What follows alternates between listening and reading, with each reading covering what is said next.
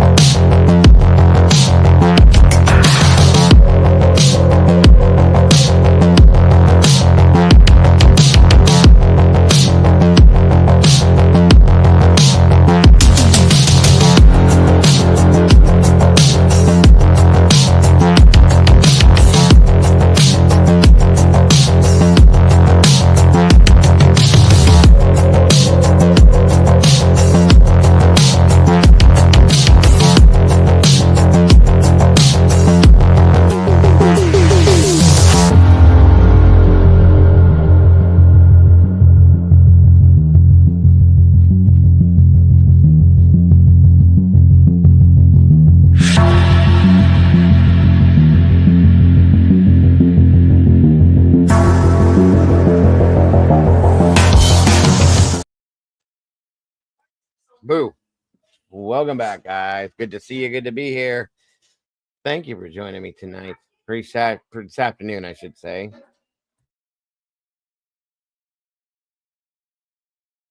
All right. Let's see. Come on down. Grab a seat, if you will. Get yourselves comfortable. Plenty to talk about. Like I stated before, it was stated in the document that we went through recently that there was very possibly exculpatory evidence being omitted that would be exculpatory to Brian, as it states. I'm curious as to what that could be. And then again, there's a document that was released relating to the alternate suspects, and I'd really like to get into a discussion on that as well. So that's what it's about today. For those of you that just popped in, thank you for joining us. I do appreciate you guys so very much, guys. Please make sure to hit the like button if you will. Share this out if you could. And let everybody know what we're doing in here. Come on down, guys. 68 peeps in the house. 42 likes. Thank you guys so very much for that. And let's see who we got with us today. Welcome back, Miss Stormy and SRBBBBB. Good to see you. Gordon Shumway's in the house. Welcome back to you. Mikey's in the house. Welcome back. Good to see you. Welcome back, Phil. Always a pleasure. Eva A22. Thank you for joining us. Justice for Maddie Kaylee, Zana, and Ethan. Welcome back to you. Summer J. Great to see you today. Mr. Girl, always a pleasure. Great to have you back. One Made Nut, what's happening, Eddie? Good to see you, brother. Welcome back to you. Rhode Island Housewife's in the house. Good to see you again today. Echo 444, you too. Moon Lover, welcome back to you. Great to see you today. Karen Edith, you too. Raquel, oh well, welcome back. Alicia J, welcome home and welcome back, dear. I'm glad everything's going better now. Great to see you. Under and over it. Welcome back to you, ADHD. Stacy's in the house. Welcome back, Stacy. Demon Dog, you too, my friend. Let me see. Brandy B, the OG. Good to see you, Miss Brandy. Tomboy Charm. Where's the bird? I'm used to seeing the bird when you come in.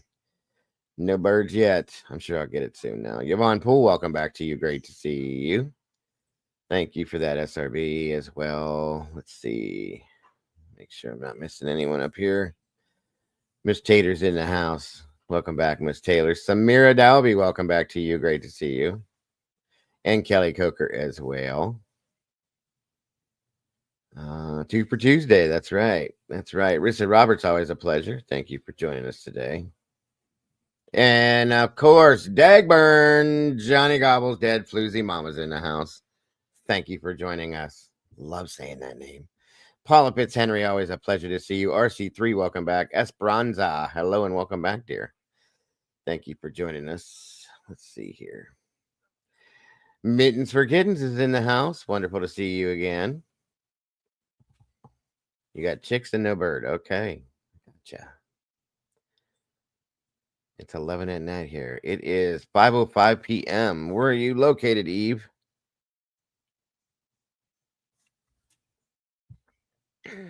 And of course, Brian, the Bry guys. The ramblings in the house. Good to see you, Brian. Let me see. Make sure I didn't miss anybody in here that blended in. Come on down, guys. Share it out, please, and thank you.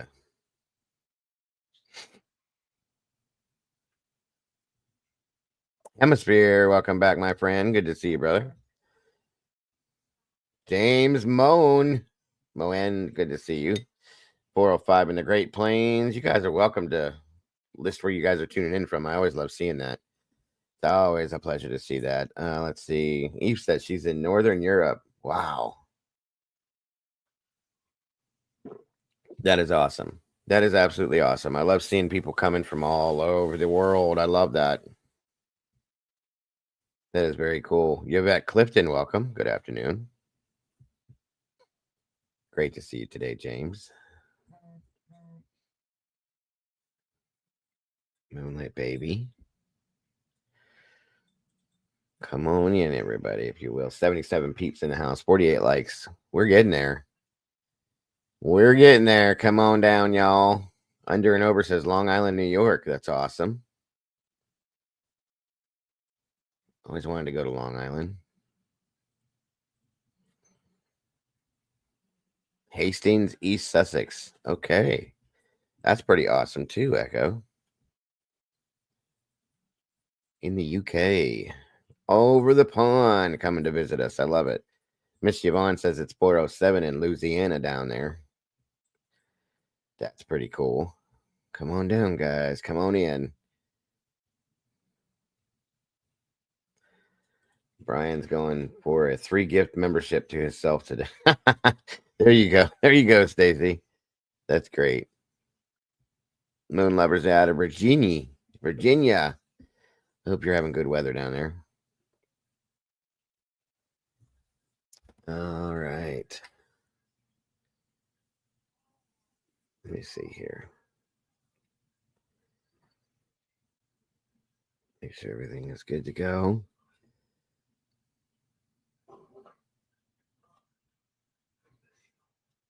Suzanne Smith, welcome back. Good to see you today. England. From England. I got a lot of over the ponders in here. Europeans. Love it. I love it. Long Island serial killer, yeah. Mr. Rex Harriman. Lee Summit. The Dumpshine State. Our Mikey's down in Florida. Brian, hands are bad today. I'm sorry to hear that, buddy. I hope it starts to feel better, Brian.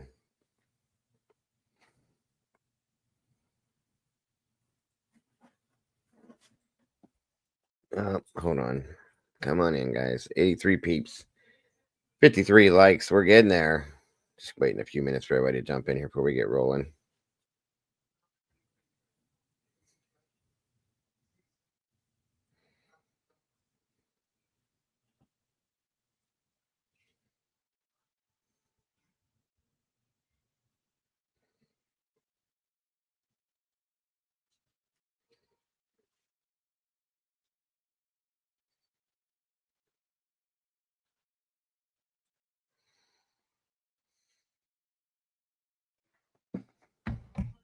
Oh, and there's the mama bear. Good to see you. Of course, in Indiana. You're still dealing with that spider bite, huh, buddy? Crazy. I think that's what we're gonna discuss today, Eve. Because that's what my curiosity is. Who could be on that list that the defense would bring forth? You know what I mean? That would be interesting. I thought it would be a very good talking topic.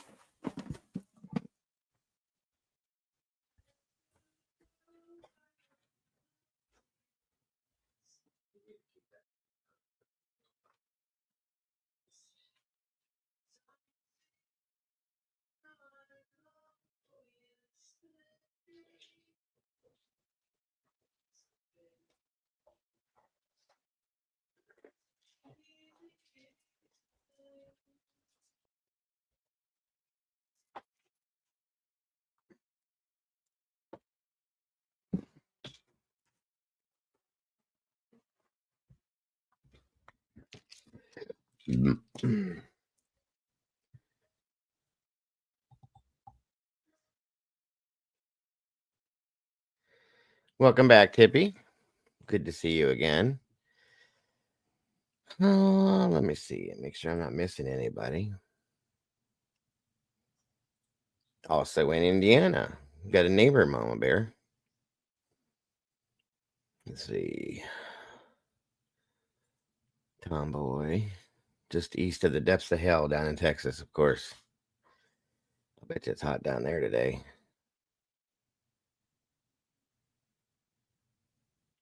90 peeps in the house with 60 likes. Just a few more. Come on, we can do it.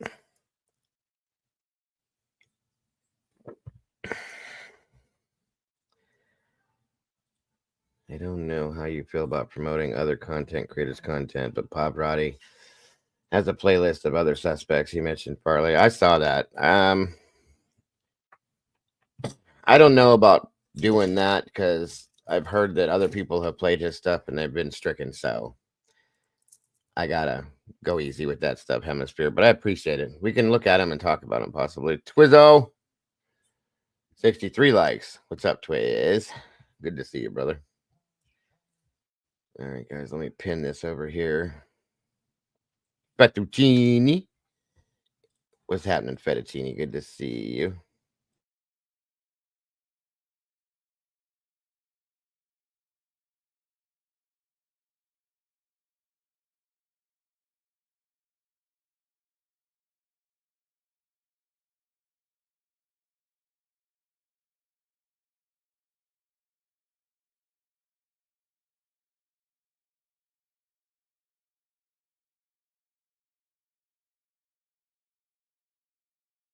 All right, the link is pinned. Thank you, SRB.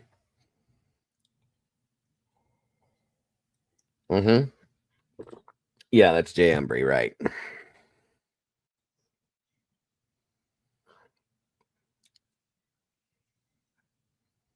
Stormy, stormy, stormy. I think I got everybody. I'm sure there's a lot of peeps out there that are just kind of lurking, and I will love having you here. Just please make sure to hit the like button if you could, please, and thank you. I appreciate that very much. We're getting there. 65 likes, 102 peeps. Let's see. Buenos dias, Miss Amy. No worries about being tardy.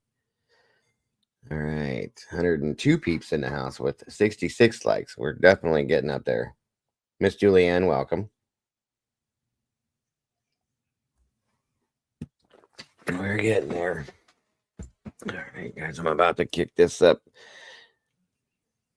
All right. Welcome, Cockney.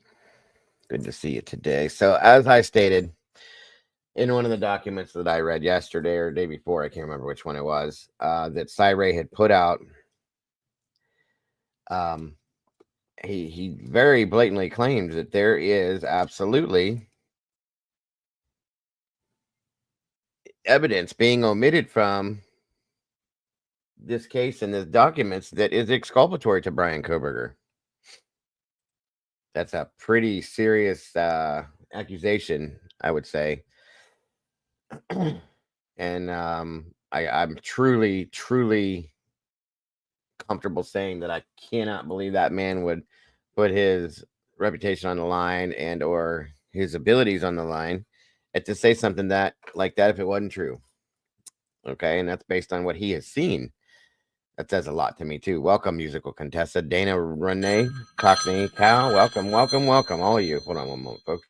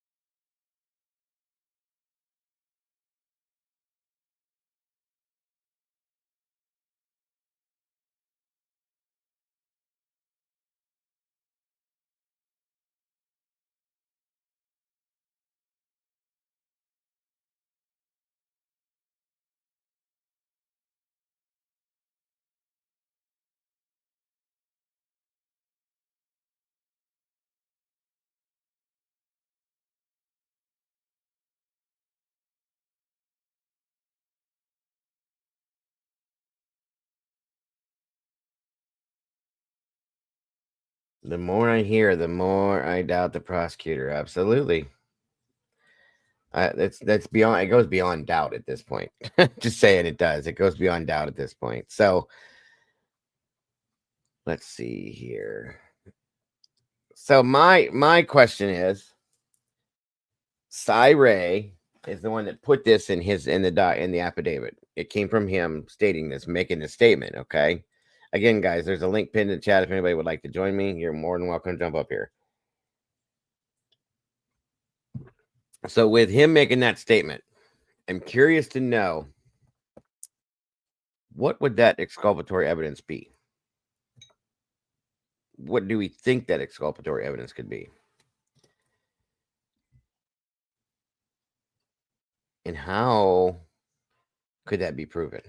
That's what the talking point was.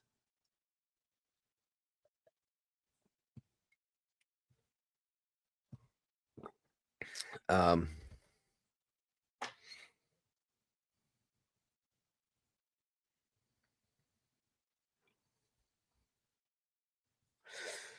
the one thing I know.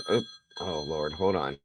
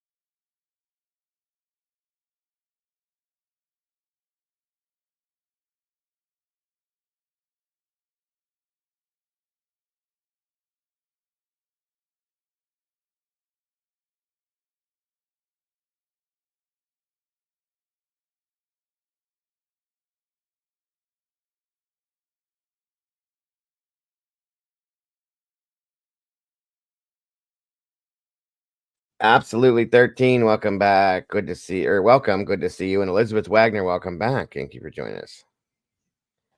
Musical Contessa, good to see you tonight. The one thing I've noticed on YouTube are the number of comments that are being shut down on me or others. Well, those folks hate Mr. Koberger to the point they delete. See, somebody made a statement earlier about that in the other show we were talking about and said, and I agree with this statement. You'd notice that people that are pro-justice or what people are calling pro-burger are nice to the people that are not, and they're respectful towards them. Okay, but God forbid you say that Brian, or you don't say that Brian's guilty, you get like throttled immediately, and you're a bad person, and you're this, you're that, and everything else. But it doesn't play both directions. It's crazy to me. So yeah, I've noticed that. Pretty crazy stuff. Can I please ask, what is exculpatory evidence? Is it obvious? Exculpatory evidence would be, in layman's terms, basically something exculpatory to Brian Koberger would be something to prove his innocence, to prove that he wasn't there, and however they would categorize it is what it would be. Obvious factual evidence or evidence that puts someone 100% behind bars, or evidence that the jury must know of. Definitely, I would think the jury must know for sure. It would be exculpatory to Brian, meaning it would prove his innocence per se. And that's very important as far as I'm concerned. If there's something out there that would prove that this person that they have in custody is not the person that did this, that's huge. And if that's the case, it needs to be seen specifically by the jury, but everybody needs to see it, in my opinion.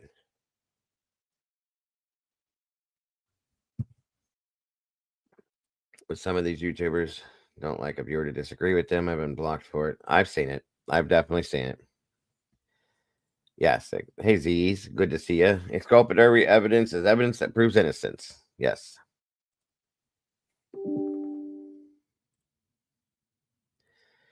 So, Cockney. Anybody decide to join me today or no? Agree. They are vicious. Oh, they are. Isn't Kaylee's phone missing from the scene? Went offline. No one else's did, but wonder if he still tracked it. I'm not sure there.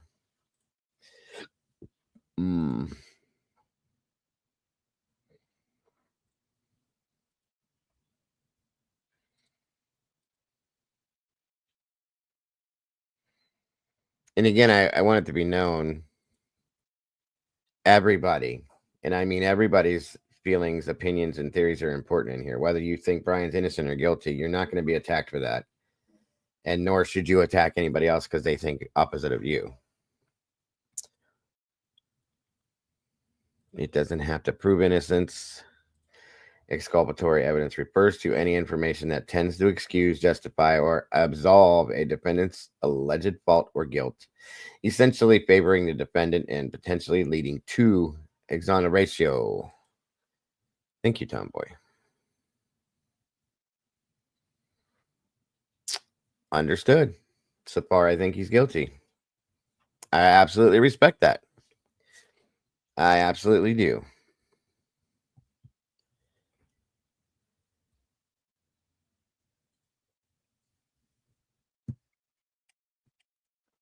Yep, that's all. We just want you to respect each other, and of course us. Based on your feelings, you guys need to be able to respect each other's feelings and opinions. That's all. It doesn't happen in a lot of places, though. It's very sad. I think Ray can prove that BK's phone was not off and where it was. Okay. He definitely can prove where it was, I think, for sure. I think he can also prove that there's a lot of people that think that Brian took his phone somewhere and left it and went back, committed the crime, and came back for it. I think he'll be able to prove that as well. Why, thank you so much. And I'm grateful that you're part of this community, that you have been. So what is your opinion on why the defense hasn't pushed harder for the exculpatory evidence? Well, I think it's coming. Tippy, I think it's coming soon. Very soon. I think that especially now that Cyray's document has been put out there, I think there's going to be a push for some stuff to happen soon, in my opinion. Welcome, Walk-in Tonka. Good to have you here.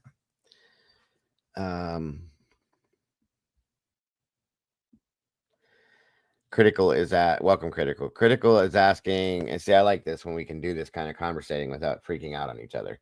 Critical is asking Raquel, what specific evidence, Raquel, do you think points to guilt in your opinion?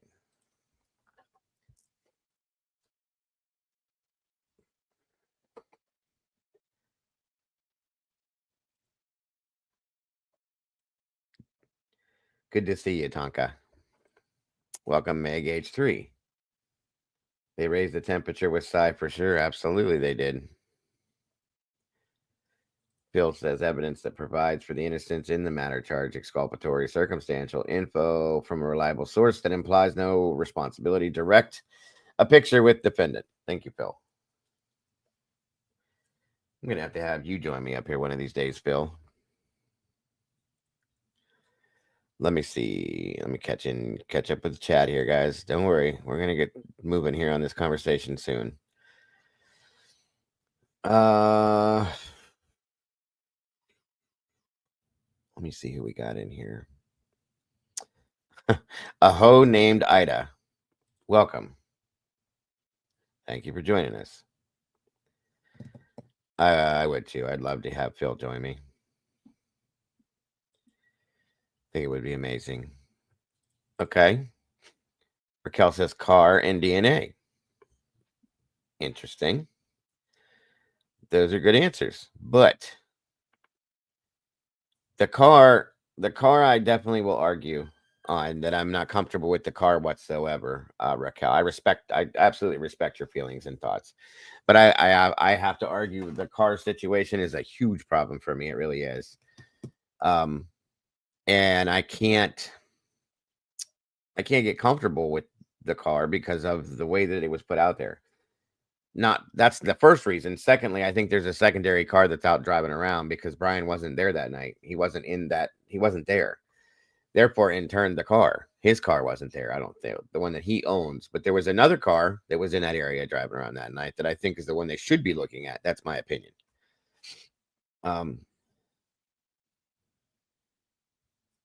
Twiz says exculpatory means tending to clear someone of a charge of fault or guilt, often used in a legal context to describe evidence that supports a defendant's innocence, aka driving south from Pullman, not towards Moscow, is exculpatory at 254.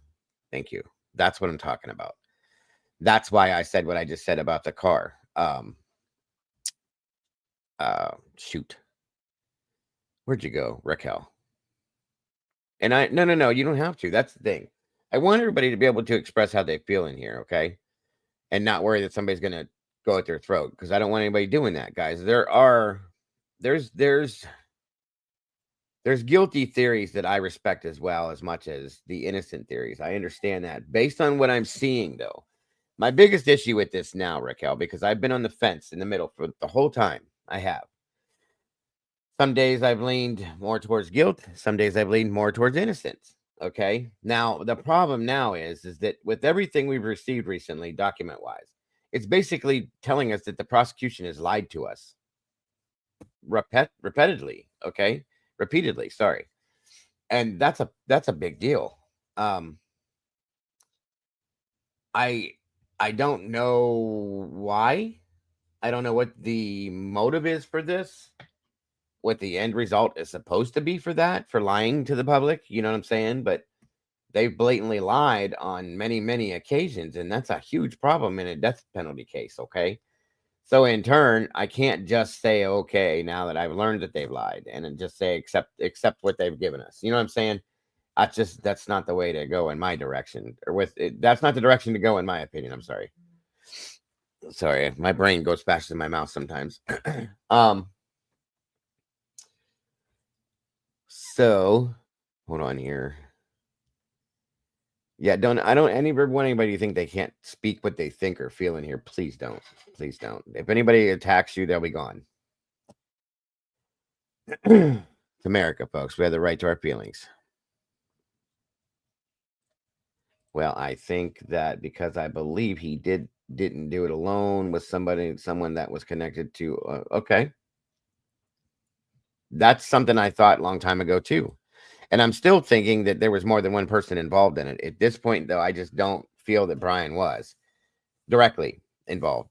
Okay, because there's no connections. That's why I feel the way I do. But no, I can go along with that. I can understand completely, Raquel. Absolutely, that makes sense. Um, Welcome, Miss Heather or Jack. Um, it wasn't Twiz. Heather, that Twizzle guy did it. Twiz couldn't have done it because he didn't live there then. He lived way on the other side of the country. I don't see how they can prove any of those cars belongs to BK, even if they can prove it is an Elantra. The DNA is unmovable and transfer DNA. Those two things give me reasonable doubt. It's a good point. Very good point, Yvonne. The voice I said, I'm here to help you, I think, is the other perp telling Brian that he's going to help him or vice versa. And that was talked about before. I understand that's a good thought process because I've heard other people think that too. So I get it. Okay. Eve says the DNA is my issue. Not that it's not his DNA, not that it's planted, but DNA on metal left on an item in a store. Lack of UV regulated temp lasts a long time. Who does, though, does degrade equals low DNA.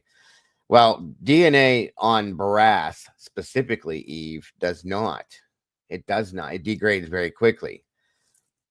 And that's what this is on, supposedly, is a brass snap. And that's something we went over almost a year, maybe 2 years ago.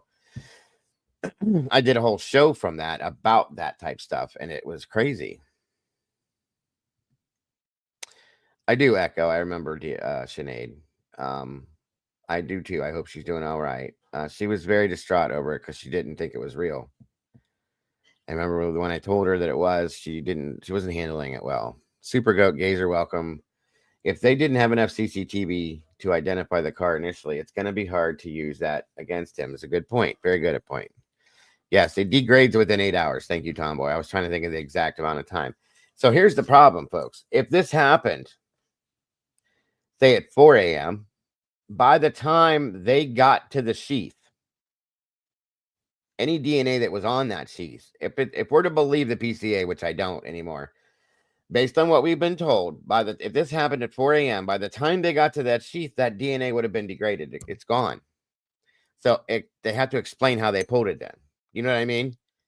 There's the problem. And that's something that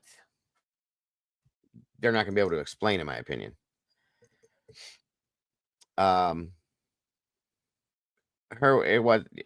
She's from Ireland, but it wasn't Sinead O'Connor. That's just the name she used in here, Heather. With Sinead.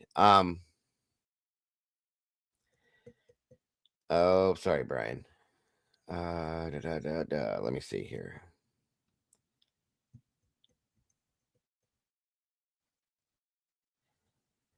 Jesse is actually on a business trip. He's in Cambodia, Miss Girl. He's not in Thailand, so he wasn't affected from that, from my understanding. He was in here the other day. I haven't seen him in a couple days. Yeah, that's true. Bill Thompson did say it was irrelevant. That's a good point too, Critical. Welcome, Bobby X. Alicia J. 132 peeps in here, guys, and 89 likes. Please, let's make that hit 100 so we can get in that algorithm, guys. Did he hit on Twitter? Okay, good. Good. Yeah, he said he was on a business trip to Cambodia, so he's not actually in Thailand, but I did put out a word there that I hope everybody's okay in his family.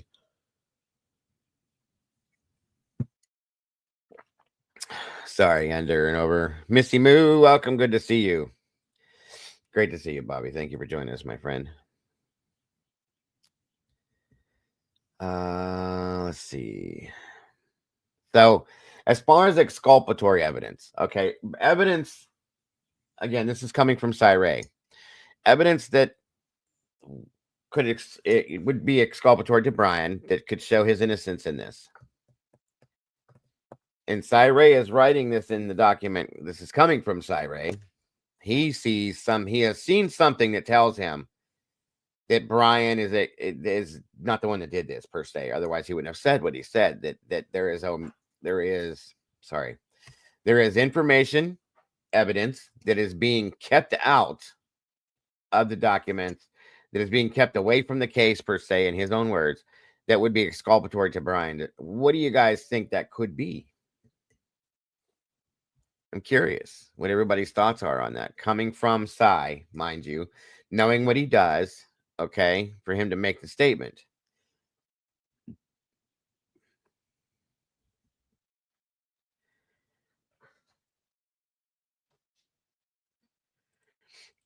If there's a reasonable explanation for the same thing, you must side with the defense, right? I'll never look at the knife sheath the same. Thanks, Mikey. Let's see. Absolutely 13 says, I understand that the law is law, but the way things are accepted and discounted doesn't make sense. It seems so primitive. They ignore the evident, but accept the circumstantial. That's a very good statement, absolutely. Because it's factual. And I think it's being done because it rides the narrative. I truly feel that they're okay with it because it's following this narrative that has been built. Here he comes. There he is. What's up, buddy? I'll jump in here to say hi. Hello, everybody. Wonderful to have you here, sir. Thank you. I was waiting on you. Good to have you up here. So, surprising to see nobody I was shocked taking the link. I figured there'd be some people up here, but that's okay. Not everybody wants to be number one, I guess. It's okay. It really sounds like Cyray has the proof that Brian Koberger was nowhere near the crime scene. Yep. That's my guess. In his affidavit on page 7, you notice he's using such strong language in his last paragraph. He's saying, the second to the last sentence reads, it rises to a level beyond a simple miscommunication or oversight and is clear and intentional misrepresentation in the hopes to conceal a much larger issue. Yep. And that is very confident language, folks, meaning the man is beyond confident in what he's saying, or he wouldn't have said something that strong. Okay. And to me, for somebody to come forth and to represent what he does, to make that strong of a statement, you gotta, anybody's gonna look at you and say, in layman's terms, you better have something to back that up, bud, if you're gonna drop something that heavy. I wouldn't imagine he wouldn't if he didn't. Do you see what I'm saying?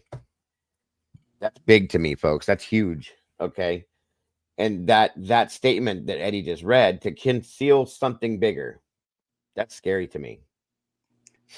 Yeah. So also in that last closing paragraph, he writes, in my nearly 30 years of working with and for prosecutors all over the United States, I have never witnessed such a deliberate attempt by prosecutors to mislead the court on evidence in such plain sight. Anyone making such claim would have to believe the court is incapable of reviewing physical evidence in possession of the state and defense. Right there, folks, in black and white. It rises to a level beyond simple miscommunication or oversight. It is a clear and intentional misrepresentation in the hopes to conceal a much larger issue. Those are strong words, folks.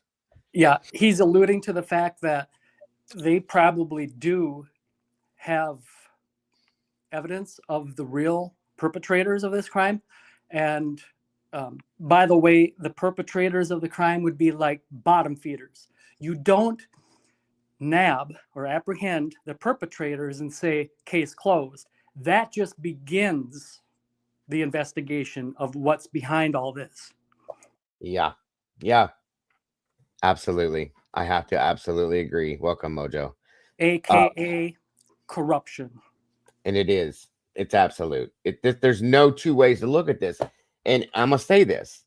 If Judge Hippler does not look at this and does not address this, that's a problem. That's a huge problem. And that needs to be addressed in itself. Okay. I'm telling you, somebody is not going to come forth and make a statement like this without having something to back it up. They can't. Not in his position. Not with the education and the experience that this man has and the reputation that he has built and the things that he needs to be able to do. You can't make a statement like this without being able to back this up 155%, in my opinion. Okay. That being said, if and when, and I hate that I have to say if and when, I would love to hope that Hippler would just be when, okay, addresses this affidavit, this shit's gonna hit the fan. I mean flying fast, folks, big time. Mark and Betty, welcome, good to see you. Because I'm telling you, this is not just words, folks. This is a real deal. This is calling out the prosecution in the state. Front line calling them out. What are you covering up? Tell the people what you're doing. What are you lying about? Tell them what you lied about. Who really did this? Show them who did this. That's exactly what this man's saying. Not in my words, but in his. I mean, do you agree or disagree, Eddie? Oh, totally agree with that. It's a problem, you guys. And like I said, it scares me because if Hippler does disregard this, we got a bigger problem. A way bigger problem. I mean, all you have to do is take into account the professionalism that's behind this, okay? And the fact that this man is not going to throw his life away, because that's what he'd be doing if he was doing this and lying about it, okay? Be throwing his life, his livelihood, everything would be thrown away because this would put him in a hole, period. And they put a lid on him, okay? So to come forward and do this in a case like this, and he's challenging them, basically, is what I'm seeing. Saying, go ahead and tell me I'm lying. You know what I'm saying? And I think that's what he's waiting on, is for them to call this and say it's bullshit. And then he's going to throw it at everybody. That's what I think is going to happen here. And it's going to blow the lid off at the top of this. Welcome, Cassie. One plus might be that Hippler doesn't typically hear criminal cases, does he? I think he hears other cases, so that hopefully removes him from the connections. Thompson, Mabbitt. I don't think they're linked, but I don't know. I can't be honest. I'd be 100% honest. I don't know. I know that everybody in the Latah County area is linked together. It's just a small area. But I think that Ada County, I think they're separate from that. Don't quote me. I don't know that they all don't know each other. I don't believe they do. Each time they answer, they dig themselves in deeper. I'm curious to see. I'm real curious to see what the state does with this and then what the defense does with this. What's going to happen with Sy's affidavit? Does prosecution respond on paper or do they take it to trial? I've seen so many people scream BK ping 23 times. That doesn't even exist, Eve. But there's zero evidence of that. He wasn't there. I mean, that's all there is to it. But okay, they can say what they want. They want to say that because that makes them feel better and it fits their narrative. That's fine. I don't know how this is what's gonna happen with this at this point. I would imagine that the prosecution would, well, first, doesn't Hippler have to respond to this himself first? That's a good question. I don't know how it goes from here. I'm not 100. I don't know. Phil, do you know how this would be? I mean, I'm only asking because you've given good answers to other questions like this. I don't know. I'll be honest with you. I don't know. Hey, Tammy, welcome. Good to see you. All Hippler can do at this point is allow the full Frank's hearing or deny it. But didn't he already deny that? It's already been denied, the Frank's evidentiary hearing. That's what I thought. So at that point, you can't go back and allow that, can you? Or wait, couldn't they do an emergency? Oh shit, what's that called? No, that wouldn't relate to this. This upcoming hearing in April, that would be what we would refer to as a motion in limine hearing. Motion in limine, yeah. The 9th and 10th. Now, I don't know if this is going to be addressed at that point or not, but what I think is going to happen is that I would imagine that the defense is going to call this out and say, by the way, what's the deal with this, Judge? You know what I'm saying? That's what I think would happen, especially if he doesn't address it as himself.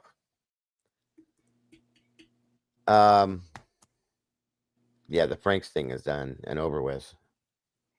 They would readdress it then? Can they do that? That would have to be a motion that the defense puts forth then, right?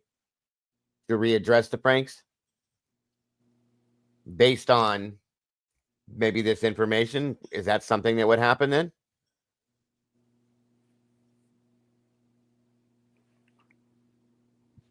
Well, Brian, I mean, corruption's obviously not allowed, but this right here is a blatant statement, sir.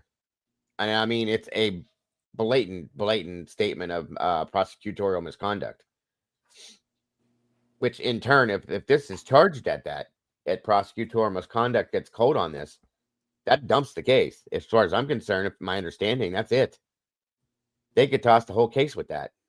If it's proven, if it's able to be proven, depending on, I'm going to guess, depending on the type of evidence that it is, I think if it's proven, it could toss the case. And I may be wrong, and I'm not saying to quote me on that, but I don't.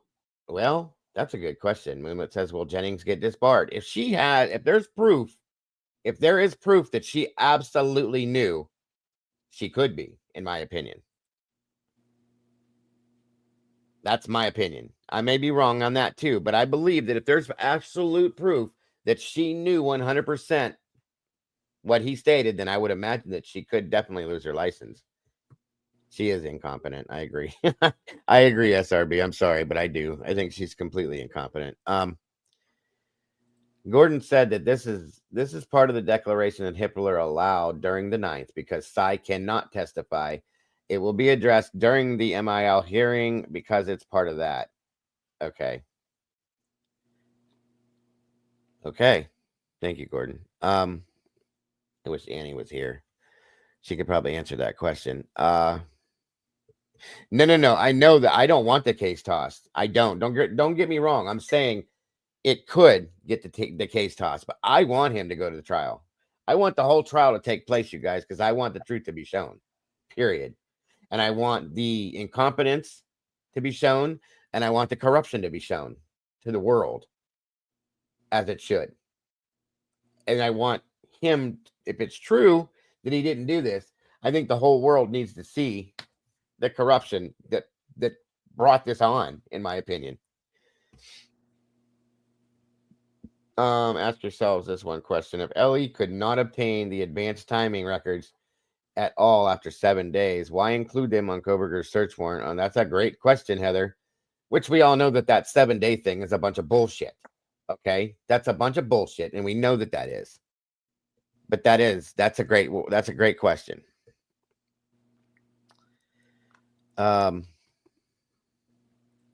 Stupidity isn't a defense for us citizens. She should be held to a higher standard. You ain't lying about that one. Everybody on that side should be held to a higher standard because to me at this point, Eddie called this, I don't know, 2 years ago when he said that he believed that every bit of this was known then and that everybody was playing their part. Magic 8 Ball. Will Hushy Jennings be disbarred? Outlook is good. That was good. That was good, Stacy. Hey, Josie. Happy April Fool's Day to you.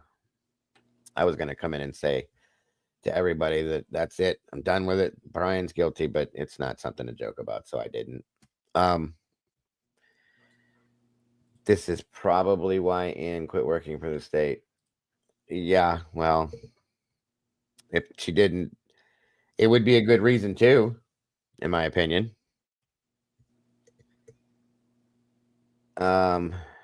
Everyone in the courtroom, judge, prosecutors, defense, has to be certified for capital case. Okay.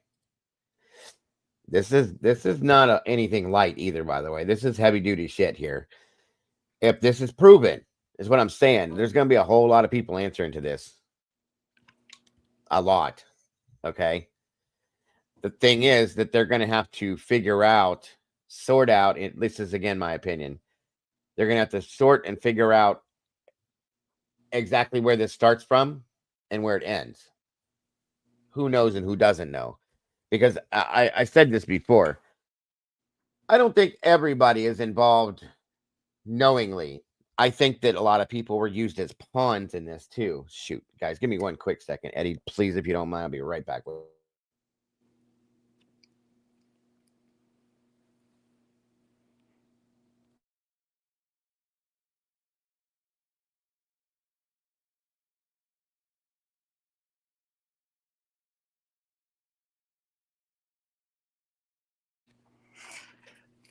You guys want me to speak to you? Okay. So in the thumbnail, it asked the question, what exculpatory evidence is omitted? Beyond what we're talking about, you all notice that all the photographs of vehicles do not show a very clear image. Anything that would show like a 2011 to 2013 Hyundai Elantra near the crime scene will be omitted, because if it shows a 2011 to 2013 Elantra, that would prove that it's not his car. Now, that might even be given too much credit for the fact that it is even an Elantra in those photographs. It might just be a white sedan that resembles an Elantra, regardless of what year the Elantra is. And if they manipulate the photograph to the point where you cannot determine what kind of car it is at all, other than it's white, then notice that that's all they have. So any identifying features of a 2015 Hyundai Elantra will not be in any of the photographs. Also, if there is a 2015 Hyundai Elantra that they do have that is in Washington, away from the crime scene, then the defense won't have that discovery either, because that would put him again where it would be impossible for him to commit the crime. Dago, are you back yet? Yes, I am. I was just letting you talk, sir. Okay, so we're talking about as you heard, the photographs that they're using to try to show that he's near the crime scene. That are very hard to look at and be able to clarify and see what they are. Yes, sir. Yeah. So now it turns out they're resorting to, headlights were seen shining on trees and whatnot. It's getting really ridiculous. It is beyond ridiculous. And that is more evidence of a true, real investigation was not even conducted. And not in my opinion either. I agree with you. They didn't need to, because I don't believe, this is just me again, I don't believe that it needed to be done because they knew what they needed to do. That's it. That's how this looks at this point to me. They had everything they needed. They knew what they needed to do with it. There didn't need to be an investigation. It's all here. We just need to make sure everything goes into play the way it's supposed to. Because as crazy as this sounds, you guys, because I didn't want to accept that in the beginning. And I'm still not comfortable with it. But to me, I don't see anything but that at this point. Sorry. Especially not after hearing that there has been evidence purposely omitted from an investigation. Are you kidding me? I have no other way to look now. So. Also, of course, we've long known about the Red Star coffee surveillance that was collected, but where is it?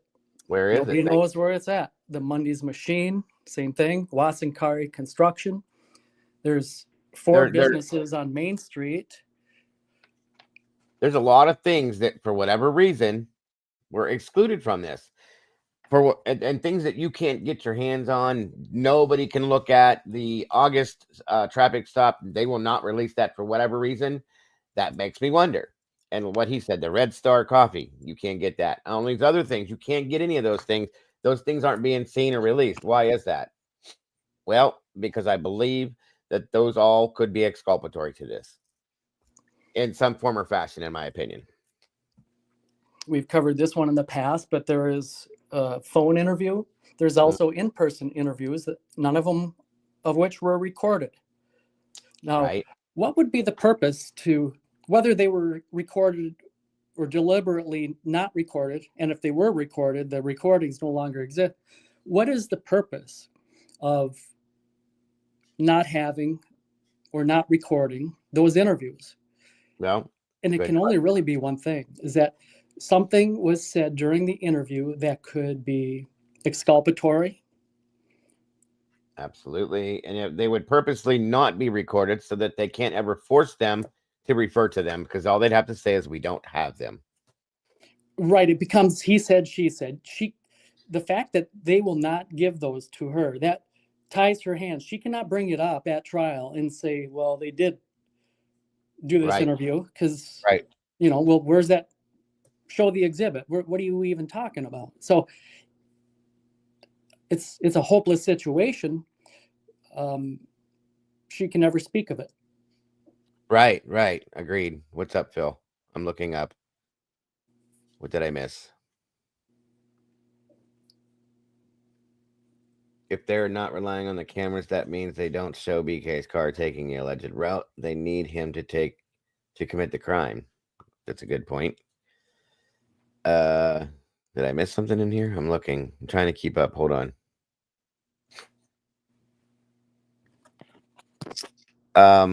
There's many things that Eddie just brought up too, not to mention what I believe Cy Ray is talking about. There's many things that would be exculpatory to this. Okay. And magically, every one of those things is being excluded. Miss Paula's in the house. Welcome. Good to see you. I mean, the prosecution is going to have to straight up prove beyond a reasonable doubt that that was his car before I believe it, and the same for pretty much everything. It's all on prosecution.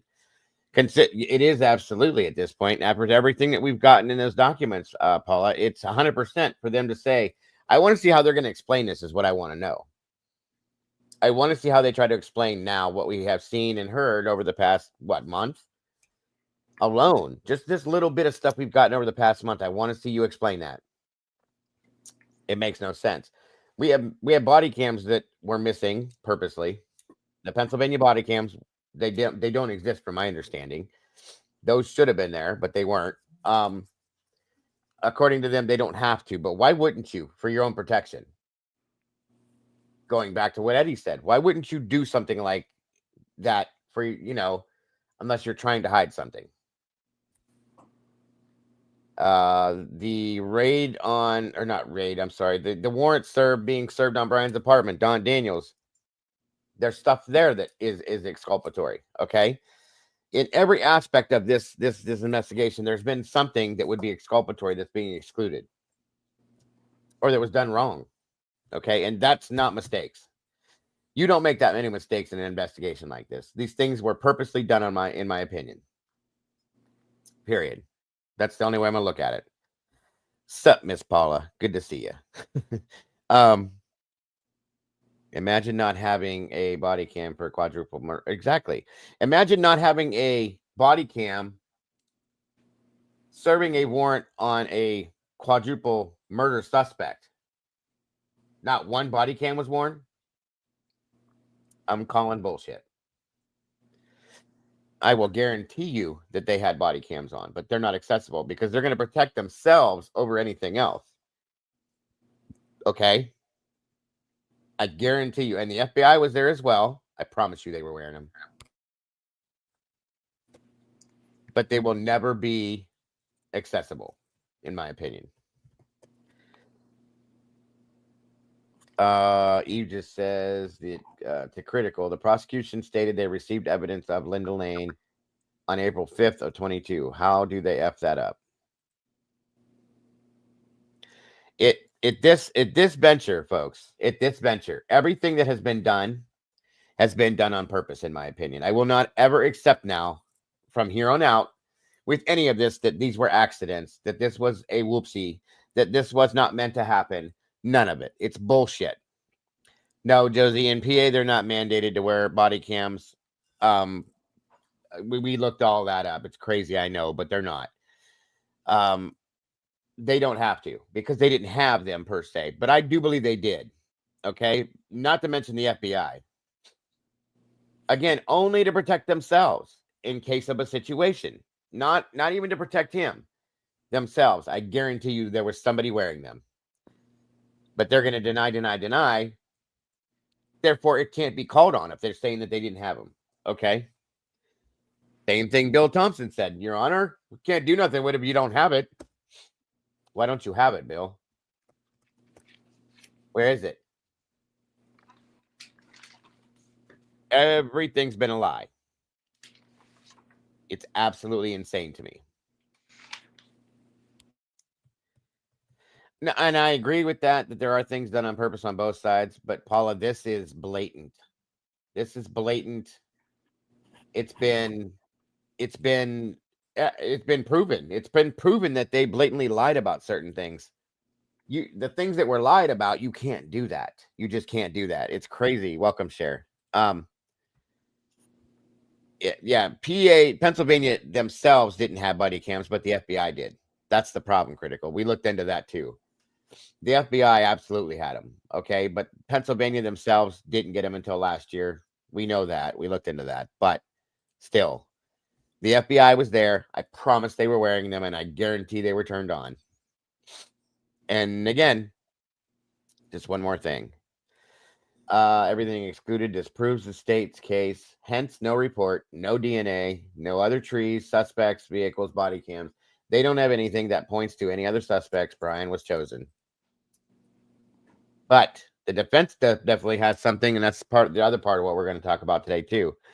The defense is definitely going to be presenting alternative suspects.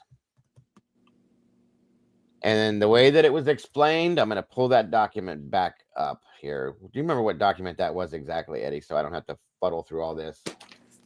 The alternative suspects? Yeah, I just want to read the way it was written. Let me see here. No, I'll wait for you.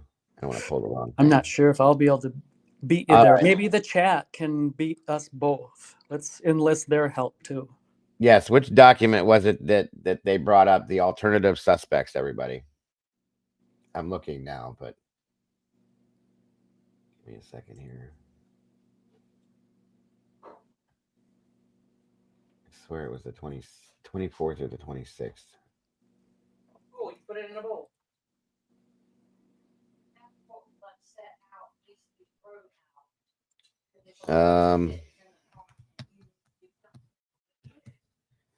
Thank you, Cassie. Hold on.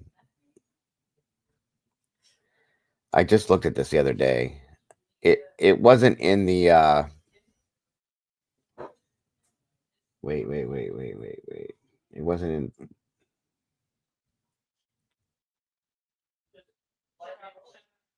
Yeah, Tomboy, alternative suspect. Does it say that? I thought it did, but hold on.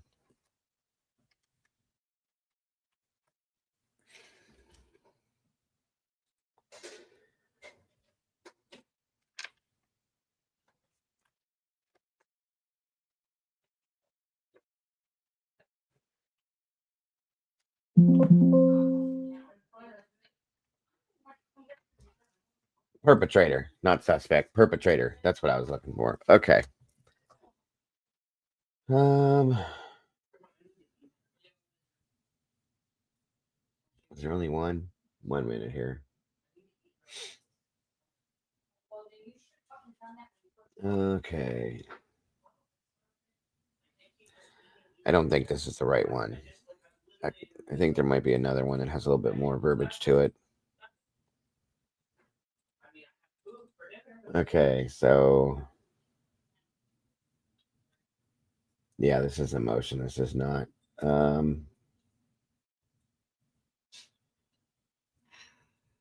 Consequently, the court should grant the state's motion and enter an order prohibiting the defendant from offering alternative perpetrator evidence or argument without first satisfying the court that such evidence is relevant and admissible under IRE. Of course, they're going to put that in.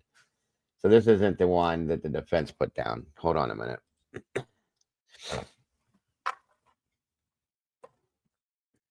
I know where I'm looking now. There's that one there. Alternative. This is it down here, I think. Yeah, okay. Here we go. Hold on. Uno momento. All right. Argument. Mr. Koberger has a right to present a full and complete defense for the crimes of which he is accused. State versus Meister, case law 148, Idaho 236, 239, 40, 220p, 3D 1055, 1058, 59, 2009. This right is protected by the Sixth Amendment of the United States Constitution and made applicable to the state through the Due Process Clause of the 14th Amendment. 148 Idaho 239, 220p, 3D at 1058, citations omitted. Okay. When presenting a full and complete defense of the crimes charged, Mr. Koberger should be given an opportunity to proffer evidence of an alternative perpetrator so that such evidence can be properly evaluated for relevancy and admissibility under Idaho Rules of Evidence ID 148, Idaho 239, 220p, 3D at 1058, citations omitted. The timing of when an offer of proof is made is not clear. In Meister, the Court of Appeals explains that offer of proof was made during trial.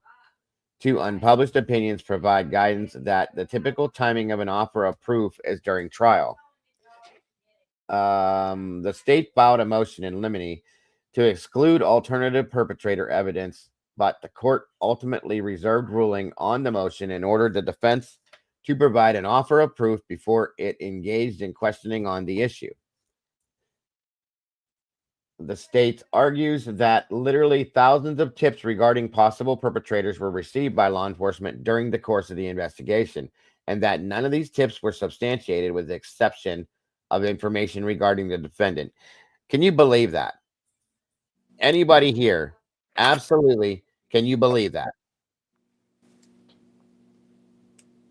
That nobody that they looked at even looked remotely, because they didn't even look long enough for me to get this, in my opinion, if they looked at all, to state that, to make that statement, okay? None of these tips out of 45,000 tips were substantiated with the exception of one. That makes no sense. None. There had to have been other people that could have remotely even looked interesting, even in a situation like this. But in my opinion, the fact that they never looked is why. Okay.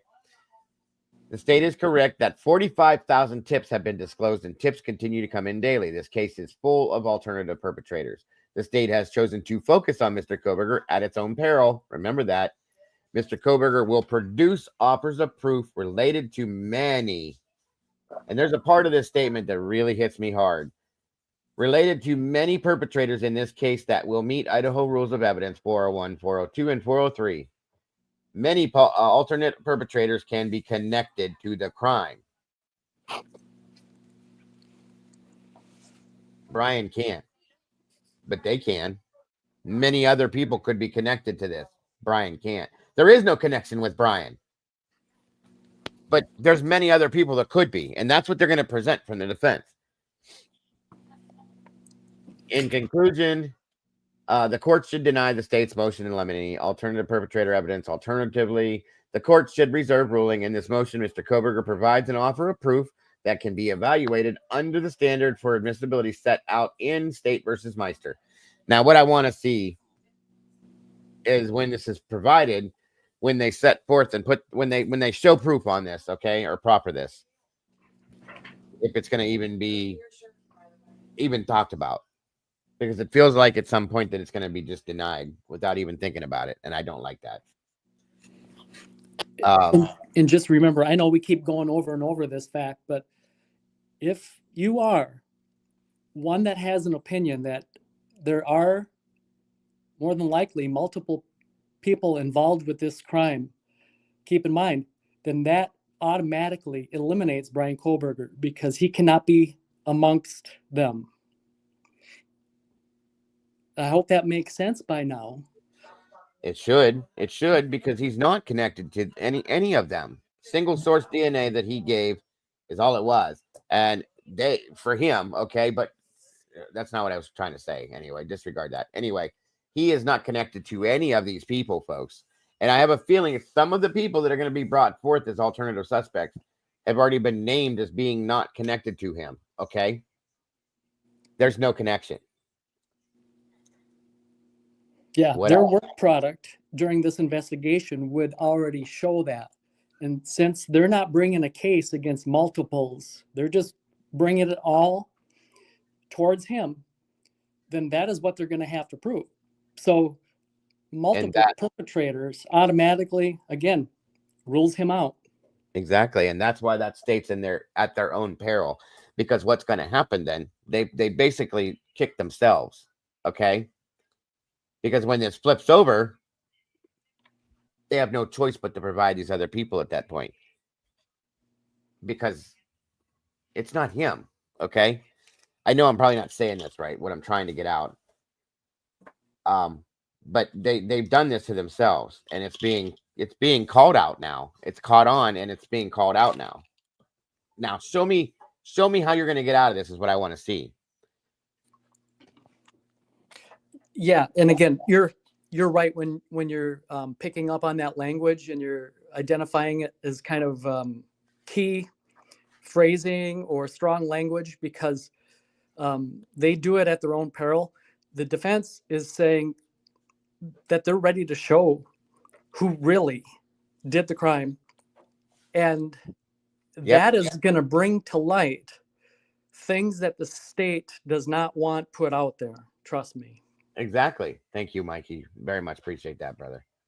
And that's when this is all going to blow up, folks. It's all poof. It's all going to blow up. And I guarantee you there's going to be names that are going to be brought out that have already been talked about. I guarantee it. Okay.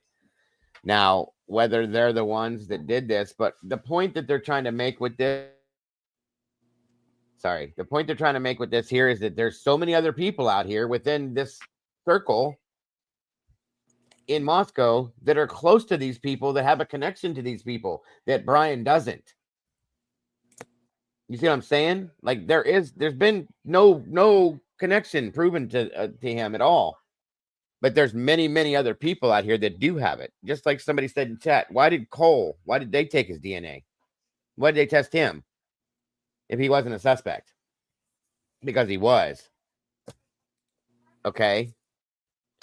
These are the people that should have been being looked at. These are the people that, in my opinion, when they come out, and that's why I wanted to talk about these people and this statement that was made in this document, because it's a very important statement. Very strong language, like Eddie said. Very strong language. It's not word salad like most of the rest of this shit. It's real deal. Like, this is a thing. Okay. I've seen that critical too. Matthew Moy and Madison Moy. I've seen two names that equal those MMs. I don't know for sure if it's either one, but I have seen them both. Let me see. C.A. Kane, welcome. Good to see you, dear. Thank you for joining us. Thank you, brother. They never asked Brian to give DNA. They just went and raised his parents' garbage. Rated his, yeah. And they very easily could have. You see what I mean? They very easily could have went to him and said, hey, can we swab you? I'm pretty sure he'd have said, sure. Why not? I don't think he would have denied it. No, they had to do what they, in my opinion, I'll be honest with you guys. I think Pennsylvania was for looks. everything that happened in PA, they felt that they did it. They had to do it for looks. They kicked in the doors, the windows. They did all this stuff. They had to do this to make it look good, in my opinion. They could have got Brian before he even left to go back to PA, because I know they were looking at him before that. That's exactly why I believe that the Indiana stops were part of that as well. They could have went to his door and knocked on his door and asked him for a swab. They didn't do it. And I feel like this all had to be played this way for whatever reason. And that's why it had to be done this way. That's my opinion, of course. Why haven't we heard who the DoorDash driver was? Whoever the DoorDash driver is MMCA. Based on the document we saw, is MM is whoever the DoorDash driver was. That's how I read it.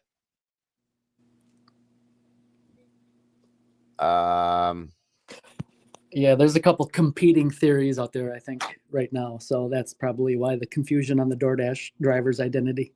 There are. Yeah. Definitely. Welcome, Colleen Patrol. Wait, what did she just...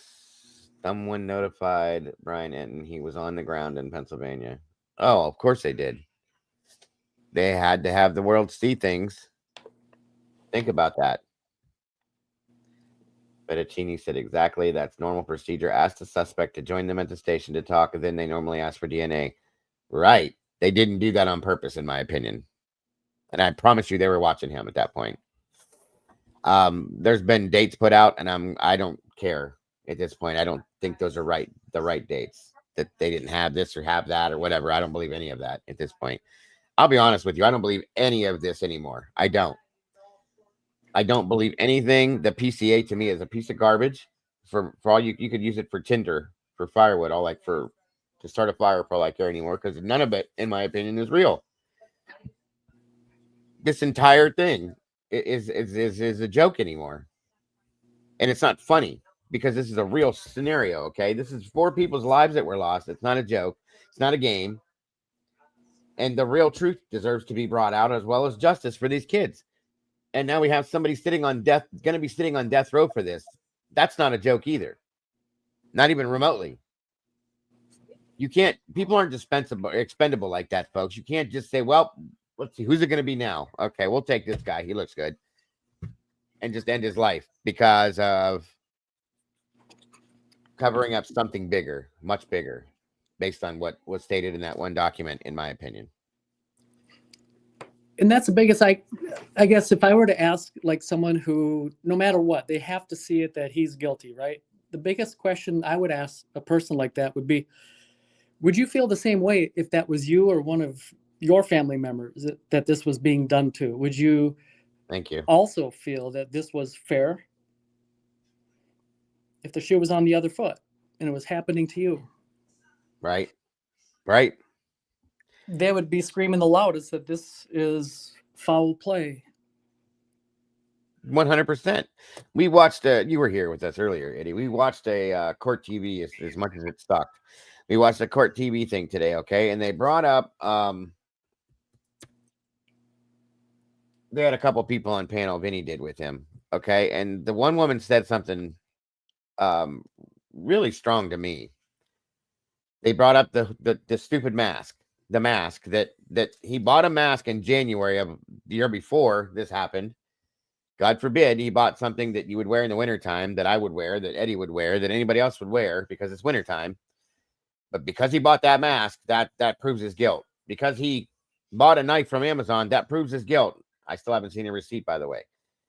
All of these things, if you pay attention, are coming into effect now. Why do you think that is, everybody? Because Eddie made a statement last week, I think it was sometime, that it's kind of funny how it seems to me, or to him, or to us, that they're pulling together physical evidence now to put on him. If you haven't noticed that, you guys, he bought a mask, he bought a knife. There's other things they're throwing in here because this shit here that's happening, they don't have anything else. So because he bought a mask a year before this, 10 months, almost a year, And because he bought a knife supposedly 8 months before this. What else is it that he bought? Some gloves 6 months, maybe. Did he buy? Oh, and then he also bought Dickies or something. They're putting all that together in their little handbasket, okay? And this is what, in my opinion, they're going to try to use against him, because the rest of this shit's bullshit. This is less than circumstantial as far as I'm concerned. Welcome back, Unsolved Cases. Wonderful to see you. From Sonia in the UK. Welcome. Yeah, timing of release. Their main tactic is to influence the jury. Absolutely, I agree with that, David. Let's see here. Divert attention away from the real shit coming out. Thank you. Well, that's what they don't want people to pay attention to this stuff. Don't look at that. Look at this. Every time something else drops, there's something new over here. I'm sick of it. It's such bullshit. And notice how it's nothing substantial. It's just superficial, such as like his appearance in a selfie. Yep. By the way, that photograph has been doctored. The eyebrows were made to look more. Yeah, because his eyebrows don't look like that, period, folks. Filled in. Also, notice his eyes. They're not blue. It's like black. Yep.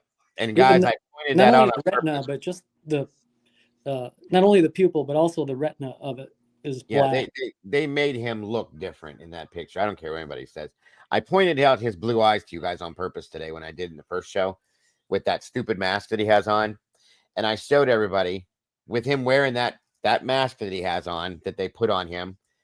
The first thing they're trying to point out is his eyebrows. First off, his eyebrows don't even look that bad in that picture. But the first thing I noticed when I looked at that mask or that picture was his eyes, the blue of his eyes, how deep blue they are. That's what I was drawn to before any form of an eyebrow, because his eyebrows, in my opinion, don't look any different than mine do in that picture, okay? Now, when you look at here, in fact, I'll pull it back up again. It's so ridiculous. Hold on. Because Brian Koberger, I've looked at his eyes in his face, I don't know how many different times, and he's got very deep blue eyes. They're very very visible, okay? Now, I want you to tell me what you see now in this picture, and this will tell you exactly what they did with this. What color do you see in this man's eyes? We saw it this morning, folks, and it's in that mask picture, but what color do you see here? Where's the blue? Where'd it go?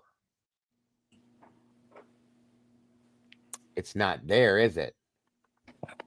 Because that would make him look human. They blackened his eyes, you guys. This has definitely been photoshopped. You can see a very slight hint of it back here, but it's been this has been shopped, period. That is not the color of Brian Koberger's eyes by any means whatsoever, okay? Every bit of this picture has been shopped. I'm sorry, but it has 100%. They whitened him up because he's not that bad, okay? They added coloring to his hair. This is not the color of his hair. 100% not. Where did that picture go? Where was that picture we saw, Eddie? Was that on the give me 1 second. I'll pull up another picture real quick to show you guys something.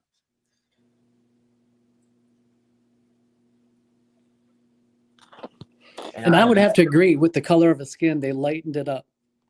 They absolutely did. Absolutely. Brian is not that white. Okay. Not even, and he's been in prison for how long now, you guys? In jail? He should be lighter than this. No sunlight has this man seen because he's been in jail for how long now? And he's darker. He looks like he's got a tan compared to this. It's a joke. 1 second here. Look at this picture right here. Look at that, the blue in his eyes. Now, if this man had a mask on and you saw him from 10 feet away, what's the first thing you guys are going to see?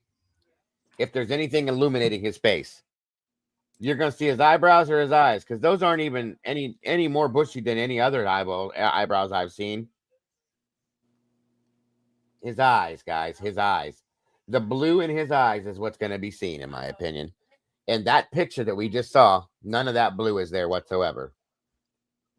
And he's standing, supposedly in that picture, standing underneath a fluorescent light. Don't you think you should see his eyes? Now, you tell me that wasn't doctored. That's disgusting. No way in hell are you going to stand in a room like that. It's a bright room, mind you. Light-colored walls, under a fluorescent light, and you're not going to see the blue of his eyes? You can't, because they colored them in. They made him look darker. And look at the color of his skin right here, as compared to that other picture. This was mugshot, I think, wasn't it? No. This was the secondary. Regardless, the color of his skin is nowhere near. Okay, there's that there. I can't blow. Can I blow that one up? Yeah. Hold on.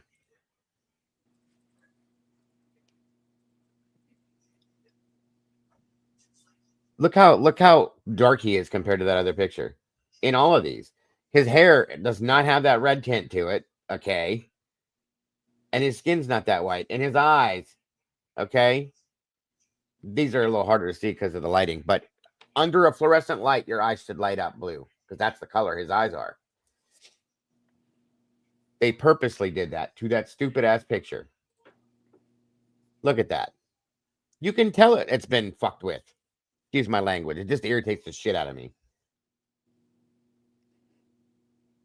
Yeah, you guys take any selfies of yourself ever? And if they don't turn out, do you do a retake? Exactly. That was my point, Alicia. He should definitely not have darker skin after being in jail for this long. No, he should be whiter than this shirt if he's got... I mean, this is ridiculous. They made the man look dead, basically. They're making him look like a monster. Dracula. You can see where the hair was tinted a different color. They lightened his skin. They darkened his eyes. They bushed out the stupid-ass eyebrows. This is a joke.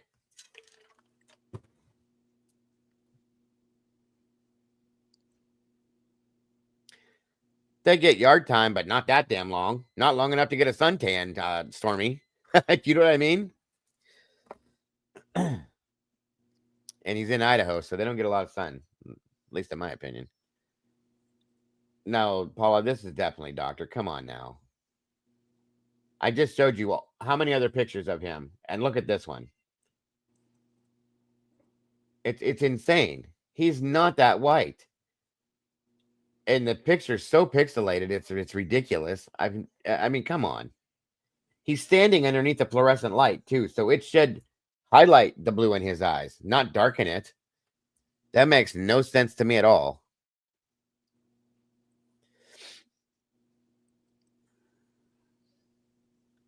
What'd you say, Tomboy? What's up, AR? Good to see you, buddy. Where is Tomboy? What'd she say? Hold on. Look at the photo of him in the car when he was stopped going to PA. You'll see. Okay. Hang on. Oh, yeah, because that happened December 15th. So that will give us a better idea of the true complexion of his skin. Right before he was stopped, right? Or right before he was arrested, I'm sorry. Yeah, that'll show. Exactly. That's a good point. Hold on. Just a whole, 1 month after the crime. 100%.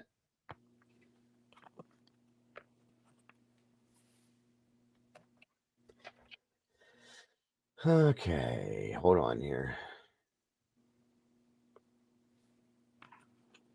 Let's just watch the video. I have to grab something anyway while it plays, so I'll be right here. Right back. Hold on.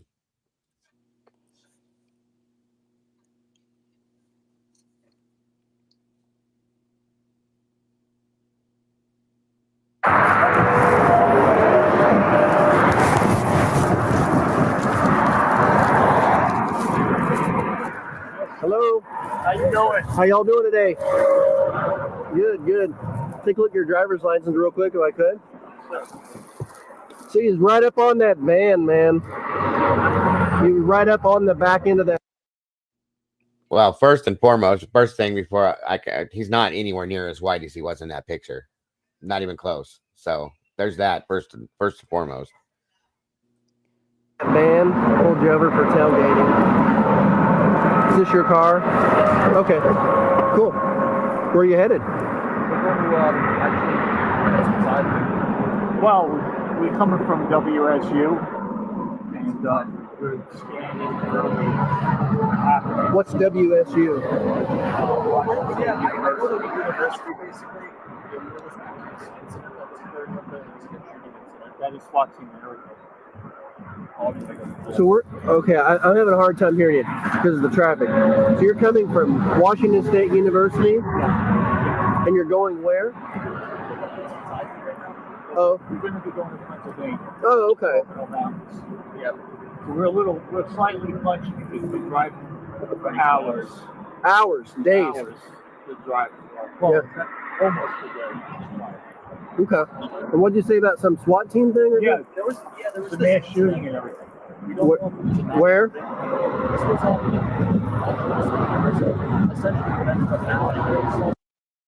By the way, the link is pinned in the chat. If anybody else would like to join us, you're welcome to. Thank you.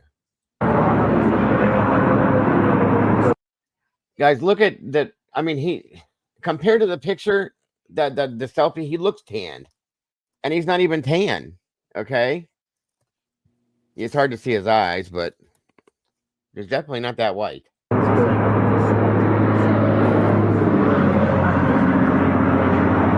Interesting. Well, it's horrifying because he's going to the university, you know what I mean? So y'all work at the university there? I actually do work there. Oh. His PhD in criminal Okay.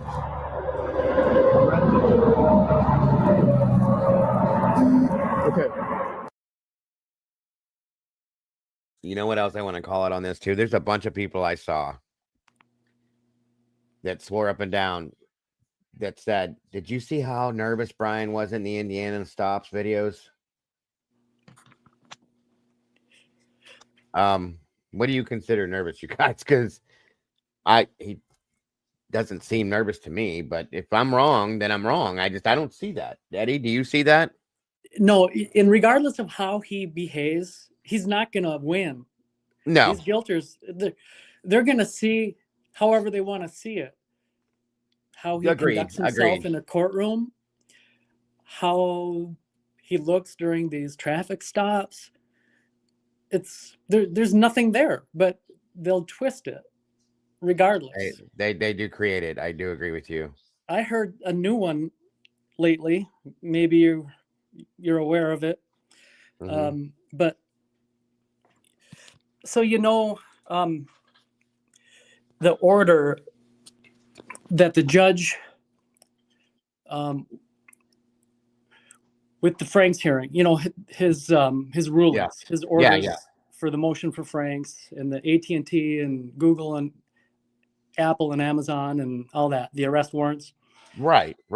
So we've all been through them, and we know that his order, the way he sees it, is not consistent with the defense and how strong of an argument and how, for lack of better words, how in the right they were. Mm-hmm. I've heard someone frame that and explain it away as Anne keeps losing. She's not a good attorney. If she would just stop losing and do a better job for her client, then it wouldn't be like this. So it's funny how anything in life can be twisted like that, and it's almost scary because it is. No matter what's actually going on, people will see it for what they want it to be seen as, and that's how they describe it as well. Yeah, it's just life in an upside down world. So yeah, it's a good way to put it too. If his rulings on these motion for Franks are any indication as to what's to come for the motions in limine, God help us all. Agreed. Hold on. Yeah, Anne is building a solid foundation. She's getting it on the record because I think she suspects. Well, I'm gonna business. say this. I said this the other day. I at one point was kind of irritated with how many motions I was seeing being put forth by the defense. And I was like, good God, that's a lot. Like, why are we doing so much of this, so on and so forth? And then all this stuff started coming out, and I went, okay, Anne's very smart. Okay, in my opinion, she's very smart. She's a very good attorney. I think she knew this was coming and saw this coming, and this is why she's been putting so many motions forward to get certain things done. Okay, this is my opinion, of course, but I think she saw this and knows certain things. Okay, so yeah, Yep. This, in my opinion, is absolutely what she should be doing. And guys, one thing I've learned through all of this is, as much as Brian Koberger is on trial, so are these litigators in the courtroom. They Sure. are on trial as well. What is it Sure. going to be, 12 to 15 weeks that the jury and these attorneys are going to be in the same room, and the jury, all eyes are going to be on the conduct of the attorneys, how they speak, how they behave, how they react, how calm they are, Mm-hmm. the way they conduct themselves, whether they're speaking or whether they're not. So the way Anne has been performing, so to speak, Right. what she has been doing is amazing. I at this point, yeah. Because the jury gets a sense of all of it. And if she's too, like I've heard people say, she has to tear into that DM and BF, and she has to really tread lightly. If she has to really understand what it is that she wants as a result. What is she after? Maybe she will have to speak to DM and BF. Depends on what she needs them to say. But I also believe that DM and BF have already made their alliance. So she knows that no matter how hard she twists their arm, they're not going to break away from what they're obligated to say, Right. So she can't just keep railing on them to try to get them to give it up, because they're not gonna. And Right. She knows that already. They're directed to say what they're gonna say. But maybe she'll end up talking to him. Who knows? And maybe she'll be able to get, in a very diplomatic way, them to say what she needs them to say. Right. But she'll have to be careful about it. You don't want to come across as being hostile to a witness like that. Oh no, definitely not. No. This is being done very carefully, in my opinion. Very carefully. Not to change the subject, but there was a video put out. I don't know if you guys saw this or not. A couple years back. I didn't. It says that it's the real reason that Brian was stopped in Indiana. Has anybody seen that? Never. Let me see something. Okay, I'm gonna play this if you guys don't mind, real quick. I'm just curious. Plus, I want to see what you guys think on this. I have never seen this before, and it seems Anne is my girl crush. Yeah, she is all that. Anne is, and so is Eliza Massoff too. They're just both. Yeah, I'm not a big fan of Eliza's, but I think she's doing what she's doing. She's doing the thing. And Anne, I love Anne. You know that. Everybody knows I love Anne. Period. There's just no two ways around that. But yeah, they are. And I think that Jay Logston was doing a good thing too while he was, you know what I'm saying? So Sure. the entire defense team is really, really good together, in my opinion. So this case is probably a nightmare case for any public defender and or anyone that is trying a case like this, period. It's probably a nightmare. Okay.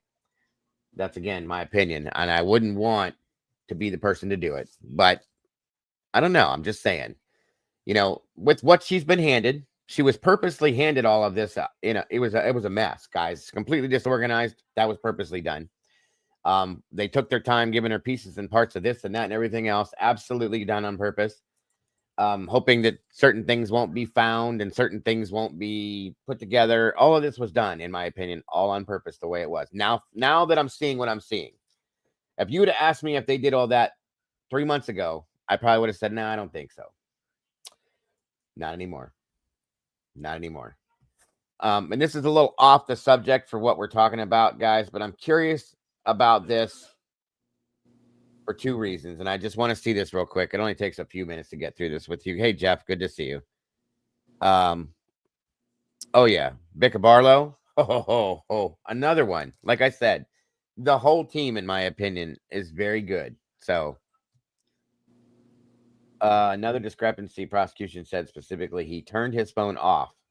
Reality is, for whatever reason, his phone stopped connecting to towers. Big difference. It is. It absolutely is a big difference. I agree. I don't know if you could hear me. I said, hey, Jeff, I don't know if you see me, bud. Good to see you. Thank you for joining us today. Everybody, be nice, please. And that goes for everybody. I'm not picking out anybody. Everybody be nice to each other, period. All right. Wait, who said they were going to turn horse into glue? What's going on over here, Walt? What'd you do? Be nice to Stacy. I like Stacy's comments. Well, again, that was another thing I pointed out earlier, that there was a meteor shower that was put out by Wazoo. They told the whole school it was going to happen at a certain time in a certain place and that they could see it if they watched. That's never brought into account, though. So let's remember that, okay? Thank you, Alicia, very much, dear.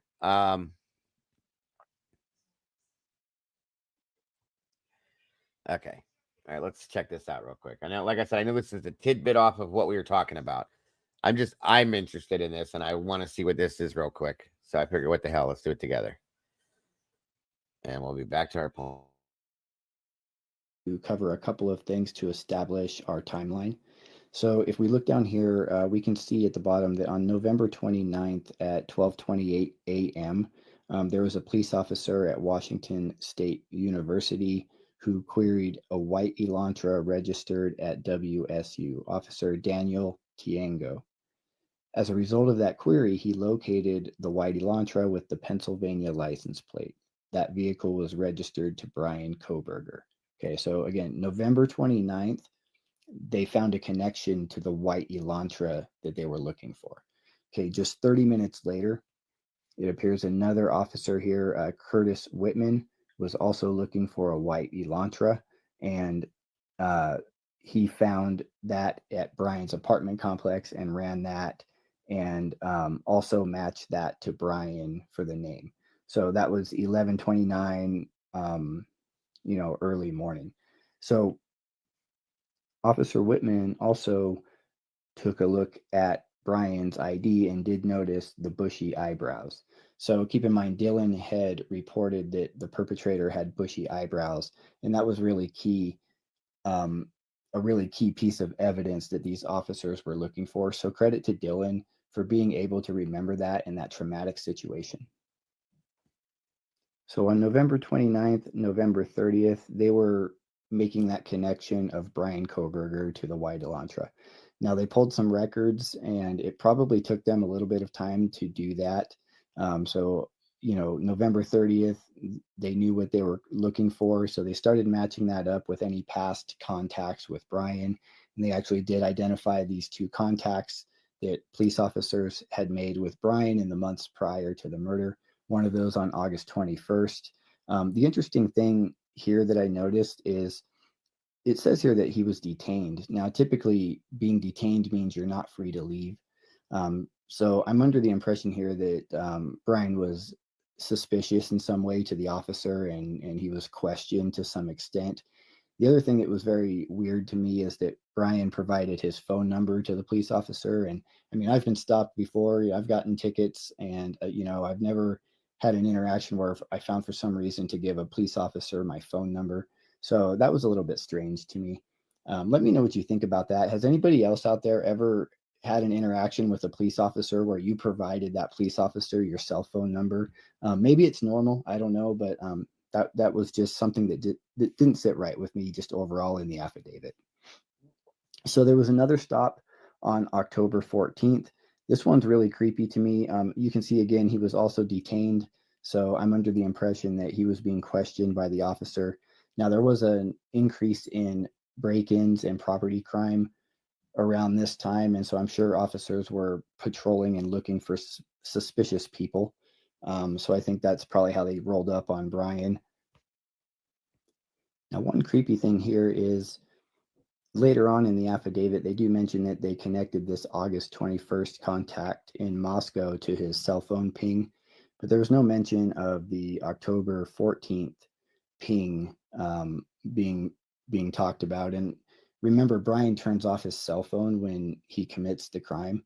And I wonder that if on October 14th, October 13th, 1 month prior to the actual killings, if maybe Brian was planning his crime that evening and had his phone turned off. And that's why they didn't mention a ping on that night.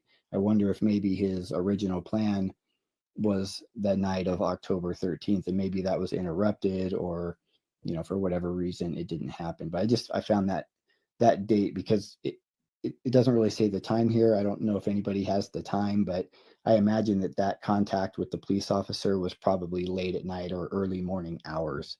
What do you guys think? Do you think maybe Brian was considering committing this crime on October 13th, early morning hours of October 14th? Okay, so again, we know that they know who Brian is, and he's connected to the Elantra on November 30th. I do believe it took a little time to connect everything here. And we can see at the bottom here that the investigators believe that Kohberger was still driving the Elantra on December 13th because he was captured on that license plate reader in Loma, Colorado. Dago. So at this point, they're looking. Yes, sir. So if we pause right there, he just mentioned, now what is the date of this video that we're watching? This video was put out 2 years ago. It is. Okay, I thought so. Yeah, it's exactly January 9th of 2023. That's why. So I had you pause there because it seems old information, because oh yeah, like we all were, he's under the impression that everybody knew as of, I think he called it November 30th, but maybe he meant November 29th, but irregardless. Yeah. That is something that the state is absolutely denying at this point. Exactly. And this plays back into that, what Eddie just said. This shows you January of 2023, what even me at some point, what the world was thinking, and what most everybody was thinking at some point about this situation as compared to right now. The other reason why we're listening to this, in my opinion, is I want to hear what he has to say about Indiana, truly, because I have some thoughts about Indiana that goes into play with this, okay? And I'll get into that here in a little bit, maybe, but that's why this is being played right now. I was real curious about this. But no, you're very absolutely right, Eddie. Yeah, thanks for that. 100%. Yeah, that was my point. Yep, absolutely. And yes, Brian, it is. Looking for Brian, right? They're searching for him. They're trying to find where he is and validate the findings that they have so far, okay? All they have right now is there's a guy named Brian Kohberger who owns a white Elantra, who's been contacted by the police a couple times. He's not coming forward, right? This guy's a suspect, so they're trying to track him down. Now, I don't know what happened. I'm under the assumption he was in, or I've heard that he was, he finished the semester, and I believe that that ended on December 9th. I don't know if he might have gotten out sooner than that. I don't know what he was doing from November 30th to December 9th, but. So stop right there. This is just a reminder, okay? I believe so, Brian. Question. From November 29th through, let's say, December 13th. What were they doing? Why didn't they bring him in and swab him? The only thing that would explain that is that they already knew he was innocent, and in order to be able to do what they're doing, framing, you have to be able to do it in a prescribed way so that your investigation of this person is going to withstand examination. So the timing of everything is crucial. Bingo. They weren't ready to make moves and do things until certain times and dates. And that is why they never brought him in for questioning. Now we do know though, Eddie, that I'm going to say from somewhere in between November 29th through December 13th, there was a telephone interview, correct? There is a telephone interview. We don't know what the date of it is. That's why I said in between there somewhere. They did that. I'm going to guess. I would like to guess it was done before the arrest. I mean, when is a interview with the lead detective ever done after the arrest? What would the purpose of that be? No, not like that, especially. Calling him where in jail, he doesn't have his phone in his back pocket. Right. I'm sure he doesn't have a phone in the cell that he's in. I'm sure he's already got an attorney appointed to him. Agreed. With Payne, SRB, with Detective Payne, Brett Payne did a phone interview with him sometime, I'm guessing, in my opinion, between November 30th, November 20th. I'll say the 30th because it was late when they saw that. Anyway, from the 30th to December 13th, at least, I'm going to say somewhere in that realm, there was a phone interview done with him and Payne. I'm going to say that. Not one time did they bring Brian in and swab him. Did they bring him in and take pictures of him? Did they do anything? Interesting. Just remember that. They hadn't found him or hadn't been able to do anything yet because maybe they were waiting for information. But on December 13th, they knew on 11/30, but on December 13th, they were still looking for him. So here's where we get to that traffic stop. I'm going to show you that video now. Okay, so just to clarify. All right, let me re-clarify something. I was looking at the chat. Whoever the officer was I was just saying in general, but whoever the officer was that did the phone interview with him, I'm sorry. I don't believe it was Payne per se specifically, but I know that a Moscow officer spoke with him over the phone, I do believe, between those dates somewhere in there is all I'm saying. I'm sorry. Yeah, I'll just help you out, Dago, and give you the source on that. Okay. It is a Payne interview, and people can I look thought it was, but go ahead. for that in the record. The defense is requesting that on May 4th, 23, in their motion to compel, the first supplemental request for discovery. They're asking for a Brett Payne interrogation. Okay, there we go. I'll type it in chat. Thank you. Okay. I thought it was Payne, but okay. He was spotted on a license plate reader on December 13th in Loma, Colorado. They're looking for a white Elantra. This stop here took place on December 15th. So they're trying to track down Brian Koberger where they ran this plate on a vehicle. Okay, they still haven't put Brian in the vehicle. It's registered to him, but they're having to piece together things before they're able to move forward with getting the warrant in order to get his DNA. And I'm sure they just want to know where he is, right? Now, the reason I don't believe that this stop was done intentionally or ordered by the FBI is because it doesn't make sense to me that they would risk sending a single officer up to this vehicle with the risk of an encounter. They don't know if Brian has a firearm. Brian's dad is in the vehicle there.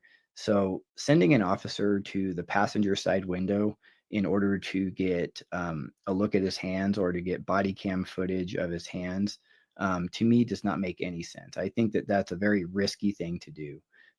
Now, if anybody is thinking that both of the stops were intentional, that's extremely risky, right? So having two encounters. And with what he's saying right here, you're going to tell me that there wasn't anybody else on that road following him? I don't believe that. I don't believe that. I won't believe that. Not at this extent, no. With a suspect. And by the way, they go to the passenger side of the car because it's stand in the middle of the road is stupid on ongoing traffic. They walk to this side. Here in Ohio, They will walk to the passenger side if it's on a main highway like this 100%. I've seen it done many times, so understand that. Like that on purpose, not knowing if he's armed with another person in the vehicle would be very reckless, in my opinion, and I don't think law enforcement would do that. Keep in mind, we can read a wristwatch from the moon with some cameras. So if they're trying to get a look at Brian's hands and see if he has cuts or if they need to see his hands, they have a lot better cameras out there for that. And on a cross-country trip, there's a lot of opportunities to get a picture of his hands. So again, I don't believe that these stops were in order to get a look at Brian's hands. Folks, it's been fun, but I was just taking dinner break and got to get back to work. Oh, Miss Paula, I get it. Thank you so much for joining us. It's wonderful to see you today. And I hope to see you again soon. And take it easy doing that cleaning. We'll see you soon. These two stops were to put Brian in the vehicle and to confirm his ID. They wanted to see an ID, see him driving it. They've got the tags, they've got the registration, but they need him physically in the car. That's why he believes these Indiana stops happened. Okay. Okay. They also want to know where he is, right? Okay, so now that was the now that one I cannot say. They knew where he was. I think the only reason why they did this was because he disappeared for a little while. That whole Colorado thing, and because of where he ended up going, I think they got a little bit concerned because he went a different route than what they believed he was going to go, and that's why I think this happened like this. They were staying on top of him, in my opinion. And that tells you something, guys. They tried to tell us, Eddie, how many times have we heard that they didn't know who Brian was and had no idea who he was until like December 19th? Yeah, December 19th. Bullshit. Yeah. Okay? Bullshit. That is bullshit. And I'll call it every time you say it to me. It's bullshit. I'm sorry. That's wrong. Goal of the traffic stops. Now, the reason for the traffic stops were because these officers were on high alert for a white Elantra that had been spotted on a license plate reader on December 13th in Colorado. So I'm pretty sure that the major highways had officers positioned on alert looking for this car.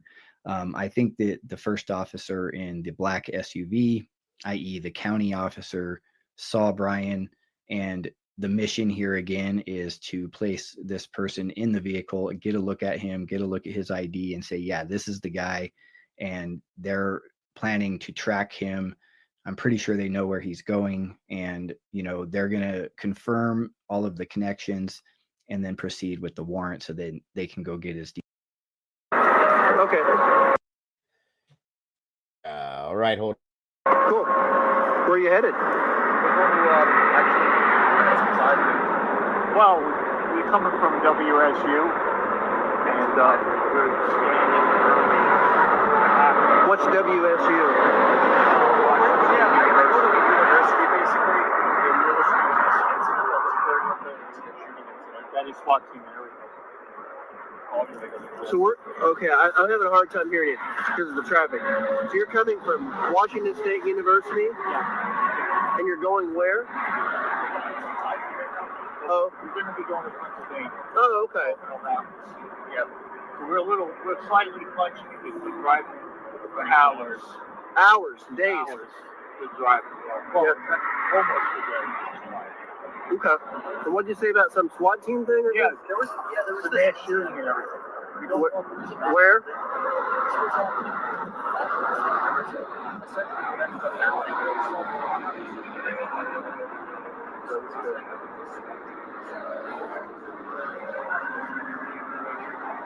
Interesting. Well, it's horrifying because he's going to the university. So y'all work at the university there?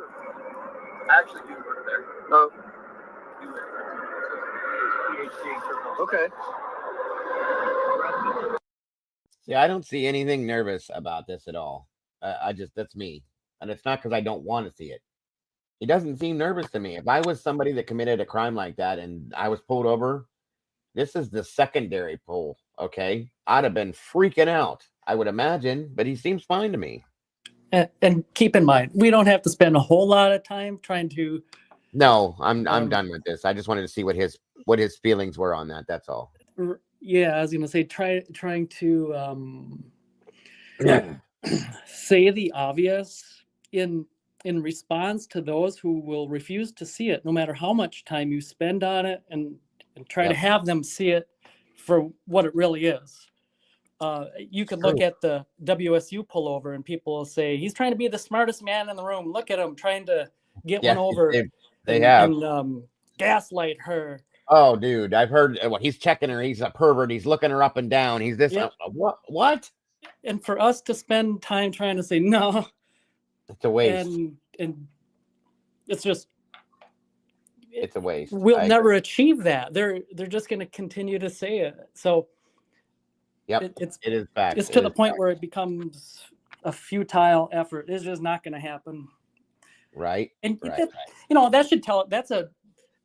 That is a tell right there. That's saying that they, at this point, and especially when you watch MSM too, at this point we know that they know the truth. They know he's innocent. At a minimum, they know that he is being misportrayed by what they're saying. They're not that ridiculous. These are very smart people in the mainstream media, these news anchor types that are in front of the camera and speaking all the time. They're not idiots. They're very intelligent, and they're playing it up to such an extreme that is an easy tell. Sure. For sure, they know he's innocent, and if not, they know that what they're saying is just for the purpose of mischaracterizing him. I believe that they're all being paid to say what they're saying. Yep. Just like I said this morning, agreed. Everybody that comes on here that puts out anything on MSM, it's their job. It's a paycheck. They are handed a script and they are to read this script, and they are told, you have to read it this way. You need to be this way about it. You need to emphasize this. That's their job, you guys. That's their job. They get paid for it. So yes, absolutely. I agree with that. I wholeheartedly agree with that. Some part of me wants to believe that that is like a fallback measure, or maybe that's the primary plan. If this thing does not go to trial, then, well, he'll always be guilty in the eyes of society. Yep. I mean, they've achieved their goal in that way, so to speak. Absolutely. They'll never look into another, so that's the way it's going to end. It's almost better as if he does go to trial, which is kind of just as scary. No, it needs to go to trial. Like I said earlier on in the beginning of the show, it has to go to trial to show the whole world every bit of this. If it's allowed to be played out the way it should be, in my opinion, it needs to be seen. The corruptive side to this needs to be put out for the whole world to see. The bullshit needs to be shown. And they need to be able to show all of this to prove this, in my opinion. So that's my if it does go to trial, what's scary to me is, I mean, if they're prepared to bring this to trial, then that means that the jury will be fixed. Well, they don't take half measures. If they begin something like this, they're going to see it through, and somehow they're going to have the means to see it through. We'll see. I've never thought of it in that way, but I mean, I can see what you're saying too, because of everything. Well, you did watch the Delphi trial. Oh yeah. Well, in that aspect, the jury was purposely there was 60% of the information in the Delphi trial was withheld from the jury, and they stated after the fact that they didn't even know everything. And that's kind of where we're at in this case too, is with these motions in limine. Depending on how he rules on these, is going to tell us whether or not this jury will be able to see much. Yep, this is true. And that's why I said that earlier, guys. If we see, depending on how Hitler addresses this document that Cy put out, is going to tell everything, in my opinion. Absolutely, in my opinion, everything that we're gonna see at that point. Where was it? I lost that there. Okay. Well, we began with that photograph where he's really pale. Then we contrasted it with how he looked a month later during the Indiana stops. If that helps you to recall where we're picking up from. And let me show you guys something that was just thrown out too. It's not brand new, but this is what kills me is that, and it shows proof of the propaganda that they're riding on this. Okay. It's insane. Every news outlet, just about everybody that is covering this or that will cover this says the same thing. Now watch. It's the chilling selfie of Brian Kohberger that Now, right here and there, right at the very beginning of this, the chilling selfie. Is this chilling to you, Eddie? No, and you'll also probably hear him say that it's a war trophy. Yep, this is what they do. This is how they drive this propaganda all over. It's insane, but it's fact. Watch.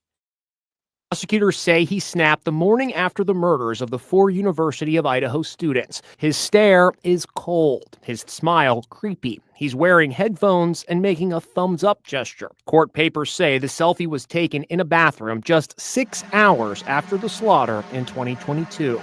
There's speculation that he had just showered to remove potential evidence. This is perhaps one of the most eerie and chilling parts of this case.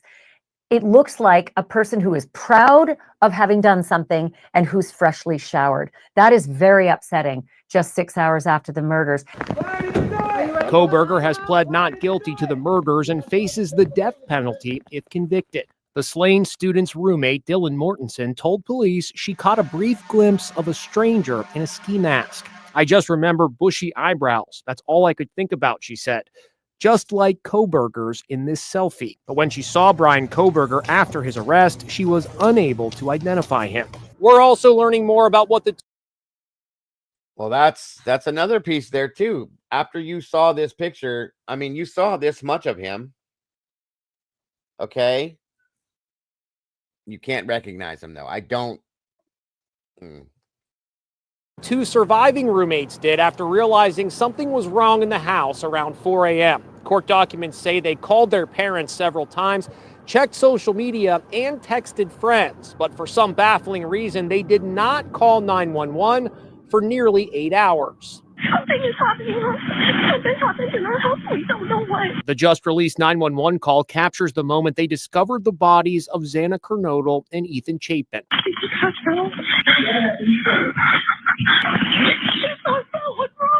She's not waking up. And News Nation's Ashley Banfield showed me the kind of knife Kohberger allegedly used in the murders. This is the exact replica. It's a K-bar knife with the sheath and the snap. They say not only did he buy these 2 things, that he also bought the knife sharpener. Now, prosecutors want to show the jury that creepy selfie with that thumbs up gesture and those bushy eyebrows. Brian Kohberger's trial begins in August. He has pleaded not guilty.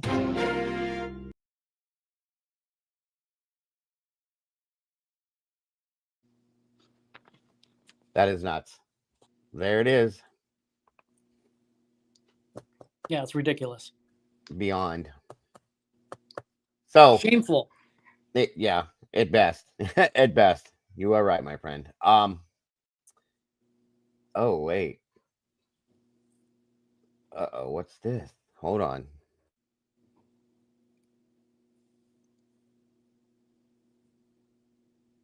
Oh, we got a new one. Okay. So I guess we can. How long is this? We could look through this too. All right. And again, the what is the well, that's what this is kind of. Kohberger rips state on the road. Let's check this out real quick, you guys. See what we got here. Get caught up in thinking 7 minutes don't matter here. We're talking about ground that can be covered in a vehicle in a short time. Brian Kohberger's lawyers waging a war of words over his cell phone records as they claim the state has it all wrong when it comes to where he was the night 4 University of Idaho students were murdered. I look at that and other reasons why Kohberger's lawyers claim he couldn't have possibly physically carried out 4 murders in a matter of minutes.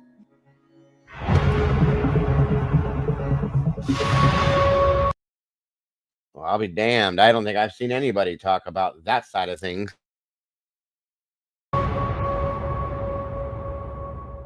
Thanks for joining me. I'm Anjanette Levy, and this is Mind you, this just came out an hour ago. Crime Fix. And before we get to the very latest on the Idaho case, I want to tell you about our brand new Law and Crime YouTube membership program. We have 3 levels. Our explanation for cell phone and the record.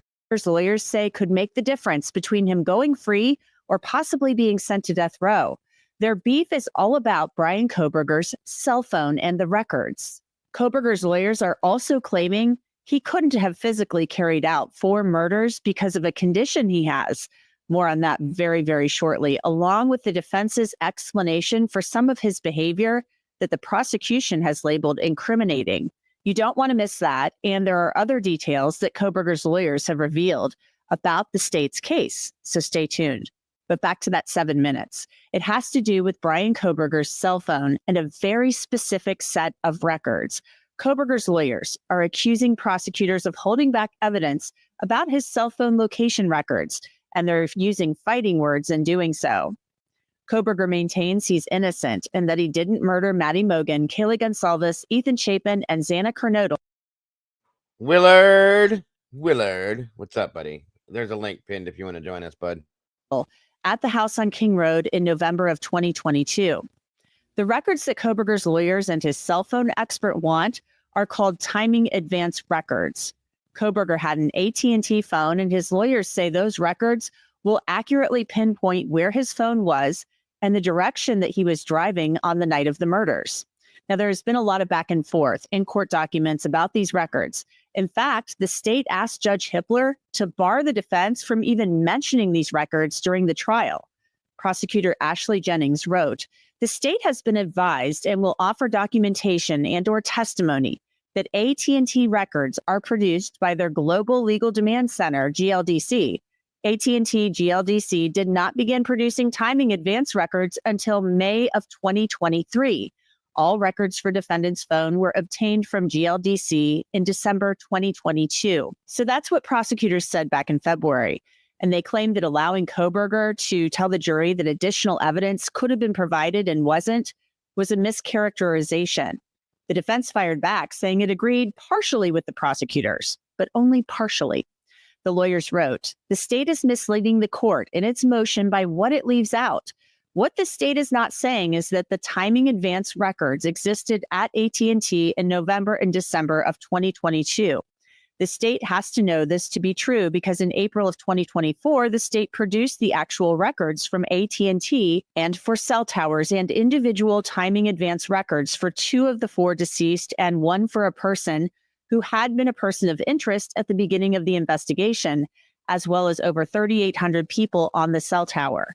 These records were from November of 2022 and were produced in discovery to Mr. Kohberger in 2024. Now, there's a bit of a catch here. The defense says the state has these records, but the state says it doesn't. Prosecutors wrote in response, regarding AT&T, before June of 2023, AT&T retained timing advance records for 7 days. These records were not routinely provided in response to legal demand prior to June of 2023. After June of 2023, AT&T started providing these records pursuant to legal demand and began retaining timing advance records for 13 months. This is a law and crime legal alert. Did you know that children are being diagnosed with serious conditions like type 2 diabetes and non-alcoholic fatty liver disease? And research is potentially linking ultra-processed foods to these outcomes. Morgan & Morgan is stepping in to fight to hold food companies accountable. With decades of experience fighting large corporations, they are ready to stand up for families who deserve justice. If your child under the age of 21 has been diagnosed with type 2 diabetes or fatty liver disease, visit www.forthepeople.com/food or scan the QR code on your screen to learn more. So prosecutors say they don't have these timing advance records because Brian Kohberger wasn't identified as a suspect until December 19th, more than a month after the murders. And at that time, AT&T was only retaining those records for 7 days, not 13 months as they are now. Now, enter Cy Ray, the defense's cell phone expert, who just filed a declaration saying he believes those records are available based on his experience. Ray wrote, "In my nearly 30 years working with and for prosecutors all over the United States, I have never witnessed such a deliberate attempt by prosecutors to mislead the court on evidence in plain sight. Anyone making such a claim would have to believe the court is incapable of reviewing physical evidence in possession of the state and the defense. It rises to a level beyond a simple miscommunication or oversight and is clear and intentional misrepresentation in the hopes to conceal a much larger issue." That sounds really ominous. So why are these records so important? Well, Brian Kohberger's attorneys say these records are more precise in showing a phone's location and will partially corroborate his alibi that he was at a park. And it has to do with what white car was seen on which surveillance cameras and when. Ann Taylor talked about this at a hearing back in January. In the first AT&T warrant, in that affidavit, the police officer talks about 2:42 a.m. that WSU cameras, because they start looking at WSU cameras after the IGG identification, they find a white car that they say is an Elantra at 2:42. So they get the phone records, and then it becomes 2:44 that they say Mr. Kohberger's leaving his residence, 2:44 a.m. And the place near Bishop Boulevard where one could turn to go to Moscow at 2:42 is inconsistent with 2:44, but they don't correct that. They don't say that vehicle at 2:42 cannot have been the right white Elantra running around that night, because we now know it was at 2:44 a.m. They want to keep that in there because they want the car positioned like it's going to be going to Moscow. Ann Taylor claims that Brian Kohberger's car was not going to Moscow and that there was another white Elantra driving around that night. And here she explained another reason why those timing advance records are so important to her case. They then report the phone stops reporting to the network at 2:47 a.m. And that's not right. We submitted their cell experts report that say the phone stops reporting at 2:54 a.m. We submitted 2 affidavits to you from our experts who have worked with the call detail records, and that's just not right. Don't get caught up in thinking 7 minutes don't matter here. We're talking about ground that can be covered in a vehicle in a short time. We're talking about 2 towns that are fairly close together. And so the way a car points when they go off the network matters a whole lot in this circumstance. That's not corrected in any of the affidavits. That's the part that's really exculpatory to Mr. Kohberger, is what direction, when the phone stops reporting to the network, what direction is the car traveling? And you can know that based on the cell towers, the handoffs from tower to tower as it tracks where a phone's going. The FBI knows how to do this. They chose not to do this. They chose to pick a time 7 minutes before it really stopped reporting. And they chose to make a map that showed a direction that phone wasn't traveling in to create a false narrative. So at 2:54, Brian Kohberger's phone stops reporting to the network. The prosecution says that's because he turned it off because he was going to go commit a murder. The defense says it just stopped reporting to the network. So there's that 7 minutes that the defense says is so important between 2:47 and 2:54. Ann Taylor claims the state's experts have it all wrong when it comes to where Brian Kohberger's car was traveling. And there's another reason why the defense is upset about the state's cell phone expert. FBI agent Nick Balance analyzed cell towers around the house on King Road and did a drive test that included a 100-meter radius around the house. He's going to testify that Kohberger's phone accessed cell towers within that 100-meter radius on 23 separate occasions between July 9th, 2022 and November 7th, 2022. that was 6 days before the murders. And he looked at the time period between 10 p.m. and 4 a.m.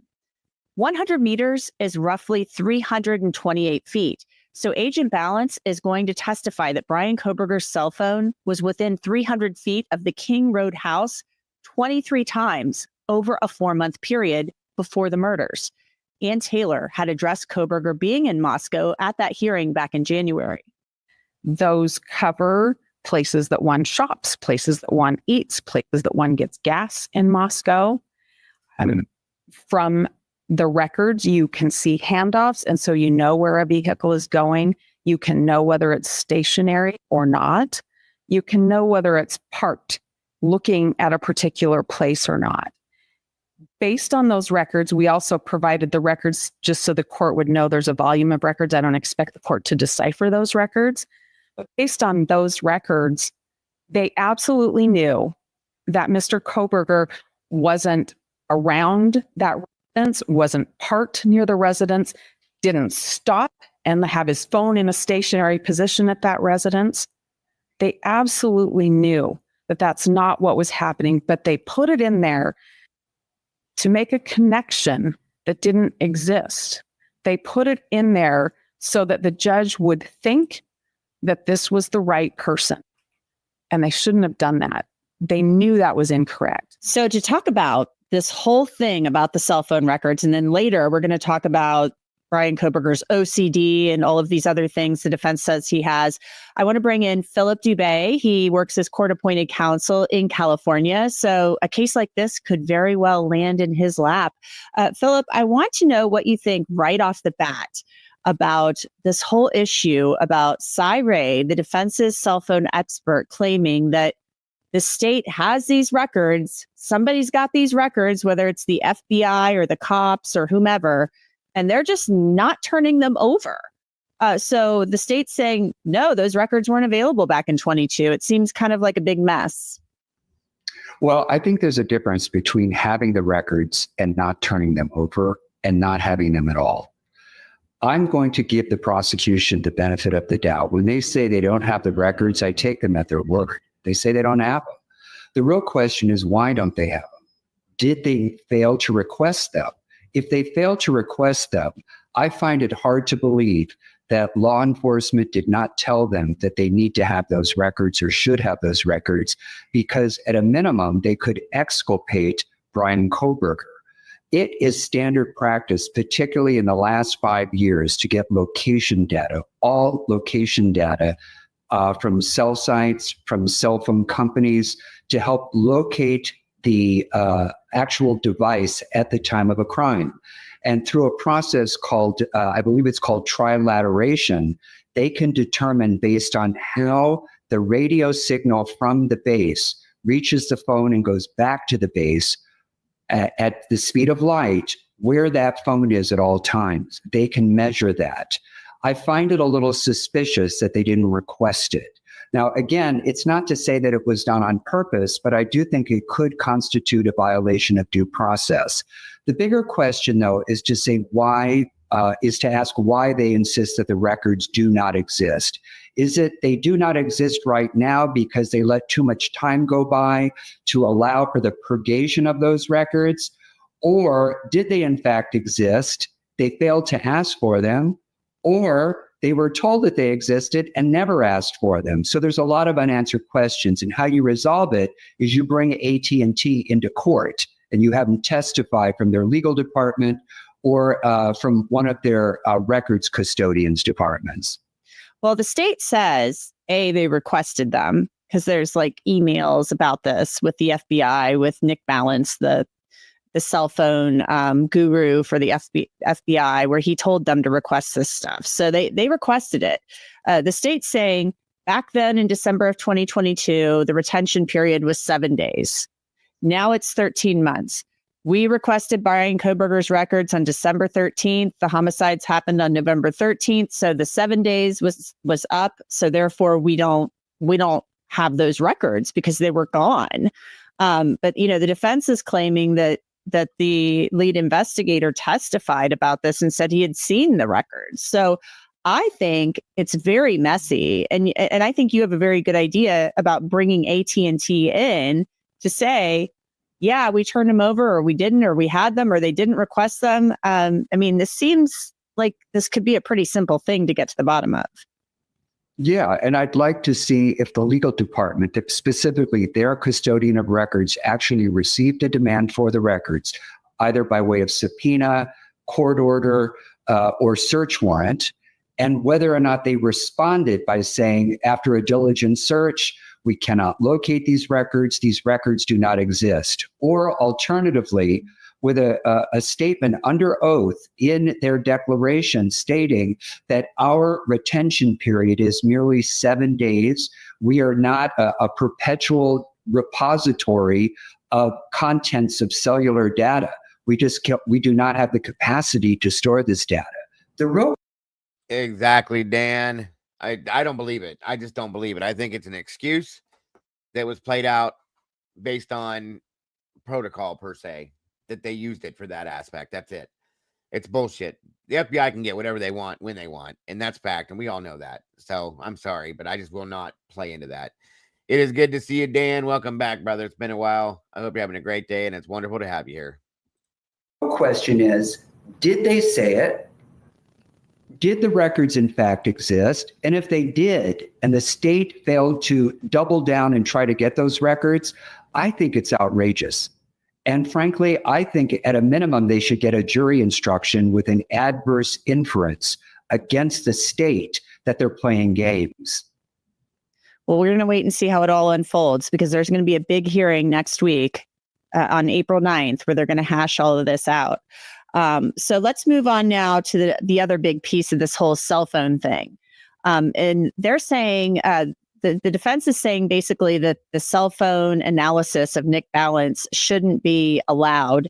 He is saying that Bryan Kohberger's phone was within a football field of the King Road house on 23 occasions between July and November of 2022. So Ann Taylor had said in an earlier hearing that that phone, he was in Moscow, but that phone was never stationary at that house. So he was not stalking anybody in the house or anything like that. But this Nick Balance is going to testify. He did these drive tests. He did all of this analysis, and that phone was within 100 meters of that King Road house. Ann Taylor says this shouldn't be allowed. He hasn't disclosed his methodology. We don't know how he reached these conclusions, etc. Your thoughts on that? Because that seems like a really, really bad fact for the defense if his phone is that close to the house 23 times. Yeah, and all the more reason for needing and wanting that timing advanced data, because that would resolve it. Now, having said that, I think the reason why this is a critical issue for the defense is because if they have proof that he was within, let's say, 100 meters of the house on 23 separate occasions, unannounced, uninvited, it certainly raises the specter of him casing the place, and that this was premeditated and long thought out way before the murders. So what they need to do is they need to get their own expert. They need to get their own expert, such as Cy Ray, to take the stand and talk about margins of error, meaning just because the state says that he was within 100 meters doesn't mean it's true. If the margin of error can show that maybe he was a third of a mile away, a quarter of a mile away, or a half a mile away, that is not proof of casing. That is not proof of just sort of staking out the property. It just means you're in the vicinity, you know? And I think that in the end, it could become a battle of the experts, but all the more reason why the defense needs that data. Nick Balance, Terry, was the FBI agent that was working on this. I've talked about him a few times. You may not have been in here, but yeah. Well, even back then, though, Terry, you're here all the time. Yeah, that's the FBI agent that they had working on this side of things. Let's move on now to all of these issues that Bryan Kohberger has. The state does not want any neuropsychological evidence introduced at trial. They filed a motion saying no dice. The defense says, no, we should be able to tell the jury that he has autism spectrum disorder, obsessive compulsive disorder, and something else called developmental coordination disorder. I want to start with the autism stuff. And they say they should be able to tell the jury about this because of the way he looks and the way that he acts. And so I want to put something up on the screen where it talks about his flat affect. The defense says, for example, he does not show emotion on his face. He has a flat affect. He sits very still and holds his hands in the same position. He has a piercing stare. He does not show expected reactions. Facial expressions do not reflect what he is feeling. He has stiffened body posture. He has prosody in speech, uses repetitive phrases and large words, and has developmental dexterity problems. I mean, does that matter? Can't they just coach him even if he's got some issues because he has this level 1 autism spectrum disorder? Can't they work with him? Philip, I'm playing devil's advocate here. Or is it really that bad that they may not be able to help address these things? Well, it's a great question. In other words, does it matter? Is really sort of a layperson's way of asking, is it relevant? And the legal definition of relevance is that a fact or some offer of proof has a tendency and reason to prove or disprove a disputed fact, meaning one of the elements of murder or an element of their defense. If their defense is he didn't do it, then his awkwardness, how he sits, how he fidgets, how he stares, how he does selfies and all that kind of stuff doesn't prove or disprove a disputed fact. Where it may come in handy, and it will come in. Sorry, Mama Bear, if you're in here, can you check Discord, ma'am, please? And thank you. In handy is in the penalty phase.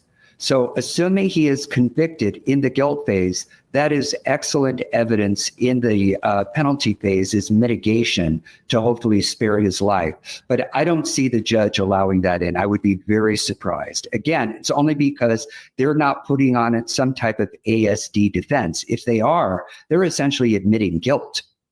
By doing that, you're saying, look, my client did it, but give him a break. You know, he's not morally reprehensible because he's a victim of Mother Nature. He was born on the ASD spectrum. It is not his fault. It's not his mother's fault. It's just sort of one of the burdens that is borne by society. And it's a tough sell. In fact, it never would sell. All right, let's move on to the obsessive compulsive disorder. They say he's totally OCD.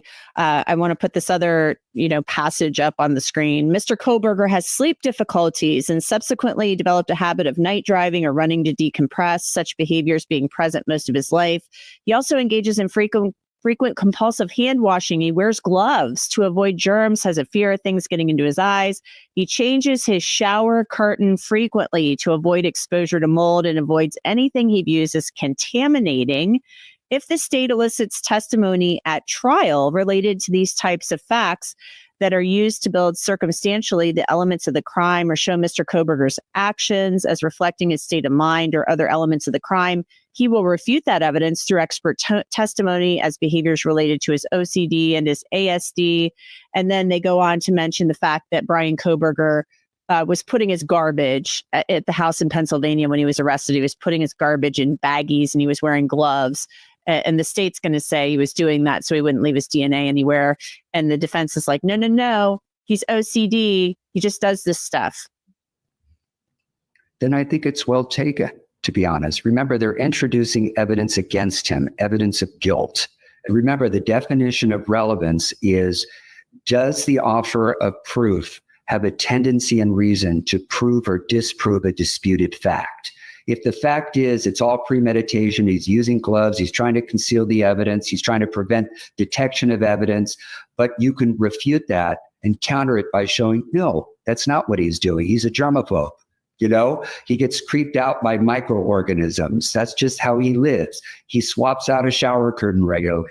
He doesn't shake hands with a bare hand. He doesn't touch doorknobs. He doesn't even like opening up his own garbage can. And if he does, he wears gloves or he has a napkin in his hand. I think that is fair game to rebut it. Otherwise, it just leaves it out in the open that he's trying to go undetected. So I think that should come in for that purpose.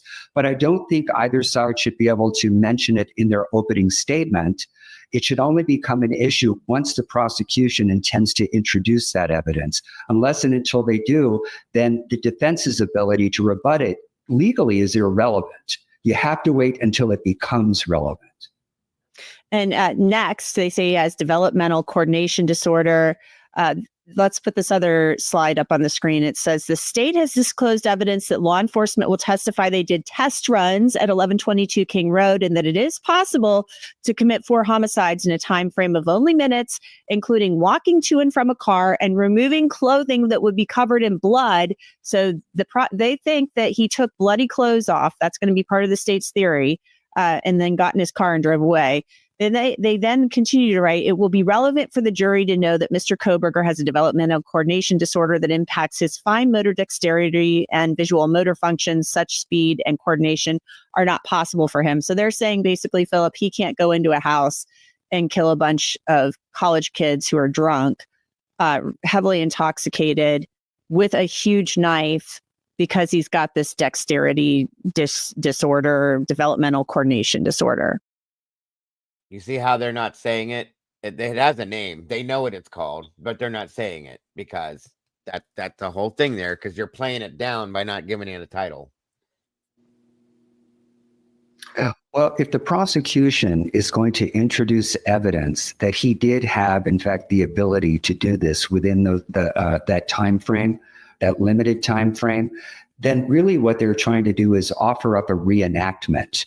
And reenactments, either through testimony or demonstrations, have to be a fair, accurate, reasonable depiction of what really occurred.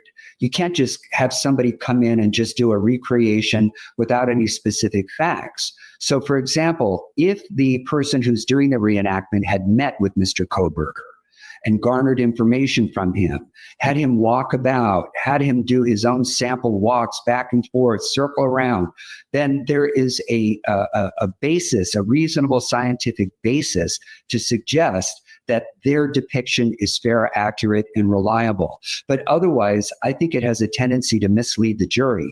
Jurors are hung up on junk science. They really are. And someone takes a stand and says, oh, he has the right build. He has the right stature. He can do this. He has the right weight, the height. He has the bushy brows. Look at the length of his arms. Look at the fact that he had that scabbard through Amazon, and just try to tie in all these nuggets to suggest that he had the physical wherewithal to do it, I think is junk science. That's my own opinion. So in response, the defense has to be able to counter it. If they're not allowed to counter it, the judge shouldn't even let it in to begin with. Yeah, I mean, that seems fair. The state counters by saying, well, yeah, he used to have these issues in the past, and it had to do with him not being able to tie a shoe and then bad handwriting and stuff like that. They also, Philip, the defense did scans of his brain, and they said, this show. I'm really glad to hear this guy saying these things, you guys. How many people have we seen? Like nobody that has said stuff like this until like today and that one we watched this morning. I mean, it's fact. He just said it. All of these things that they're trying to tie together, it's junk science.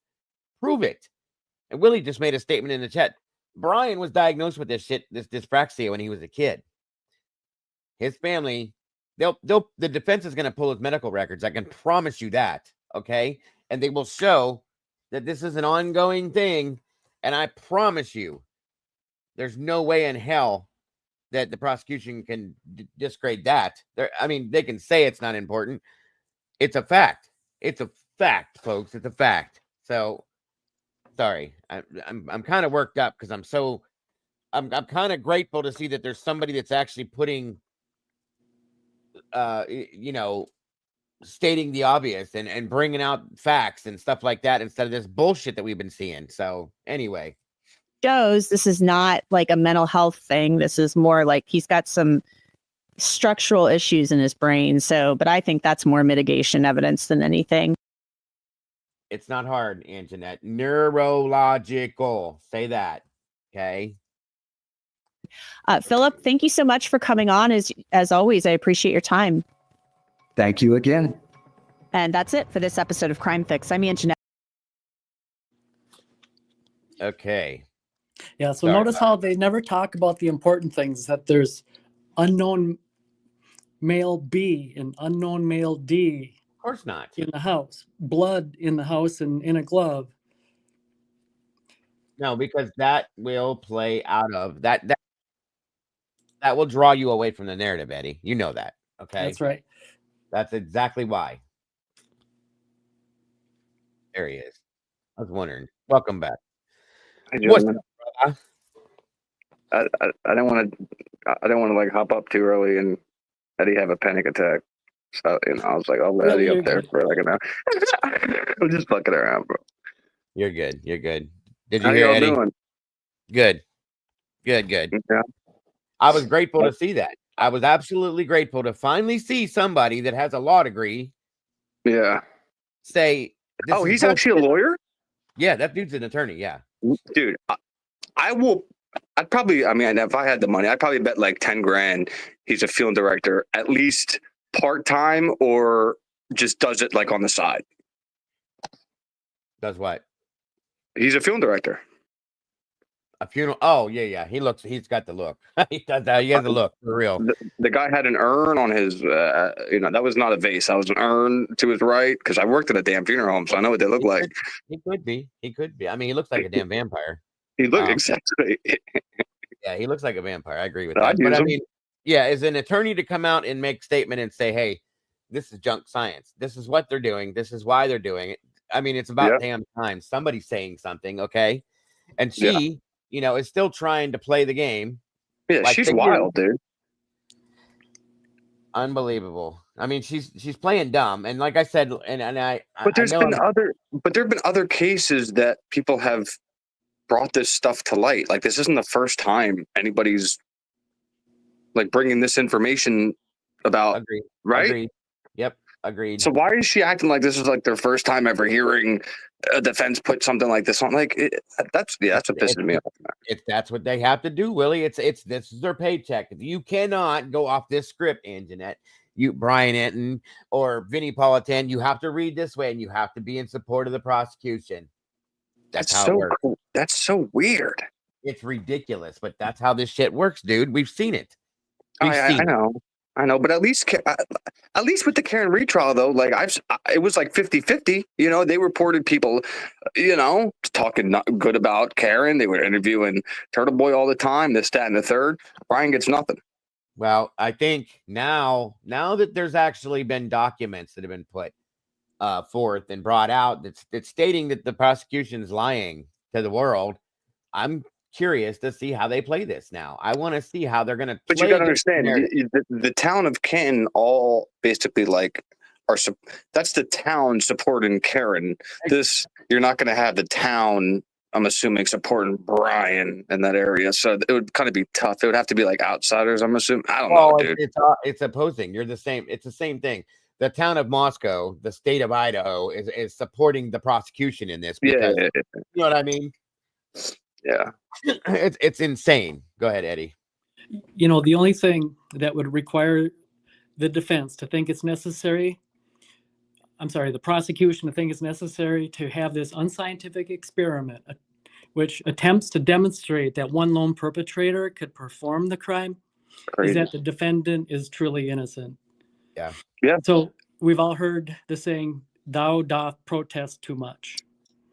Yeah. Same thing here. If he really did it, they would have the evidence to be able to prove that. Yeah. Dude, listen, if he went to go, he didn't have a criminal record, right? Right. No. So to be honest, if Brian really wanted to plan the perfect crime with his, just what he knows, what he teaches, and probably the instruments and tools that he has available to him to hide all his cloud shit and stuff like that, where we wouldn't even know, it'd show him all the way in a different state, for Christ's sakes. At least here, he didn't try to cover any of that. Cy's able to pick him up where he was at, right? But if Brian really wanted to, dude, and you're going to walk into a house like that, possibly outnumbered, you're going to use a gun, because a gun you can control somebody from the opposite side of, the room. You know what I mean? Like, you tell somebody to do something from 10, 20 feet away, they're going to stop and do it. But with a knife, it just. I'm going to say this. I'm going to make this statement real quick. If Brian Kohberger, let me say this real fast. He could have bought a gun with a silencer, is basically my point. Oh, well, no, of course. But with what you're saying, with what we've seen, with now they're trying to throw this physical evidence into the mix here, okay? If he would have premeditated this 10 months before the murders happened by buying the dumbass mask and the knife 8 months beforehand and all this, if he truly, in my opinion, would have premeditated this whole thing and planned it out over a year ahead of time, I guarantee you we would have no idea who he was right now. No idea, dude. Nope. I do not believe any mistakes like this would have been made. None. No, especially no. Hell no. They teach more. I hate to say this, but it's a fact. Yeah. They teach more on flipping Law and Order. People watch this shit every day. Yeah. What not to do. Okay. And the guy's got degrees falling out of his ears. The mistakes would not have been made. I'm telling you. And the number one rule is basically don't leave anything of yours behind. And he's taking a selfie as in his subconscious mind. Well, not, so I don't know, you know, if I'm saying it right, but in his, like in the back of his mind, he knows that, you know, that sheath to his knife that he's had since, you know, many, many months that he was, you know, maybe connected to, because I don't know how OCD works, but people tell me, like, you know, they get connected to stuff that he just didn't give a shit that the sheath was laying 10 minutes away from him. That's another good point, Eddie. Thank you. And I'm going to say, if that picture, that stupid ass Photoshop picture that we've been looking at was right, and they're saying that that's proof, he wouldn't have been smiling doing this because he fucked up. Okay. Yeah. If that was true. He screwed up a big, sorry for the language, but he did. He would have been freaking out.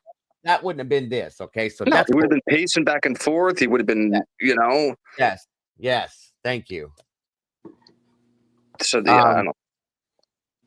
Well, let's see. He worries about contamination. Would that not also mean that he wouldn't drive his own car? Thank you. Thank you. Thank you. And somebody asked below, they said, where did he park? Has anybody gave us a definite like position on where his car was? Or are we just all going to assume he parked behind the house? Because it wasn't there. I know that Brian's car wasn't there, but in that hearing that we heard pop up that stated that there was another car. I've been saying there was another car. I promise you there was another car. That is the car that they need to be looking at, not this one. Okay, well, especially if they have it on camera. I don't know. I mean, it just doesn't make sense that he parked out in front. So there is another white car, maybe even an Elantra that had 3 to 4 people in it, in my opinion, that was driving around that area that night, that I would imagine is who needs to be looked at, not this. Okay. 3, 4 people. Yeah. Hell yeah. That's my opinion. I'm not saying that's a factual statement, guys, so don't take it for that. But I am telling you, in my mind, and it has been there for a long time, there is another white Elantra that was driving around that neighborhood that night. Well, let me ask you too this. Do you guys, just from the basic fact of when they wrote the warrant, okay, so they would have written the warrant for his apartment after the PCA, right? I think so, yeah. Yeah. Okay. Okay. So at that point, they already have a sheath and a supposedly no knife.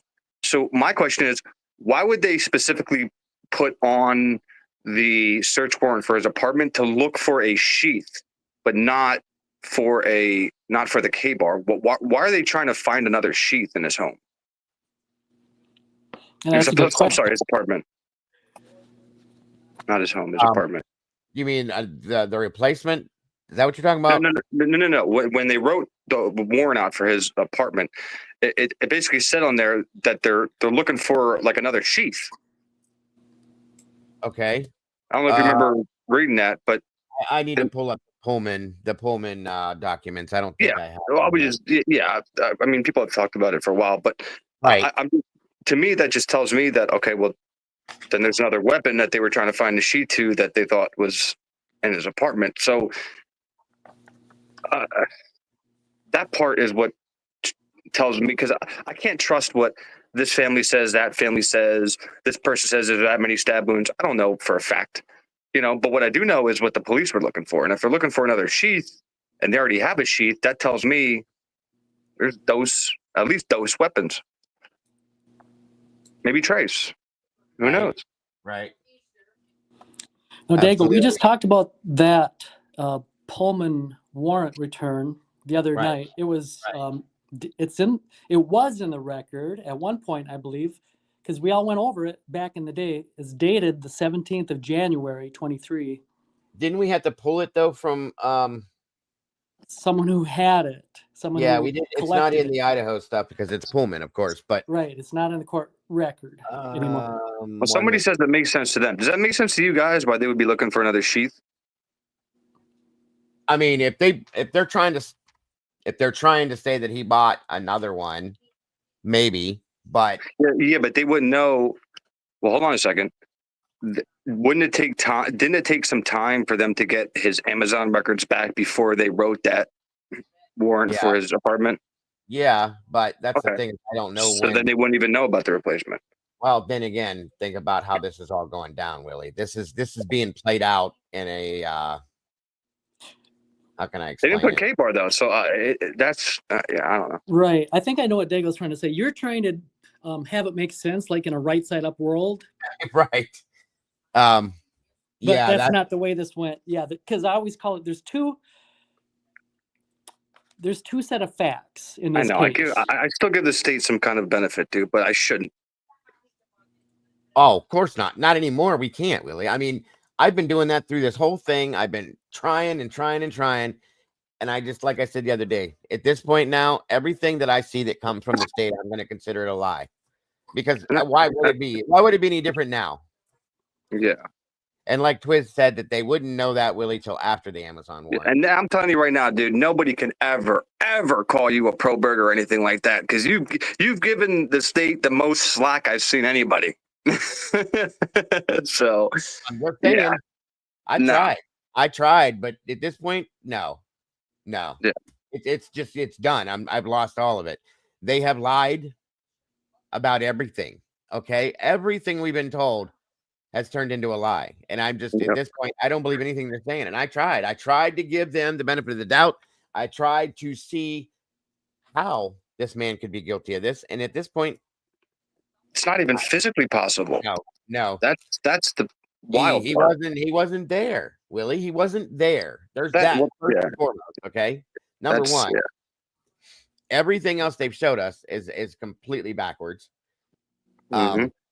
And if And guys, I'm going to interject this because it's along the same line, and I think it's high time that it gets said, and that is there is this misconception that's almost universally accepted, where the reason for this, the reason for the investigation is to preserve the financial security of the college town, because that is like the economic heartbeat of that city.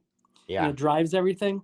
Right. And although the end byproduct of that surely has that secondary effect, to solve this crime, in other words, that is, quickly, it's going to set everybody at ease and make them think that it's safe.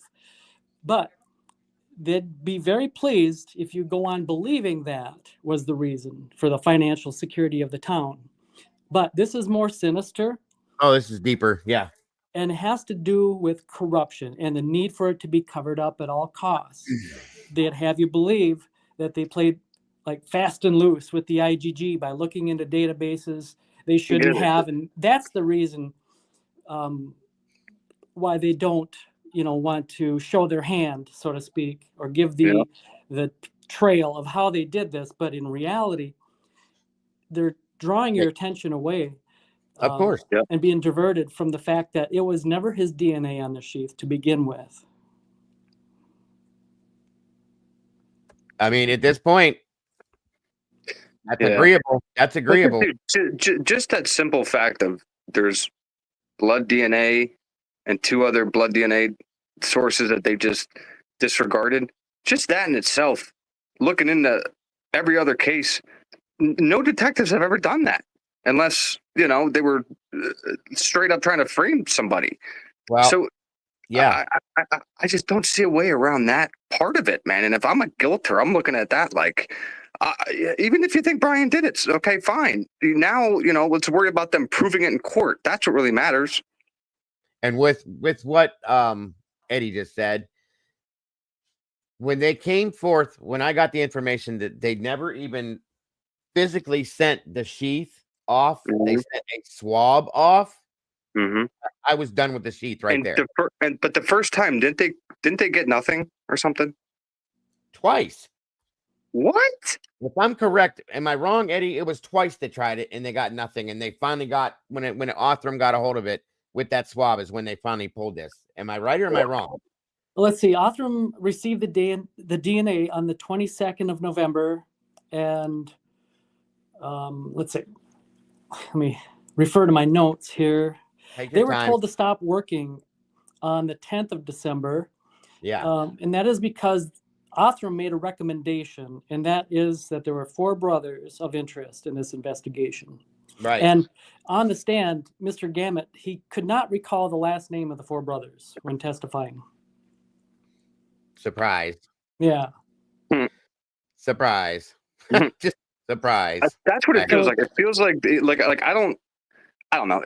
I don't think Bethany or Dylan had anything to do as far as like involved with like the crime, but in my opinion, they know who was. That's where I'm at with it anymore. Or if they know about. Yeah. Well, yeah. They have an idea. Yeah. That's just my opinion. Just because of how many people they contacted. Sorry, Eddie. Yeah, absolutely. They would know those the identity of those 2 unknown male B and D. In my opinion, yes. Especially when you think about it, the one I believe blood on the handrail was on the second floor going down to the first floor, and now we know that Dylan ran down from the second floor to the first floor.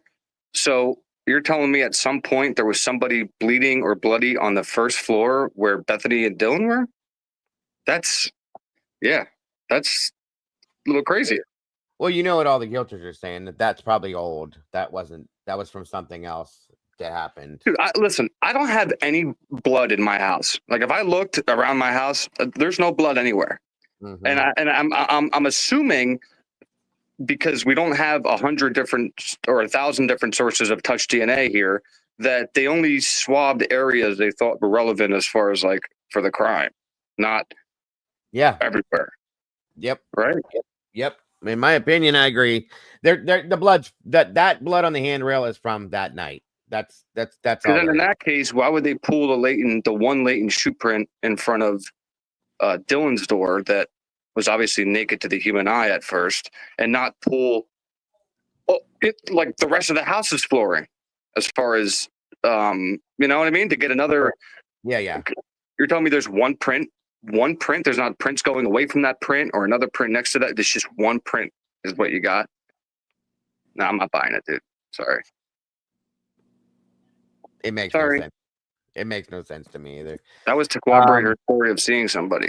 And isn't there also, I believe there's also 2 unknown male DNAs in Maddie Mogan's fingernail clippings? I believe, yes. Or at least one that was unknown that Brian is absolutely excluded from as well. Yeah. Crazy. Yeah, I got that document. Mr. Kohlberger has disclosed that through further independent laboratory testing, he is eliminated as a contributor to item 13.1. Yep. So back to what we're talking about in the title, and alternate suspects. Who did those DNAs belong to? Cole is one of them that was underneath the nails. Who's the other one? I think they know. I think they know a lot. I think they know who that belongs to. This might be beating a dead horse, but that's why MSM is having all these ridiculous panel guests and talking about this nonsense to distract the conversation from all this relevant information that's been coming out lately. Of course. They have to keep the narrative on track, Eddie. They have to keep it. The propaganda has to keep coming out. They have to keep it guilty. They have to keep him the bad guy. They have to keep that going because all of this stuff opposing that is dropping and people are going left and right. What the hell? What the hell? What the hell? Keep it going. Keep it going. Keep that steam engine rolling. But then if he's found innocent, to be the first ones to want to have him on the show to talk about, Absolutely. You know, it's disgusting. How does it feel, Brian? We always supported you. Yeah. F them. Absolutely. That's how they do it, man.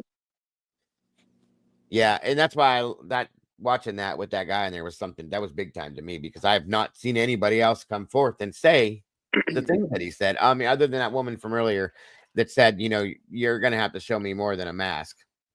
and the knife. I mean, it's fact. They're making this. They're putting all these physical things out there now. The knife and the mask, and next it's gonna be a pair of shoes or something stupid, or who knows. I'm making a joke, but think about that though. Anything you buy in your daily life now can be used against you a year, 2, 3 years from now for a crime that they can say that you premeditated. That's that's a little crazy. That's how it looks, bro. That's how it looks. That's insanity. And if that's the case, then anyone could have transferred materials to the sheath, including the sheath. Thank you. As soon as they said it was a swab, I was done. I banked on the sheath a little bit. I was still leaning on that, thinking about it. Okay, it's bugging me. It's bugging me. As soon as I heard that it was a swab set and not the sheath, I was over that. That was it for me. I was done with it. And Anne has stated intently that the sheath was placed. Yeah. And why haven't we seen any past pictures or videos of any kind of search teams that were looking along this so-called route Payne drew that Brian took? How come we didn't see any search teams looking for the murder weapon or anything that Brian could have disposed of? How come we didn't see any of that? Oh, I don't know. Twiz, I mean, you know of any search teams that were out there looking down along that route? You see anybody walking, a bunch of people walking around looking for a murder weapon on his route that they know? Did you hear of anybody doing that? I know he didn't move out there till after the fact, but still, he knows people out there, and he's been around there for a while now. I mean, what do you think about that route, by the way, too, Twiz? Do you think they actually went and searched that route looking for anything? Payne was probably like, yo, I bullshitted the map. Don't even bother. Right. They couldn't follow his map, David Bird said. See, that's the giveaway of a false investigation. You don't spend time looking down an avenue when you already know the truth. And they didn't. That's the thing. There was going on with Balance didn't do anything. That's true. Balance didn't do anything. Twiz just said we also don't know the route. AT or Ann Taylor said the map changed a lot after the drive test and shit. That's what I'm saying. Is the right? They wouldn't even know where to look. There we go. Well, maybe they do, and maybe that explains Monday's machine video and Wasankari construction surveillance video. That none of this has been turned over. The Red Star Coffee. How come none of that down in that area of town? Yeah, I'm just telling you right now, dude. If they bring a mask, if the state brings a mask that they found at Brian's home or whatever that was just in one of his drawers, and they're like, this is a mask that he could have worn, I'm gonna have a big problem, because anybody knows, dude, if you commit a crime and you're gonna get rid of the weapon, you usually get rid of everything, right? You get rid of whatever the hell you were wearing, burn it, bury it, put it at the bottom of the river. Who gives a shit? Yep. He's gonna make me believe that he held on to the mask he used that night, and they found that in his home in December. Get the hell out of here. You put it in the back of your Hyundai Elantra and you drive it home with you. Yeah, right. The bloody mask. Sure, that happened, right? Well, it's part of his kill kit. Remember that? Yeah. Yeah, he's so smart, though. Phil says, are you ready to look into what I've been saying since the audio release? I saw a man in their house last night. You'd be the first to... Okay, tell me, Phil. Explain it. Explain it to me in layman's terms, not Phil terms, so I understand completely what you're saying. Moscow, LA couldn't find their ass with both hands in the... I can agree with that. Again, I'm telling you, I don't believe that they're all involved in the way that they know what they're doing. What do you mean? I saw a man in his house last night. What does that mean? The audio, the 911 audio, I think she's talking about, and I want her to explain to me. Sometimes Bill talks. But that was the neighbor talking, and she said they saw somebody in the house last night because they were screaming it to her. She said that's what the neighbor said. Hold on a minute. Yeah, it was based on what they were saying to the girl. Hold on a minute. Phil, you're killing me. I listened to that one multiple times, but hold on a minute here. No, the lady pauses, and it's because you hear the girls in the back, like, and we saw the guy, or telling her, like, what to kind of relay to the dispatcher. And that's why she says, oh, by the way, and they saw a guy in the house last night. She wasn't even going to make that point until the roommates brought it up. Right. Motoman MX, thank you for that. If the mask that they found in BK's thing was related to the crime, would there not be hair, DNA, blood on said mask? Who knows? Apparently he's good at cleaning everything. Yeah, yes, there would. Yeah, absolutely, 100%. You're not going to get every little hair and piece of skin Why not? He got it out of his car. Bullshit. No, he didn't. Listen, I'm playing, somebody got to play the devil's advocate here. You're playing the game. I get it, dude. I get it. All right, hold on a minute, Phil. So there's a classic example of, you can tell that right there Willie was being sarcastic. You can hear it in his voice. Of course. So same way, using that same logic, these mainstream media, when they're up there talking, what's coming out of their mouth, you know that they're not being serious. Oh, no. It's a dead giveaway. Yeah, of course. Yeah, it's because I know you could tell they're reading off a script. 100%. Mods, please put Jeff's link in the chat. I'm going to use Jeff's because it's completely. God help us. But yeah, put his link in the chat, guys, please, and thank you. And thank you, MotoMax, for the super chat. I appreciate that very much. Okay, here we go. Phil. 5 a.m. 42 seconds, November 13, 2000. Hold on, I keep forgetting to do this every time. Quick question, or just real quick. How come we don't hear the audio before the dispatcher answers? What do you mean? Like when I watch other documentaries and stuff, and they play the 911 call, there's like a lot of chatter as the dial tone's going, and then the dispatcher answers. So it basically, like, when you dial 911, it starts recording right away. But yes, it does. Thanks for bringing that up. That I was. They cut that part off, Willie. Oh, okay. They don't have. They genuine question because I don't know. Yeah, they don't have the initial dial in, okay, which is interesting too. Good point. Gotcha. Very good. 10:22. 911 location of your emergency. Hi, something is happening. Something happened in our house. We don't know what. What is the address of the emergency? What'd you say? Oh no, I got to mute. I was talking to somebody. Oh, okay. Emergency. 1122.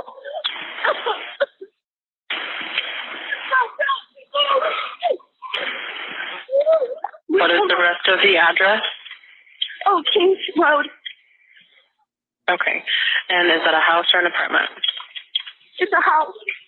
Can you repeat the address to make sure that I have it right? I'll talk to you guys. We live at the White, so we're next to them.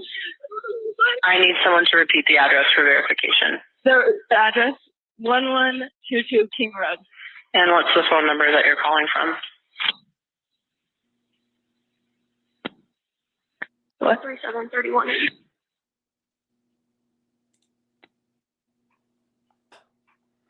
And tell me exactly what's going on. One of the roommates has passed out, and she was drunk last night and she's not waking up. Okay. Oh, and they saw some man in their house last night. Yeah. Okay, Phil. That's the part right there where she says that, and then whoever, I guess it's Dylan, is in the background tell her about the person we saw in the house. Is that what you're talking about? That part right there. Yeah, so notice the document that this is relevant to, right? It highlights the word they. It says, no, we saw. After that prompt, EA told dispatch about the man that they saw. So I think EA is talking about BF and DM both saw. Right. They saw. Yeah, they, as in they. Yes. They, not she. They. Right. Yeah, but okay. So play the last 10 seconds again, because before this statement, the last statement is I'm curious about, because she says it in a way Well, Phil says, and I saw. Okay.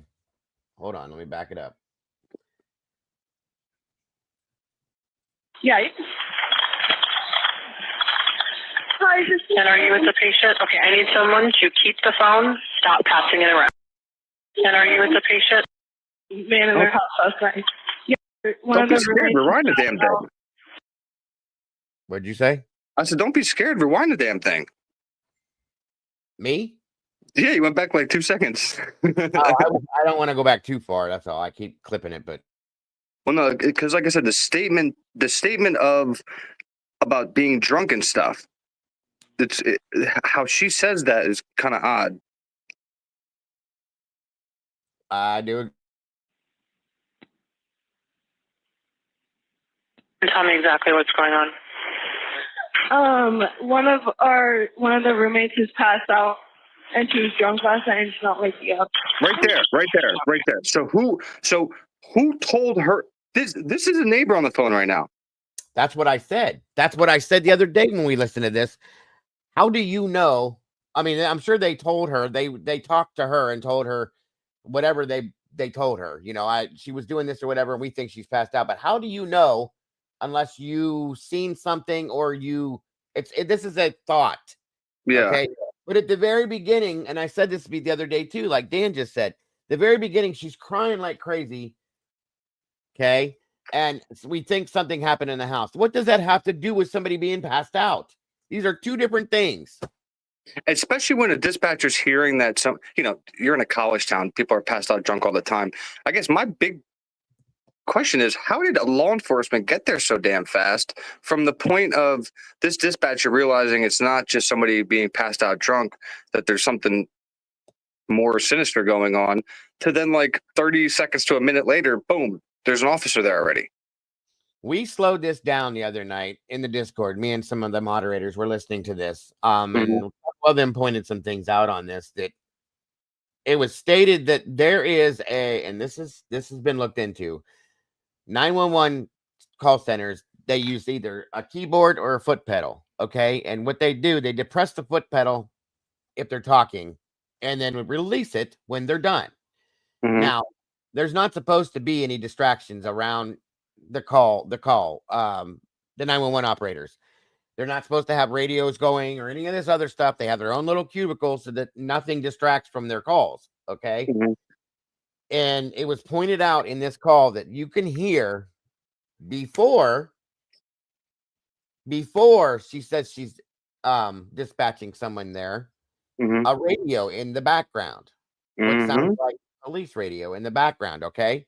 Now that's one thing. Two, the amount of time it took for this officer to get to the call was in seconds. It was counted out to be within seconds. And he must have already had a conversation with them, or had to been listening in on the call, because he confirms with them that they have a defibrillator. Right. That's what I mean. But yes. That's correct. Yeah. That doesn't, unless their response time is a minute, well then hell.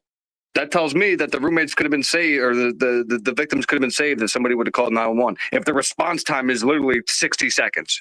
And it would have been what I said before. If she'd have picked the phone up and called when she heard whatever she heard, they could have interacted with the crime and stopped it, per se. Yeah, I mean, they probably did. Yeah, or at least got somebody driving away. I mean, listen, if the response time we're seeing here is a minute and it's a Saturday night, and the cops are probably busy on a Saturday night. They're out. And we know they were out because we saw body cam. Right. The response time from, if it's right, that was counted out was 24 seconds. What? That's very highly abnormal, Willie. If I'm just saying, it is what it Bro, is. if that cop wasn't sitting around the block waiting, then I don't know what to tell anybody. My wife said, was he sitting in the driveway? Because that's how fast he was there. So no, his cruiser should show what. No. I think somebody summoned them there beforehand because of what was going on the lawn. I don't know, man. Something's off here. 100%. Now, to go back to what Phil, I don't understand what you said. 24 seconds. I've heard that the police were there before the call. That's what we're saying. Now, you said I haven't analyzed that point. I'm not quite sure what you're pointing out, Phil. So what is that then? Is it an officer telling them to call dispatch so it's on record? That's a possibility. But if that's the case, why are you saying these things to dispatch when why didn't they put the officer on the phone? Why does any of that matter when people are dead inside? Why didn't he radio in? It didn't need to be on record. That's the problem.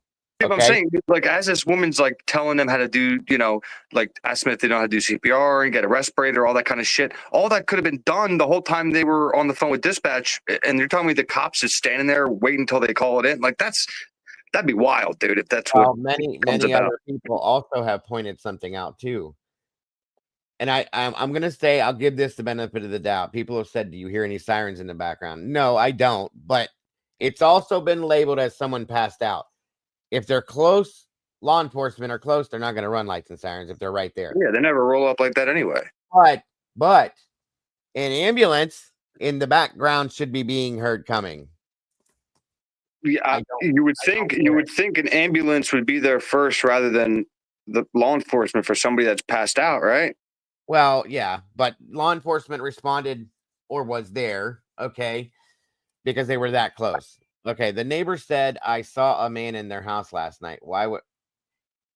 That's not what she said, though, Phil. She said, and... Hold on. Let me play that back. I was getting ready to do that. Hold on. We just listened to it. Oh, and they saw some man in their house last night.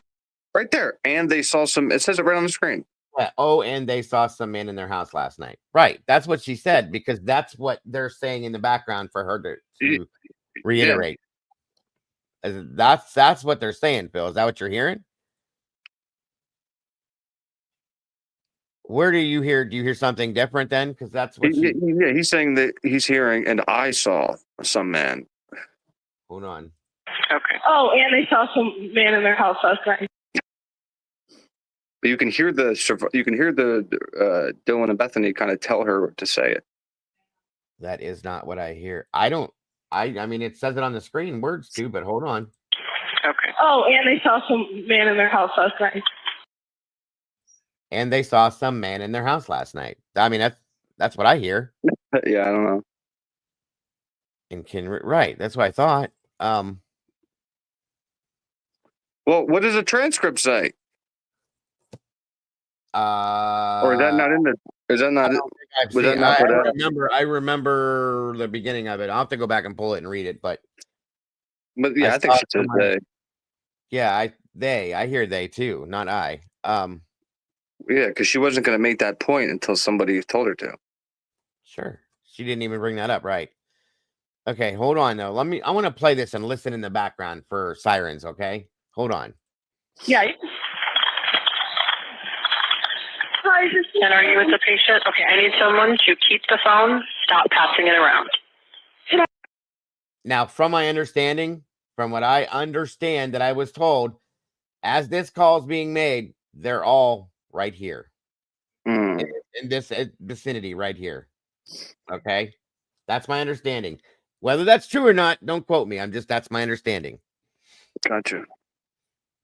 Am I absolutely crazy to think that typically when you go to a house full of unalived folks, you immediately detain the living adults? Also, there's just to be safe and consider them your prime.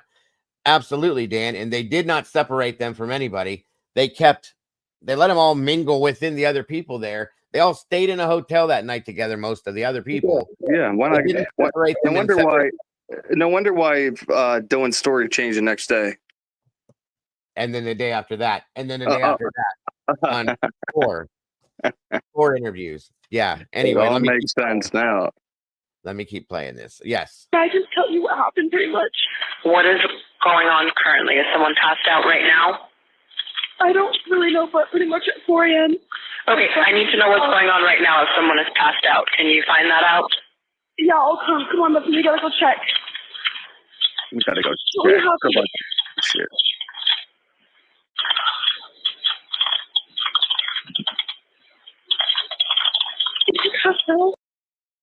Where's the dog at? Why isn't the dog barking right now with all those people there?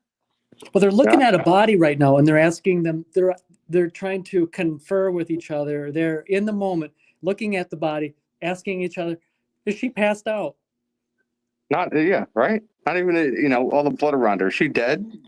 Well, which we're gonna assume that she's face down because you can't see the wounds. Well, then I don't want to hear. Well, then I don't want to hear she was stabbed 40 freaking times. Then because you stab somebody 40 times, I don't care if they're face down, face up.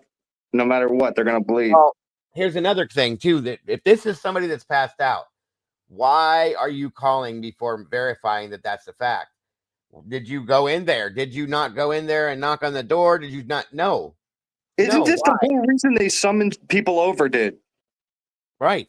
And the first thing she says is something happened and it's happening in our house. So why did they have to go check again? Right. To see if she woke up or not? Come on. This is stupid. There was not enough time for them to go inside and check. I mean, they were in the house all night though, Phil. So yeah, I mean, but if they were standing right where you just said, I mean, there's time to walk right in and walk right out and check that. Mm-hmm. I mean, especially if there's a cop there. That's probably why they're doing while they're both playing the show, because there's a cop there. And okay. It's all coming together for me. This is really wild to me. This is really wild. I'll be honest. This is not authentic. This is all scripted. So don't try to make too much sense of it. It's absolutely insane. It really is.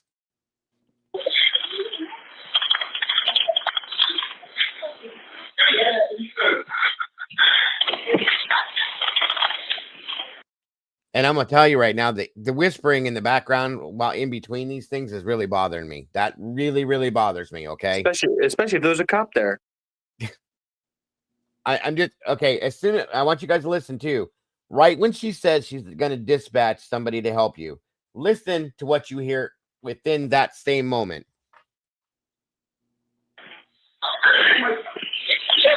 What's wrong? She's not waking up. Okay, one moment. I'm getting help started that way. Okay, thank you. Right there. Did you hear that? No, I heard Hunter in the background a couple seconds beforehand yelling Xana. Okay, right. But I want you to listen to what sounds like radio traffic. Right as she says, I'm getting someone to send help to you. Listen. Okay. Okay, thank you. She's not waking up. Okay, one moment. I'm getting help started that way. Okay, thank you.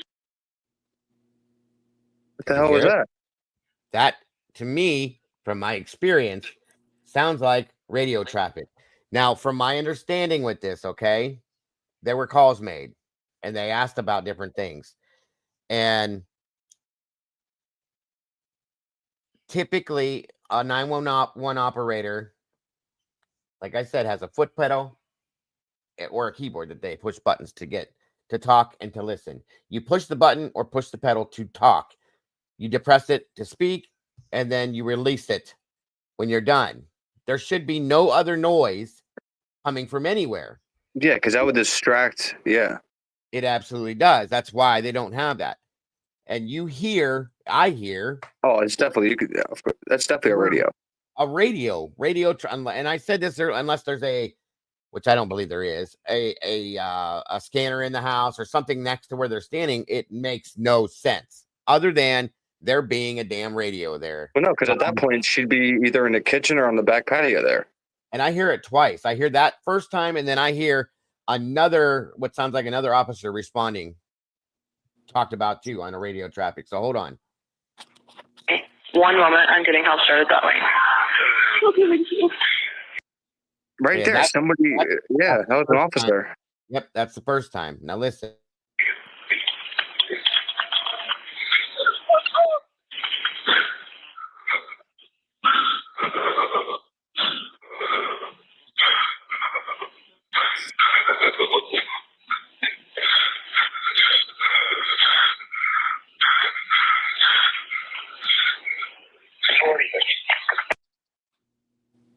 The hell was that?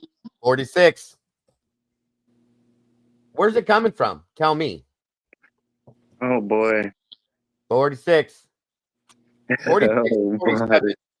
46 and 47 are the two that responded. Those were the call numbers. Okay.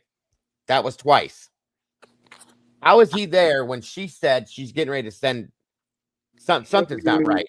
There is something wrong with this. We got him. Did you hear it, Eddie? Yeah. And I see caught something else too. I don't want to overanalyze this silly business, but so I do. We're all right. Someone is right down there. You're in that position. You're gonna go. You got the 911 on your phone, and they directed you to check on the person. So you're walking there, and this unconscious supposedly person is sitting, or that they're positioned right down just there. So you go over right down just there, and then you do something. You perform some action, right? And then you report back to the 911 operator. She's not waking up. So my question is what did you do? I mean, you didn't just ask that person that's just right down there nicely. Well, it sounded like she went back inside, and I mean, this is what it sounds like. It sounds like, but I'm trying to figure out how Ethan's trying to do it. Is he shrugging her? Is he like nudging her to wake up? Because I hear him yelling, Xana, Xana. So it does sound like they walk back in the house and Ethan's sitting there trying to get Xana awake. I mean, I heard that right after. Did you hear that? Well, yeah, I heard someone saying Xana. Absolutely. Because I can hear the echo is kind of like from when she goes from outside to inside. And I'm assuming she saw him trying to wake her. But like you said, dude, this is all, this is all a show. So. Right. So Dago, you're a first responder. You walk in that room and you got the 911, and then you do something to this unconscious person. Too many names. And then you tell 911 that they're not waking up. So what is it that the normal person would do? You don't just stand at a distance and ask the person nicely if they will wake up for you, please, right? You did something physical to them. You reach down and you touch them, you check their pulse, you shake them, move them around a little bit to see what happens. Yeah. I don't care who you are. That's what you did. Right. Yeah.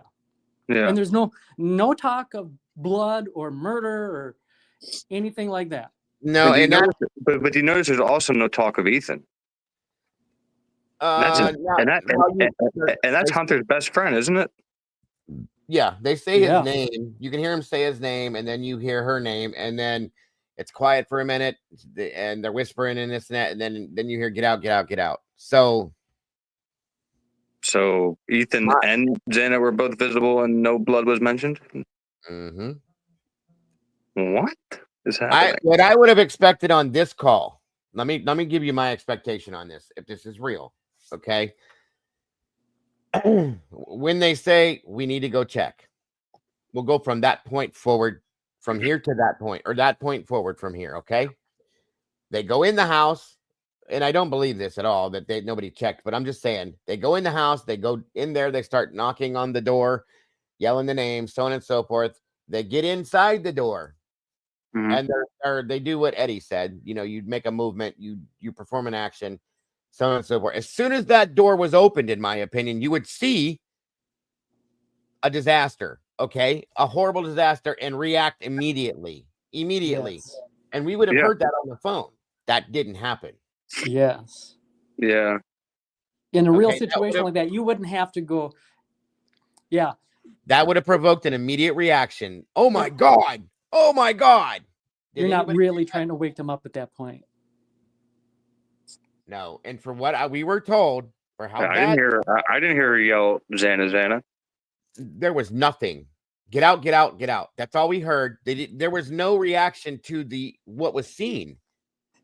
And that makes sense. If we're to believe what we saw, the amount of blood there would have had to have been for it to leak out into the foundation outside of the house from her bedroom, which is right here. Okay. It's 8 hours of bleeding out.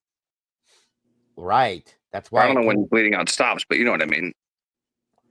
I don't know, Twiz. I didn't hear that, but I mean, if you did, I broke it down, but let me try that again. But I just heard Ethan, Xana, and then get out, get out. That's what I heard, but I don't know. I may be wrong.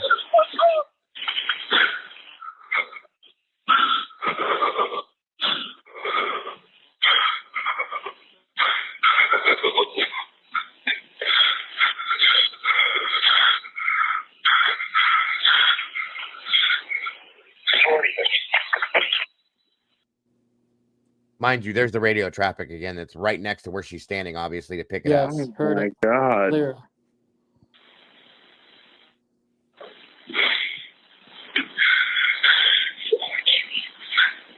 Zero % chance that's the dispatcher because you don't hear her calling out to the officers.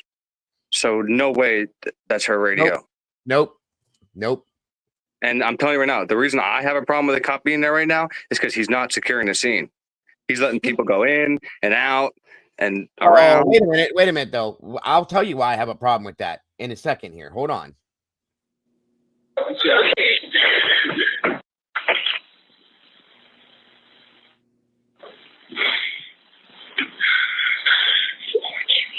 Poor Kaylee. I didn't hear a scream, Ethan or Twiz. I didn't hear. I just heard Xana, Ethan, and then get out, get out, get out. Now hold on, listen. What? Okay, and how old is she? She's 20. We got units en route. Thank you. There we go. I even heard what they said. So 3 times now. There's been radio traffic. Okay, hold on. I can't believe nobody picked up on this. Well, we went through this last night, or not last night, but a couple nights ago. There was like 4 of us in there listening to this slowly. Yeah. Nikes. Hang on. Yes, 20 here. Okay. Hello? Hello? Okay, I need someone to stop passing the phone around because I've told you. Whoa. I got a problem right now. Okay. Get out. She gets out. Now Hunter's on the phone? Well, I think they all went out, and he took the phone she handed the phone to him. So you're saying okay. So you're saying Hunter told her to get out and followed her outside? The way it sounds is that they all saw what they saw and they ran out of the house. So That's at the exact moment that the dispatcher asked her to go inside and check, Hunter hasn't already discovered this? That's what that was. When he went in there, he's calling out to Dude, them. we're 3 minutes in. I'm just saying. No. That's somebody else in the house, bro. Oh, I don't know. Welcome, Signal 66. You don't have to keep your Hey, I can see it now. All right. What's up? What's up, I mean, buddy? I usually leave it up. I mean, I don't know why. Oh, if you're all right with it, I'm just letting you know you don't have to. That's all. All right, real quick. Let me finish this up and then we'll discuss. Welcome though. Thank you for joining us. Hold on. Now, you heard the radio traffic in the background, Willie and Eddie both, and well, everybody for that matter. But now listen here in a second, Willie. 4 different people. Hey, sorry, they just gave me the phone. Is she breathing? Hello? Is she breathing? No. Okay. What the hell? Now hold on 1 second. That's me. All right. Then I need you to talk to them, okay? I can't talk to them. I need you to talk to them. Hello. Okay. I've already sent the ambulance and law enforcement. Stay on the line. If there is a defibrillator available, send someone to get it now and tell me when you have it. Say that again. There's a police here right now. No. Oh, hell no. Okay. She was just told she wasn't breathing, dude. And that's when they acknowledge that there's an officer there. Then at that point, he's here now. Okay. No. But rewind it just a bit to when she first says I heard that enough. she's not breathing. Okay. You guys ever see the George Floyd video? Yeah, I did. Mm-hmm. That shit's crazy. What did you guys conclude with that one? That's off topic. Yeah, it's definitely a mess, but definitely off topic. I agree. It's a mess though. All right, hold on. So you would say it's not conclusive? So would you say it's not conclusive? I would say it's not relevant to Idaho. Yeah, I can't. Yeah, Fair enough. Not That's a fair point, but that's still not. I mean, if I know what you're saying. I get what you're if I saying. could ask the question, if I could. What's that?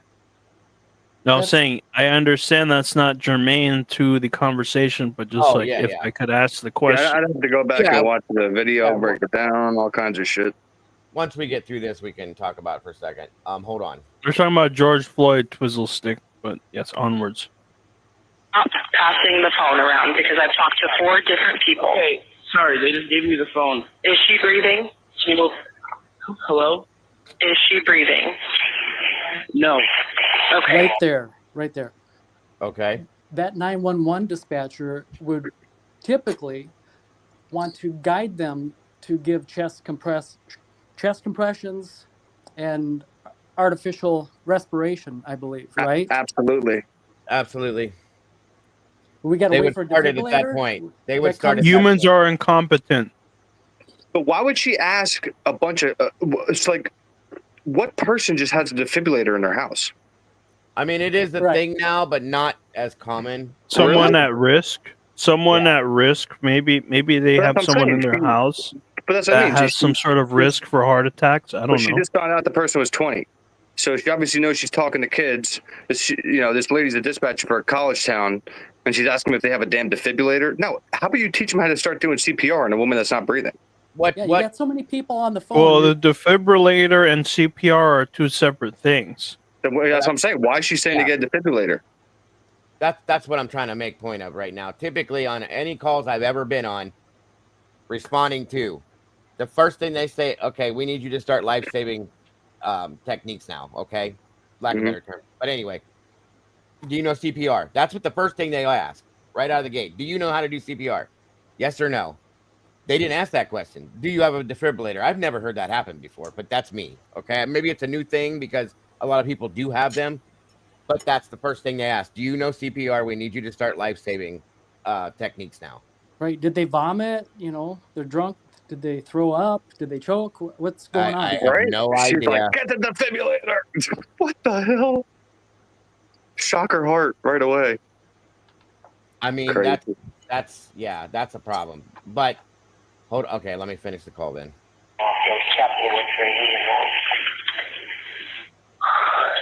Becky, Delon needs you to talk to them, okay? I can't talk to him. They need you to talk to him. Hello. Okay. I've already sent the ambulance and law enforcement. Stay on the line. If there is a defibrillator available, send someone to get it now and tell me when you have it. Say that again? There's a police here right now. Okay. If there's a defibrillator available, send someone to get it now and tell me when you have it. 8-second response time. They're here now. No, well, not to mention you hear a radio traffic in the background the whole time, but okay. Oh yeah, the whole time. But that's an 8-second response time. Where'd you get 27? Well, I'm just saying based on what she said. I think she had already dispatched per se and just didn't say it to him. Yeah, but I don't know, man. It's usually if somebody's passed out and people are saying on the phone they're passed out drunk, nobody's saying anything of blood or a crime or nothing. I mean, just what I've seen and from family members I have that have called 911, they send a damn ambulance. Cops never just show up. That's another thing. Does anybody hear ambulance sirens in the background? No. No, not even in the distance. They're standing outside. This whole thing is wrong. And I know I'm being sarcastic here, but poor Kaylee. What's going on with Kaylee now? What happened to her? Was she passed out drunk too? Yeah, what's Ethan? Is Ethan drunk too? Why would you say that if you don't know? Thank you. They were on the 3rd floor. Too, nobody was answering, so they're all passed out drunk. That's probably what they want. The one thing I will give this, okay, if this town is what I think it is, they have volunteer firefighters and EMTs. That may take some time to get somebody to the station, to get the vehicle responding. That could be why we don't hear it until the very end. That could be why also law enforcement shows up first, because that has happened in other places that I know. Yeah. Because they know they're probably paid. They're probably paid pretty well for an 8-second response time. Though, why am I hearing radio traffic before we get anywhere with the call? Because there was a cop there the whole time. That's what it sounds like. And why is this? Well, I'm not going to ask why. We already know why. But anyway, I don't play into conspiracy shit, guys, but this is bullshit, and I'm hearing what I'm hearing. How is it conspiracy? We didn't put this shit not, out. It's not. It's that's what I'm saying, Willie. I mean, most people are like, "Oh, you're a conspiracy theorist," blah blah blah. No. All I gotta do is listen to it. We hear what we hear. I mean, They're being it's coached. there. Absolutely. It doesn't make any sense to me whatsoever how I'm hearing that radio traffic if there's not somebody standing there with a portable in his hand. None at all. Okay, so what is it? What's going on, Sky? What are you hearing? Let me see. As someone who does audio engineering, I'm telling you, you haven't heard the version of removed backgrounds. This here was enhanced, and I guess Jeff said that he pulled out background sounds or something, I guess. That's what I'm saying. This is Jeff putting it out. So if there's somebody that would have muffled it, it was Jeff. So I'm believing this. Dan just said the Moscow Volunteer Fire Department is over 130 years old, stronger today than ever in its history. It is all volunteer. So there we go. Thank you, Dan. Do you have a defibrillator? Yes, we have one. Are you talking to the officer? Yes. Okay, I'm gonna let you go since he's there with you and can help you. Okay. Hold on. Who said it was a girl? What's that? Who said it was a chick? What do you mean? She just said she's there with you now. Who the hell told the dispatcher there was a girl cop on the scene? Well, there wasn't. Supposedly, it was a male. Rewind it. I am. I did. Hold on. Okay, I'm gonna let you go since he's there with you and can help you. That's a shot. I think it does sound like she, but I think she just the word came out muffled, maybe. Okay. I see what you're saying, though. It does sound like Or she. how did you know it's a guy? Oh, I don't know.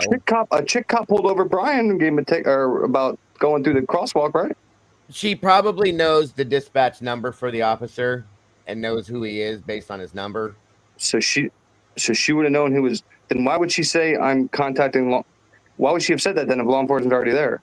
If she well, that's the thing. Is whoever they came back to her and said responding, which would be 46, is labeled with Officer Nunez. So she knows that by her records that she has in front of her, who that officer is. That's why she said what she said as far as he's there now with you. I'm going to let you go. But she doesn't know. I'm guessing. Well, I don't know what the hell we're hearing before that, where I hear radio traffic in the background before they even get to that point. That's the problem. I heard she, bro. I don't care what anybody tells me. It sounds like she. It does. I heard that. They could say he's all they want up on this damn screen, but I heard she's. I don't know if the S from sense and rolled together. You know what I'm saying? I'm just saying. Yeah, sure. That's all. I'll give him this one, but I'm not going to give him all that chatter. I get it. Hold on. There's a police here right now. Okay. If there's a defibrillator available, send someone to get it now and tell me when you have it. We don't have it. I can see it. Do you have a defibrillator? Yes, we have one. Are you talking to the officer? Yes. Okay, I'm gonna let you go since he's there with you and can help you. Okay. Yeah, okay. It sounds like she, but it says he. Since he's, I get it. I see what you're saying, though. I absolutely do. I want to see that transcript, bro.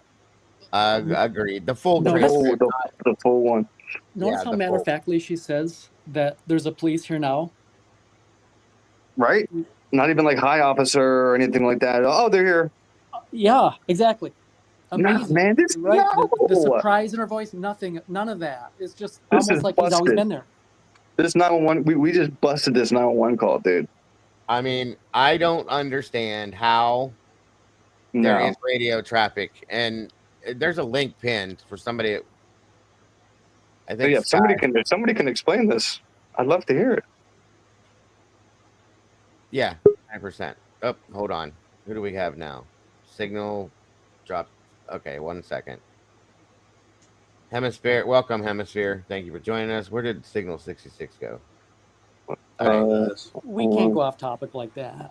No, I got to stay right on point with this. So sorry. So we got to think about George Floyd. Fucking Idaho now. Yeah, nothing offensive. Let me go Google it real quick, dude. Right. As much as I didn't want to sound rude, but like, you know. No, I definitely got to. That's a whole different political. I mean, that's wild time. Okay, I guess I'm getting another copy of this call sent to me that has all the background pulled out of it. So that'd be great to hear that. Yeah, but would the Somebody background called me take out today. the chatter? If they can pull all that, yeah, you can do that. You can take all the background noise out of it and Is it clear it. possible to only hear background noise?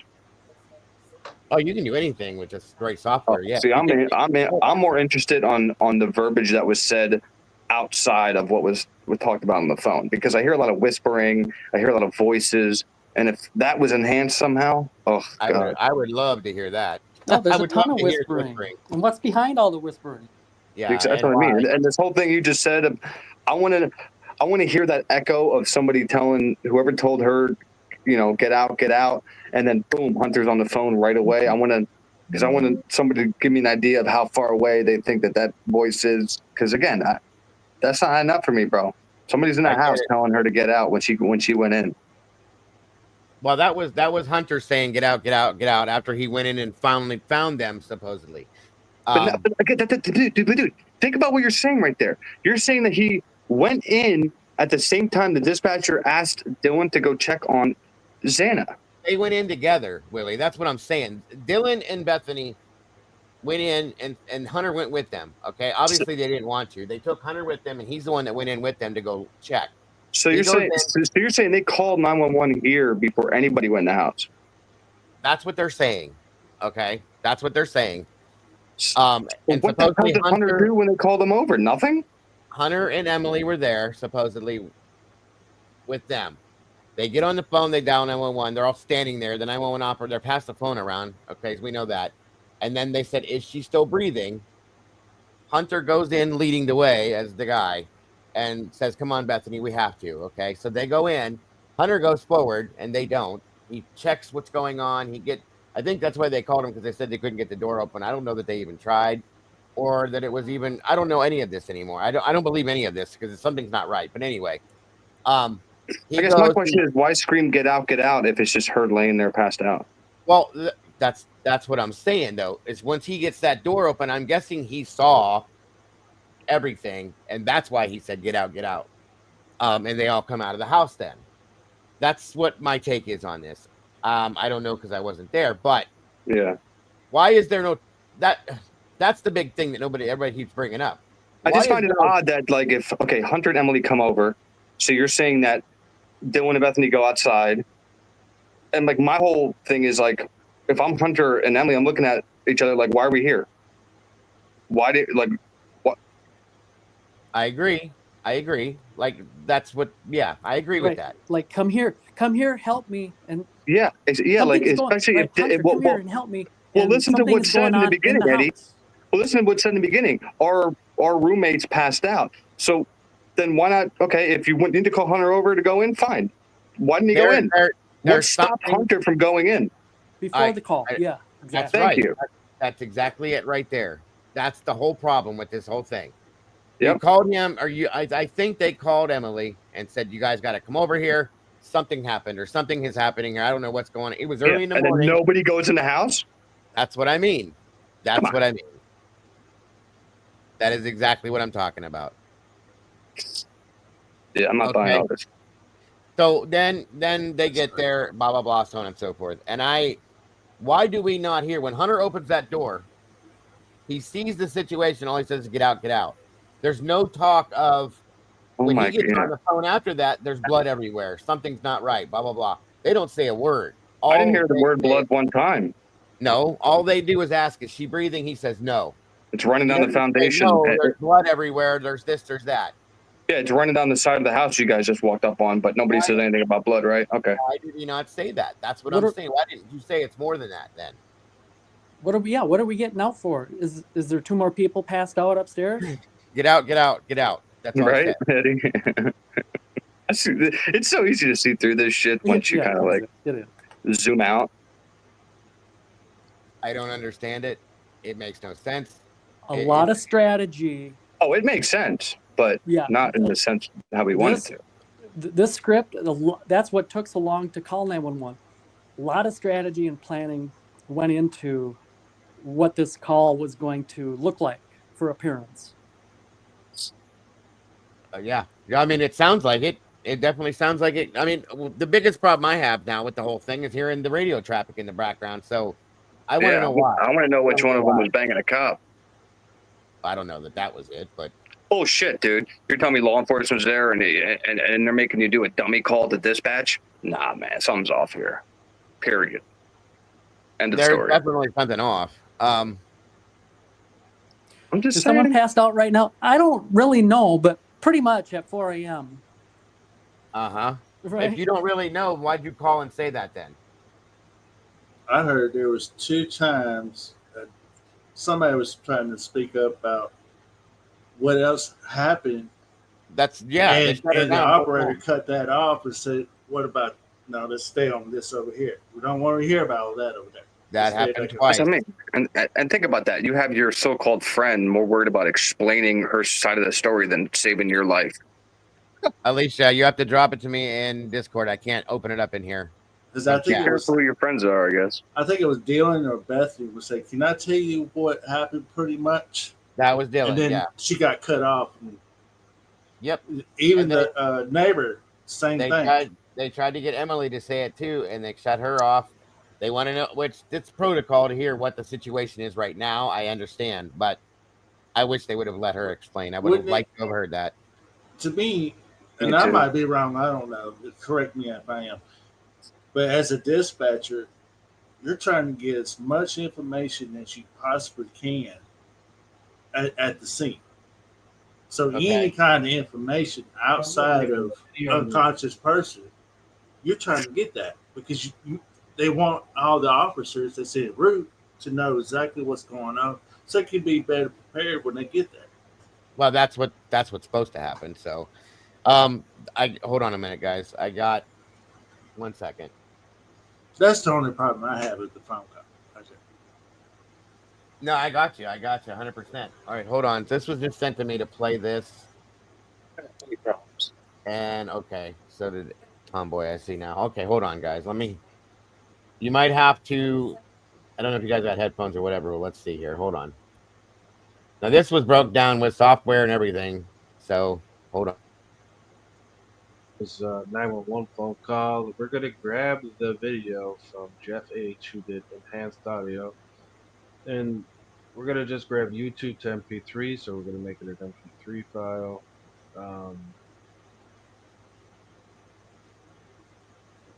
It absolutely is, Dan. The strangest I've heard. How I'm going to take these vocals from these calls and separate it because this phone call is there's a lot of background noise that we need to remove from the thing. So if we go to ultimate x-pro AI and we go and we download that and we take that file, we're going to separate the noise from the voices. So basically AI is detecting the voices in the phone call, and if it's not a voice, it is going to basically remove that, as I did a video before. And we are going to see that we are going to hear more stuff in this phone call than in the background. So you can see that we're removing the background sound.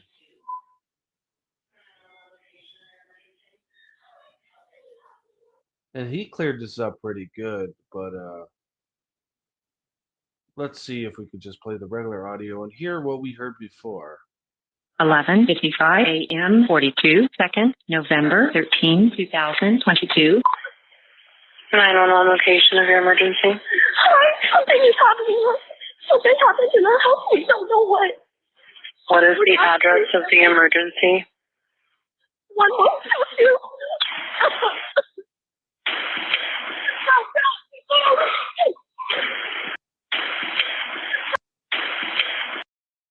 See, you hear all that yelling in the background that you don't hear on the other call. So hold on. See, in this one, it seems like he took a lot of sound out of the file. And I could just tell by the background noise he's removing. Let me see if I could go. No, I ain't gonna be able to do that because I do it free. Who's talking right now? What is the rest of the address? But he removed a lot of stuff from this audio by trying to enhance it. I could just tell that there's no Who's speaking right now? So he kind of removed a lot of stuff. This is the guy that fixed this with the software here. He's explaining what he's doing to the audio and what happened to it. That's all. Have you heard this previously, Daigle? No, this is new. This was just sent to me by Sky. I can't see the other part of the name, but he's in here in the chat. The only reason I ask is, does he finally get around to playing it, or is he going to continue giving us like play-by-play? And I think he's just explaining what Jeff did to the original audio. Sky Zone, that's it. Stuff from here. Let's see if we could find.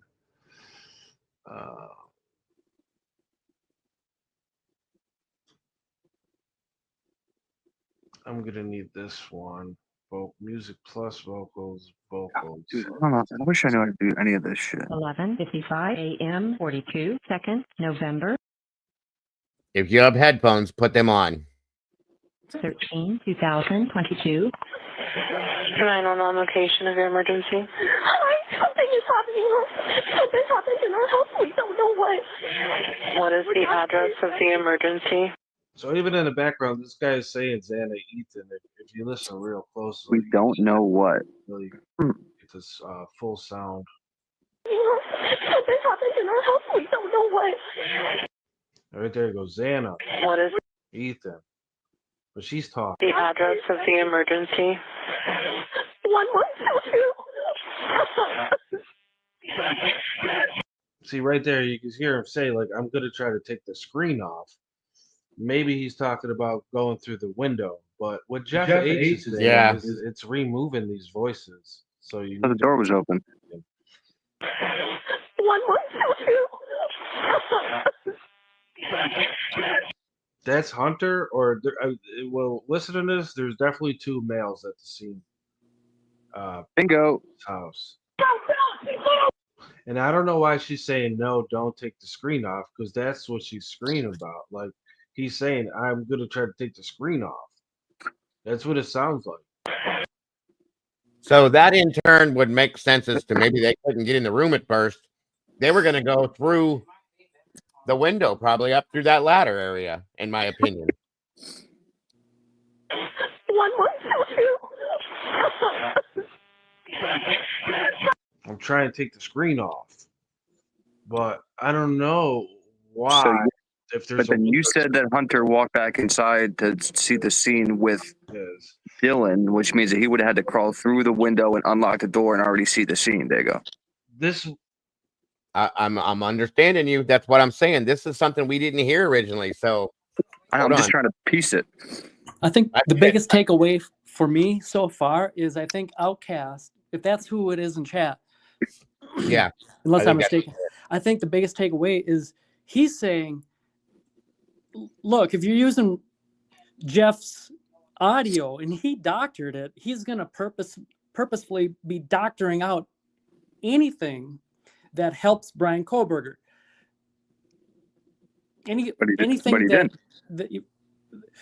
So Outcast is saying this version is going to be more authentic and true rather than doctored up. That's basically what they took all the background sounds out that we weren't hearing from that one, because I didn't hear this before. I didn't hear him trying to take the screen out. I didn't hear this. I didn't hear that. That's all new to me. So yeah, but isn't that only because it's enhanced in a different way? He said that Jeff didn't do this. The 911 call is doctored, and all Jeff did was to accentuate. Okay. So no, I got you, and thank you, Outcast. That's still a problem either way. Okay. All right, hold on. Oh no, I like when Jeff puts stuff out. What'd you say? No, somebody said that they're not going to listen to anything Jeff puts out, but I like the stuff Jeff puts out, because the last video he put out, I saw a perpetrator that I didn't see before on the Linda Lane footage. Now here I'm hearing radio dispatch I never heard before. So, hey, keep putting Well, stuff out. it's picking up. It's just the thing is yeah. We'll go forward. Hold on. Me that something's blocking the door and they can't get in. I would assume. Why would you take the screen off? And why would she say no? Don't like that. This is what he's like. The most I can make out of it. This is what he's saying. Try and take the screen off, and then she goes ballistic and says, "No, don't," which I don't know why.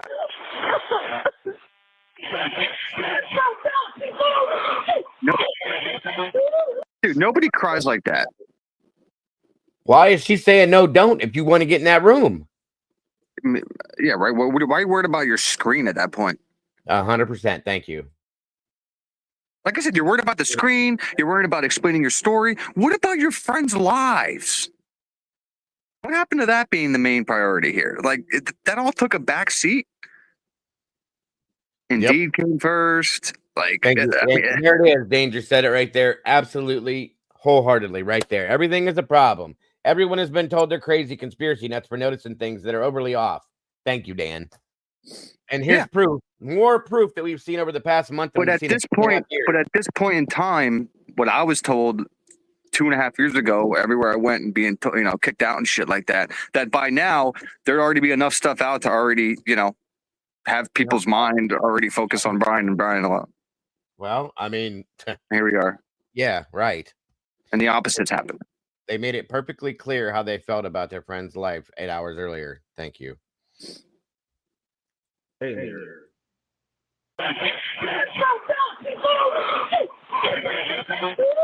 What is the rest of the address? And it sounds like he says the deck. I don't know, or they're dead, or the deck it's kind of hard. But when Jeff H clears this up, he's removing these background vocals out of the sound of the song. Your emergency? Not the song, the fucking call, because you can hear we don't hear. Something happened in our house. We don't know what. What is the address of the emergency? 1122. See right there, the voice and you don't hear that. So you need to really break it down. And this is a vocal remover. This is what I use to I could take a song, any song I want, and remove the music and have just the vocals. That's just what AI does. Is what I primarily use this for. But we could hear that he is missing audio from this phone call. What is Xana Ethan. That is, if this is Hunter, we are catching Hunter's voice in this phone call. the address of the emergency? 1122. And he's like, I'm trying to take the screen off, which it sounds like I couldn't be wrong, but this is when she responds, no, don't. I don't know why she would say that. I can't really make out what she's saying. No, don't. I don't know. I don't know. And I don't know what he says there. Why is she in a panic right now? But because she knows, Willie. This is it for me. She knows. Yeah. She just told him when she got on the phone. She didn't know. She said she doesn't know what happened last night. But she does, in my opinion. I'm not saying she knows exactly what happened. She knows something. She knows. That's why she's screaming. This is crazy. Blood on my shoe. Yeah, there's the things here that this is crazy. Hold on. I know she knows. And she knows she knows. Sure, what he's saying, he's talking so fast. What is the rest of the address?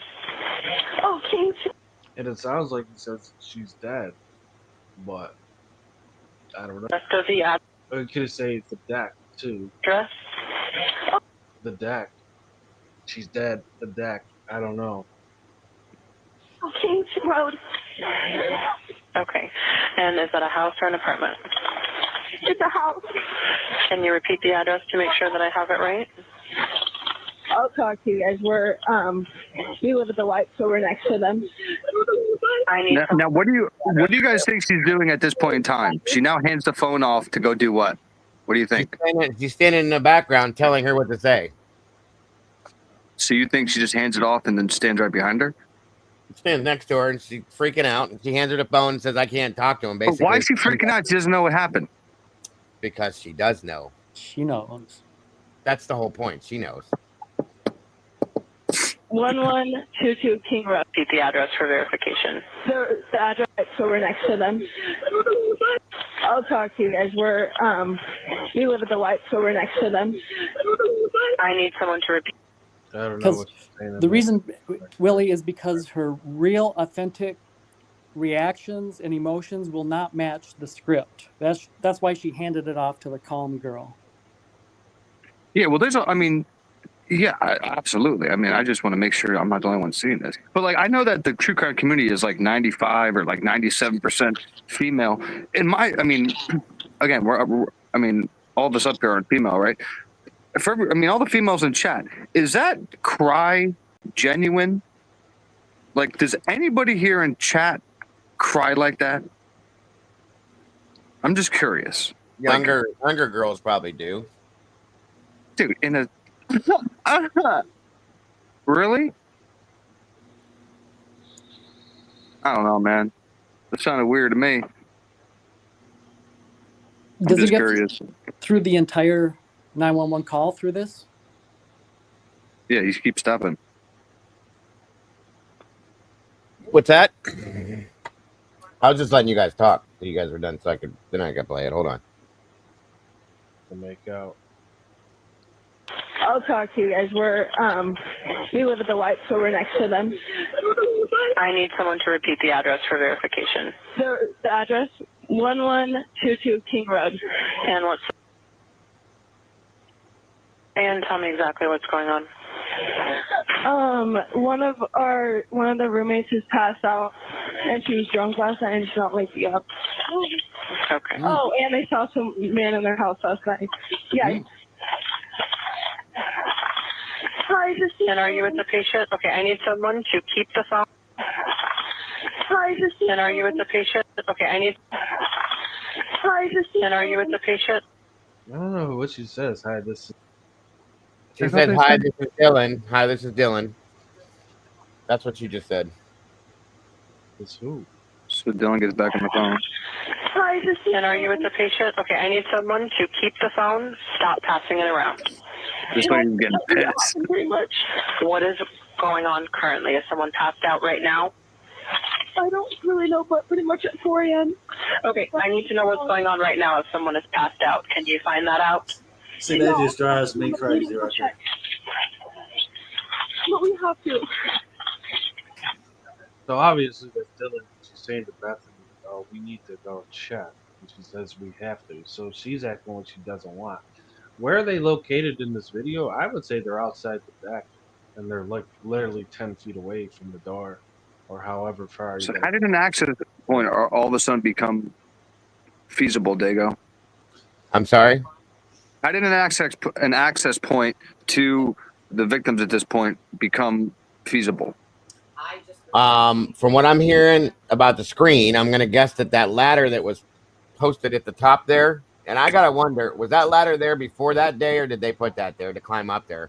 And he was gonna go through the window because they were up against the door, they couldn't get in the door, and it must have been, I'm gonna say Ethan, probably he's bigger, to get that door open. So they go through, I'm guessing he went through the window, or was opening the window to go through the window. That's what I'm hearing, and that's my guess. I don't know. I'm just trying to figure out how at this point, when she goes in the house and follows Hunter, and how he gets to Xana. The only thing I can guess that I don't know. I mean, because we don't hear a big boom like he kicked the door down, right? No, that's what we said. Did he go inside the room and move the body away from the door to open the door? But then at that point, he would have already known what was going on, and when he got on the phone, it would have been done. Thank you, CH. I think that's happening as we're hearing. He would have seen Ethan first if he went in the door. If he went in the window. We don't know that though. We don't know exactly where they were. I'm assuming that he saw both of them, but then he's only mentioning Xana the whole time. That's odd to me. Xana, and that makes me wonder where the hell Ethan was as compared to. Okay. Yeah. that's the problem. So I don't know. I'm trying to picture this room in my mind after we went through it. But anyway, I'll keep going. Yeah. I'm not too sure.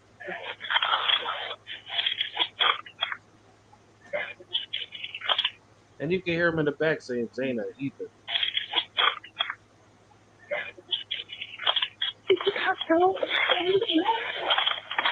I don't know what this is. Said. Are you Elin? Are you Elin? Like, it's a weird voice, but this is someone's voice.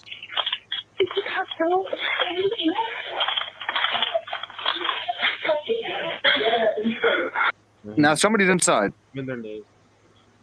What? That's just now with the echoing, they're inside. Right? It sounds like it. Yeah, it sounds like it. Yeah. So at this point, if you're saying, I'm just trying to picture this now. So you're saying they were standing on the back patio. They're now walking through the kitchen at the point of this echo. I would imagine, yeah, and that's something to that sense, yes. Okay, and then after the kitchen, what do you take a left or right to go to? You would take left to go into Xana. You'll go past Dylan's room, and you'll make a left to go down that little hallway that takes you to Xana's room. Yeah. Okay. Xana, Ethan, and he's been saying this for the whole phone call. Basically, he's saying Xana, Ethan, like he's calling, like he's at the door.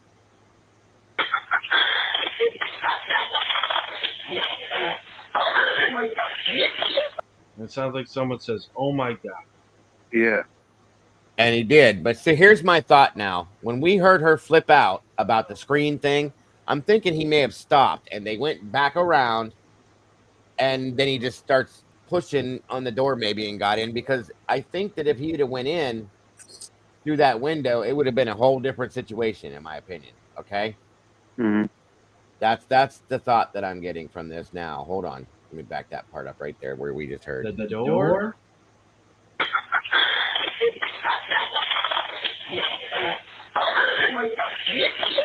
It sounds like someone says, "Oh my God." And then someone's whispering, "She's passed out."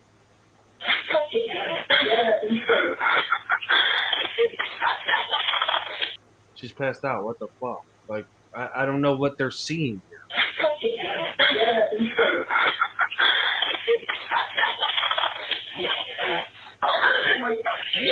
And then you hear, "Oh my God." And then she's saying she's passed out. What's wrong? So what is she seeing here that she's saying this? Because there'd be blood fucking. That's what doesn't make any sense. Yeah, because then that means she went. So that means she went in enough to see what she might. Like.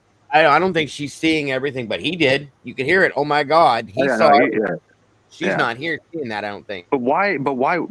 Then how would they know to whisper she's passed out? How would they know that? I mean, how are you visually see? How are you going to say what you're not visually seeing? You're muted, my man. Sorry. She must be standing outside the room and like close to the door, but outside. He must have went in, and that's why. Well, I wonder if one of them's looking around the corner and then kind of telling the one behind him what's going on. Maybe, I don't know. Maybe, but yeah, I get it. She's not waking up. He's still calm, man. Like, I don't know if he's over the body here, because literally, if you're over those bodies, you're seeing fucking. There's got to be. How are you not standing in blood? Like, there's just got to be blood everywhere. She bled out. Like all these people bled the fuck out. Okay, one moment. I'm getting help started that way. Okay, thank you.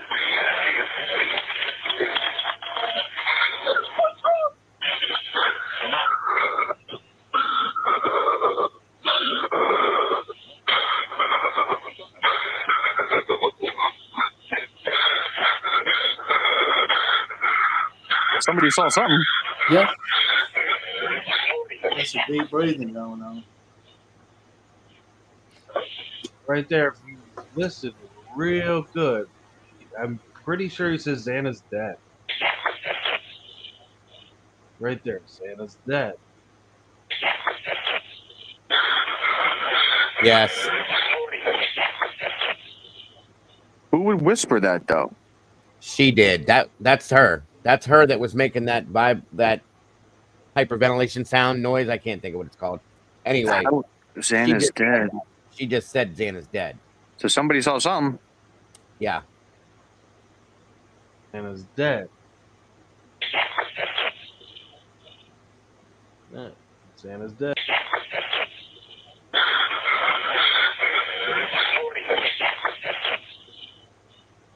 And it sounds pretty far away from where she is. I have no clue where she is at this moment in time. But it sounds like in the distance, someone's saying Xana's dead.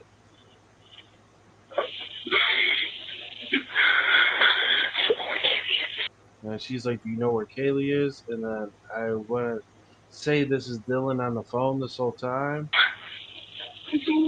And then Bethany says, I don't. And she's worried. And he says, get out.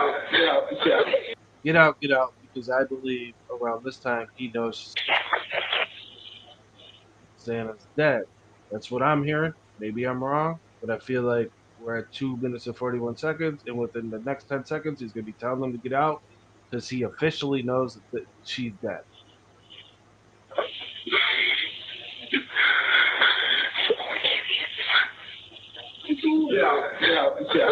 So we're at like 10 seconds after we hear Xana's dead. He's telling them to get out.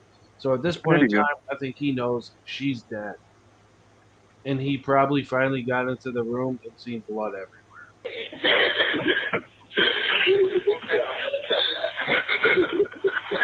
Okay, and how old is she?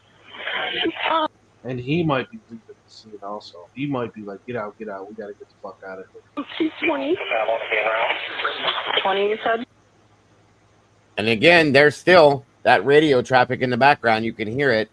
There's that chatter. 47 en route. I heard it clear as day. So. Yes, 20. She's 20. 20, you said? Yes. Sounds like he says dead. Right there, like she's dead. 20, you said? So you gotta understand, we're trying to listen to the voices in the background, not more the phone call. So, because since we removed the vocals, it's kind of talking shit. Anyone talking in this situation. That's 20. Here's one. Okay. Hello? Hello? Okay, I need someone to stop. And this doesn't even sound like the guy that we're hearing in the background, which it can be, but I'm not too sure about that. But I believe there's 2 males at this. I believe there's 2 males here. Can I be wrong? Absolutely, but I still believe there's 2 males at this scene. Passing the phone around because I've talked to 4 different people. Okay, sorry, they just gave me the phone. Is she breathing? Hello? Is she breathing? No. Hello? Is she breathing? That's a chill hello, bro. Okay.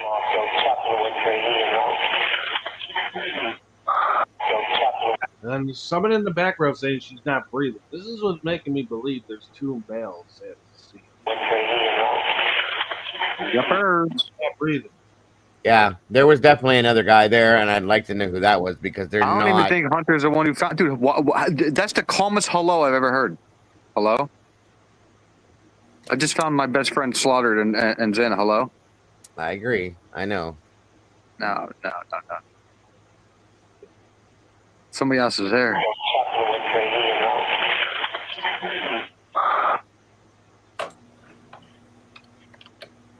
You talk to them, say. I can't talk to them. They need you to talk to them. Hello. Okay. I've already sent the ambulance and law enforcement. Stay on the line. If there is a defibrillator available, send someone to get it now and tell me when you have it. Say that again. So at this point in time, that means the dispatcher knew she was dead already. I believe they know. Right, Dago? Hey, again, what's that? Would that maybe imply that the dispatcher already knew that somebody was dead? Well, she knows that they're not breathing, and okay, but not breathing and dead are 2 different things, right? That's right. Yeah, it is in reality, but I'm just saying when you say to get the damn defibrillator, that's all. That's usually a last resort thing. Well, yeah, because you need to bring them. You have to start using life-saving techniques. So I figure it's like CPR. Walk them through it. Do you have a pulse? No. Okay, let's get the defibrillator. Well, typically they would say start using. Do you know CPR? You need to start doing CPR. This is how, and they'll walk them through. Or Or how is this dispatcher trusting whoever the hell, she doesn't even know who went and checked to see or if Xana was breathing or not? Why isn't she asking again to check for a pulse?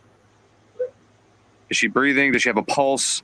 Like, she just like, okay, I'll take your word. Let's get the defibrillator. I think that the problem that everybody has with this horse is that there were things that were not done that should have been done, and there were things that were done that shouldn't have been done. That's but it makes sense to me though if things were not done because things were already known. Is what my point is. That's what that's why, because people aren't understanding why people are quote unquote victimizing the roommates, because things were not achieved as they should have been. And that's what the issue is. That's why people have issues with that. So let me get through this here real quick. Because they're there, and I'm hearing in the background she's dead and Xana's dead. And I believe these girls know, but they're in such shock at this moment that maybe they're in shock that they're not comprehending that she's already dead. There's a police here right now. Okay. If there's a defibrillator available, send someone to get it now and tell me when you have it. We don't have one. What bothers me is no one's on the phone saying she's dead. That's what bothers me. Because they know it. Or blood. I think yes. So now, I believe the police officer's here, and he's showing up to the scene, or the medic. I'm not too sure. And she says, "Is she not breathing?" The neighbor is like, "I think dead." Okay. If there's a defibrillator available, send someone to get it now and tell me when you have it. We don't have one. Like right there, not breathing. Who the hell is that? Here, I think dead. Defibrillator available, send someone to get it now and tell me when you have it. We don't have one. I think yes. I think dead. So I believe this is the neighbor that came with Hunter or whoever to the crime scene. She might have. That's the other male that was at the scene, obviously. Did we hear that in the other video? No. Nope, that was not there. Oh, she was probably like, fuck this shit. I'm not looking at anything. But she's relaying the message that she thinks. Well, I rest my case. That. And they're not even discovered, which is, they must have seen Xana dead and got the fuck out of there. Defibrillator available, send someone to get it now and tell me when you have it. We don't have one. I think yes. Do you have a defibrillator? And this girl still, do you have a defibrillator? Like, you're not going to bring her back to life, man. You should have called 8 hours ago, even though they're probably dead. No matter what, they're probably going to die. But if these stab wounds were barely vicious, that they probably bled out in minutes. But I just find it like maybe they're just in shock. Well, that means it could have been saved then. Yes, we have one. We're not going to bring someone back to life.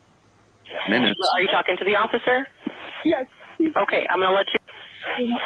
We don't have one. I think yes. See, not breathing, I think that. So the cops are there, are in the house or at the door, or side door, wherever the hell they are. Say that again? There's a police here right now. Okay. If there's a defibrillator available, send someone to get it now and tell me when you have it. We don't have one. I think yes. Do you have a defibrillator? Yes, we have one. Are you talking to the officer? Yes. Okay, I'm going to let you go since he's there with you and can help you. Okay, thank you. Bye. Okay. 11:59 a.m. 49 seconds, November 13, 2022. It's a hell of a response time. That's all I'm saying. Yeah. There's a lot of things about this I'm not comfortable with at all. It's wild, folks. It's wild. And thank you for the different version of that. I appreciate that, Outcast. I don't know what to think about this, you guys. I don't understand this. Based on what we know, there should be the radio traffic in the background early on in this call bothers me. Okay. And again, this is not victimizing the roommates, guys. I'm asking questions. Why did you not do this? Why did you wait till this period of time? Because again, I'm gonna say this again. I know what was said, that they could not have been saved at this point. if you would have started calling 911 when you heard slam banging and screaming around upstairs, they could have stopped and possibly interjected in the middle of the crime and maybe stopped this. Caught the person that did this. Saved a couple of them, maybe. Because the response time was so fast, okay? That's what I'm saying with this, and that's what bothers me. That whole 8-hour period of time where you're sitting on social media, I don't understand this. I just don't. But here's the thing, dude. She straight up contradicts. She contradicts herself from the start when she says that somebody's passed out, which means that they already have knowledge of what's going on with Xana. That's the other side. The other thing I was getting ready And then a minute or two later, we're hearing this whole charade of them going through the house and they're just witnessing this. Bullshit. The call was made as hold on, let me say this again. The call was made as a passed out person. When she gets on the phone, immediately says there's something going on in the house and we don't know what. You can hear in her voice she's very distraught, meaning you do know something more than somebody being passed out. Either has gone on or is going on. That's the problem. I think that everybody. Who the hell says that? There's something in my house. There's something going on in my house, but I don't know what it is. What? Right. That's what I'm saying. And right, Dan, exactly. How many incredible stories have we heard over the years of people surviving in highly unlikely situations? A lot. Okay. Very good point. Especially if there's not enough blood here that whoever the hell's standing over Xana is not standing in a pool of blood. So if there's not a pool of blood around Xana, then I don't understand that part. I think that clarifies now that we hear in the background. They're saying she's dead. The other call doesn't give us that. That's the problem. So okay, but now we're hearing. But my point is who got close enough to Xana to know she wasn't breathing, and how? That was Ethan, in my opinion, when he got inside the room, and that's why he said, or Hunter. I'm sorry. So yeah, so Hunter would be standing in blood. Or around, they may not be like directly that much of it. You know what I'm saying? Well, you have to check. Oh, yes, there would. Yeah, how would you check a person breathing or not? You can stand around it. You know what I'm saying? If there's some spots of it that are open, you can stand around it, is what I mean. Yeah, what are you going to do? Sit there and like watch to see if her back lifts? Like, aren't you going to go up and like check the person's pulse, shake them? Well, kids, I don't know if they know it, but you check a radial pulse or the jugular, whatever you do. I mean, depending on what he knows. Like how many? My imagination, my visualization of this scene is that there's blood all over the place. If there's 2 victims in that room, it should be full of blood everywhere. You should see that as soon as you open the door, in my opinion. And maybe that's what happened, and maybe they never even checked her. They just saw it and they bolted. Okay, I don't know that. So then why not? She's dead and she's not breathing. They did say that in the background. You could hear it on this call. She's dead. Yeah, I get it, but it was relayed to the dispatcher that she's not breathing. Right. Nobody's screaming she's dead. She's. Why didn't they relay more to the dispatcher that she's dead? There's blood. Yeah, I don't know that part. I don't. Yeah, I mean, if they're just in the moment learning this, you would think that would be the reaction. It's like, oh my God, Yeah, and that feels right. That Mabbitt did say that it was a battle, bloodbath. Even that's a fact. That says a lot, and then they shut Mabbitt up right after that. So, so Xana must have been in a wide open area for everybody to see her. So they couldn't see Ethan. Ethan was probably in the bedroom. I'm going to guess that I think Ethan was the one behind the door, and that Xana may have been on the bed or over there. When you open the door, you see across the room to that area. You know what I mean? That's probably right, because they was having problems in the door. Because but if you're pushing your best friend's body, I don't know. Guys, the truth is, that's what we don't even know where all the bodies are. The problem with all of this is that it's all wrong. Okay, it's all wrong, and it doesn't play out to the way that they're explaining it to us. Mm-hmm. Oh, That's absolutely. There's been lies told through this whole thing. Especially for when we know now for a minute, 60 seconds during that dispatch that we just heard. For a minute during that, dude. The whole time that neighbor's on the phone, Dylan is on her Instagram. Yeah, until they have to go in the room. I know that. So she's so freaked out in this that for the whole time before she hops on the phone, she's on social media. Think about that for I don't know what to say to milliseconds, that. for Christ's sakes, dude. She was directed to play it down and minimize it and act cool. Just act normal. I'm just, it's one of the other ways around. Somebody's on social media, but if you look at the times and you look at the time of the call, it's like boom, boom. I don't know, man. I don't have a lot of words, guys. I'm completely appalled with a lot of this. I am. So between the two versions, what came out? What was different from the first and the second one that we listened to? The background sounds worth about hearing she's dead, and hearing the actual freak out about don't take the screen off, because it sounds like they were going to go through the window and decided not to. But where was that picture of the blood that was leaking out of the house? Whose room was that supposed to be? That's Dana's bedroom. It's at the base of her bedroom, the foundation coming out of her room. So that's probably where she was, over there by that wall. Okay. So they're standing there looking at blood seeping out? I mean, I don't. And they're saying, our friend's passed out. How about there's blood seeping out of the damn bedroom window? Wasn't there a male voice towards the end of that second one that, Dago, I stopped you and I said, was that in the first one? And you said no. No, I forget what the male voice said again. Because that was a difference between the two. I think it's that they're dead, or she's dead, or something like that, but it wasn't in the first call. For sure. Like a bunch of that stuff wasn't in the first call we heard. And I don't remember hearing that in the call that came through Channel 4, the first one I ever played in here. I didn't remember hearing that either. It was way towards the end. Do we want to listen to check that out again? I think it was significant. There's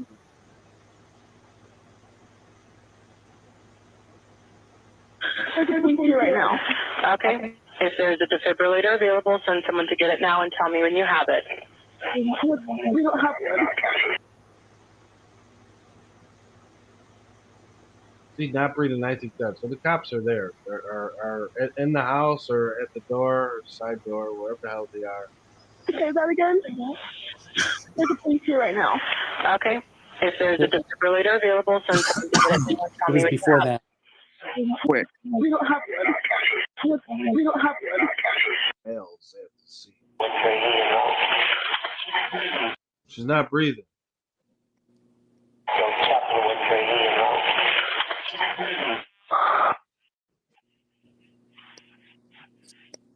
You talk to them, say. I can't talk to them. They need you to talk to them.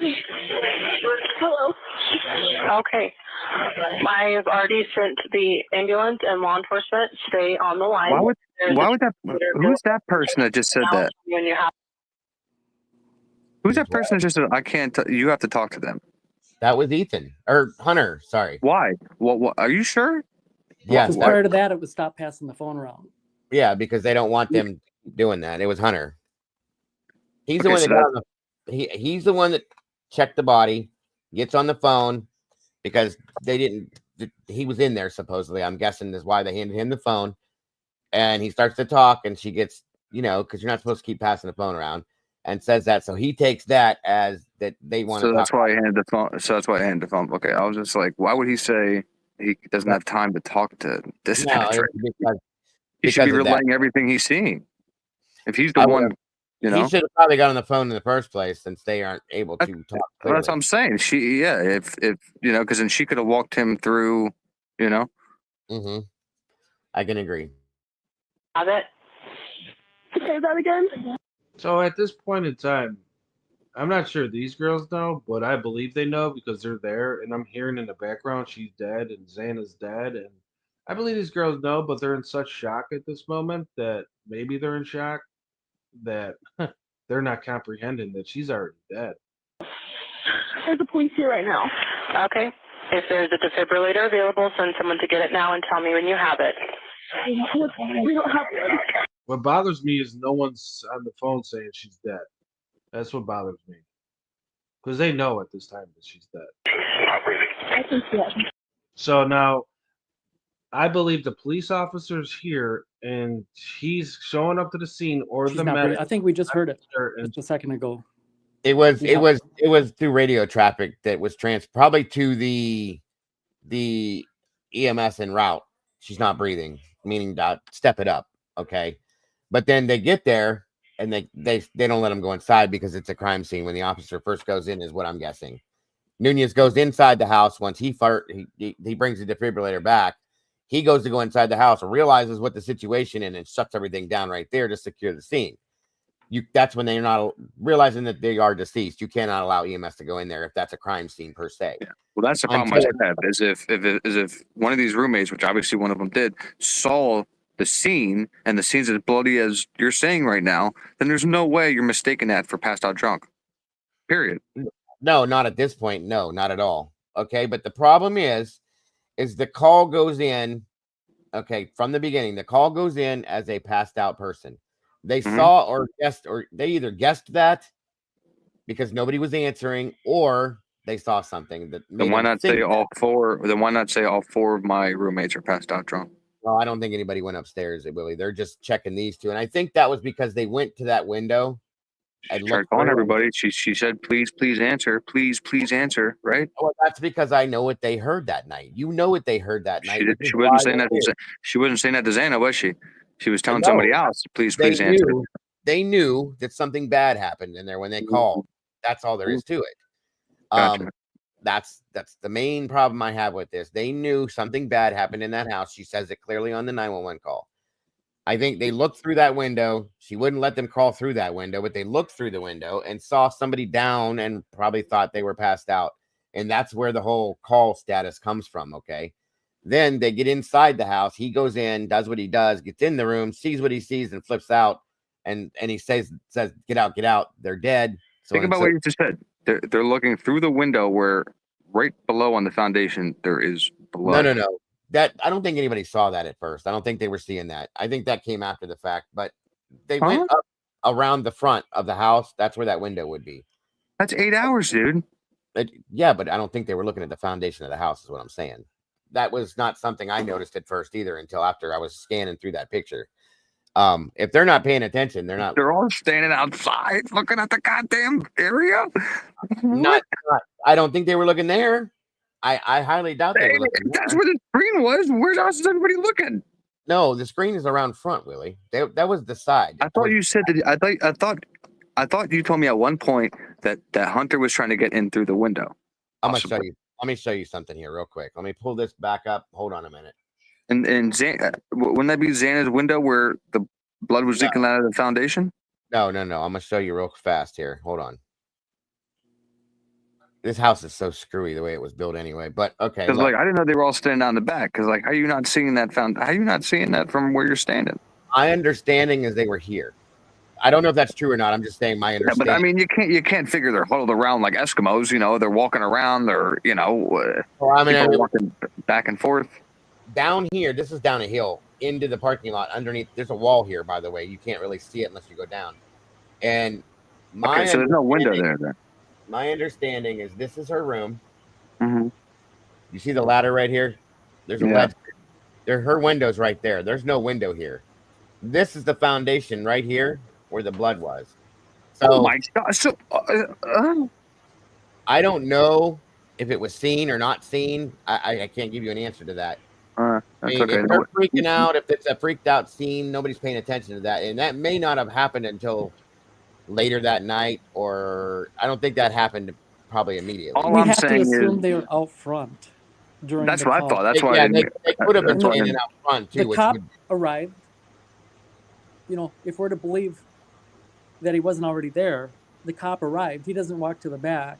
Right? Yeah, but you don't hear anybody going up steps in the call.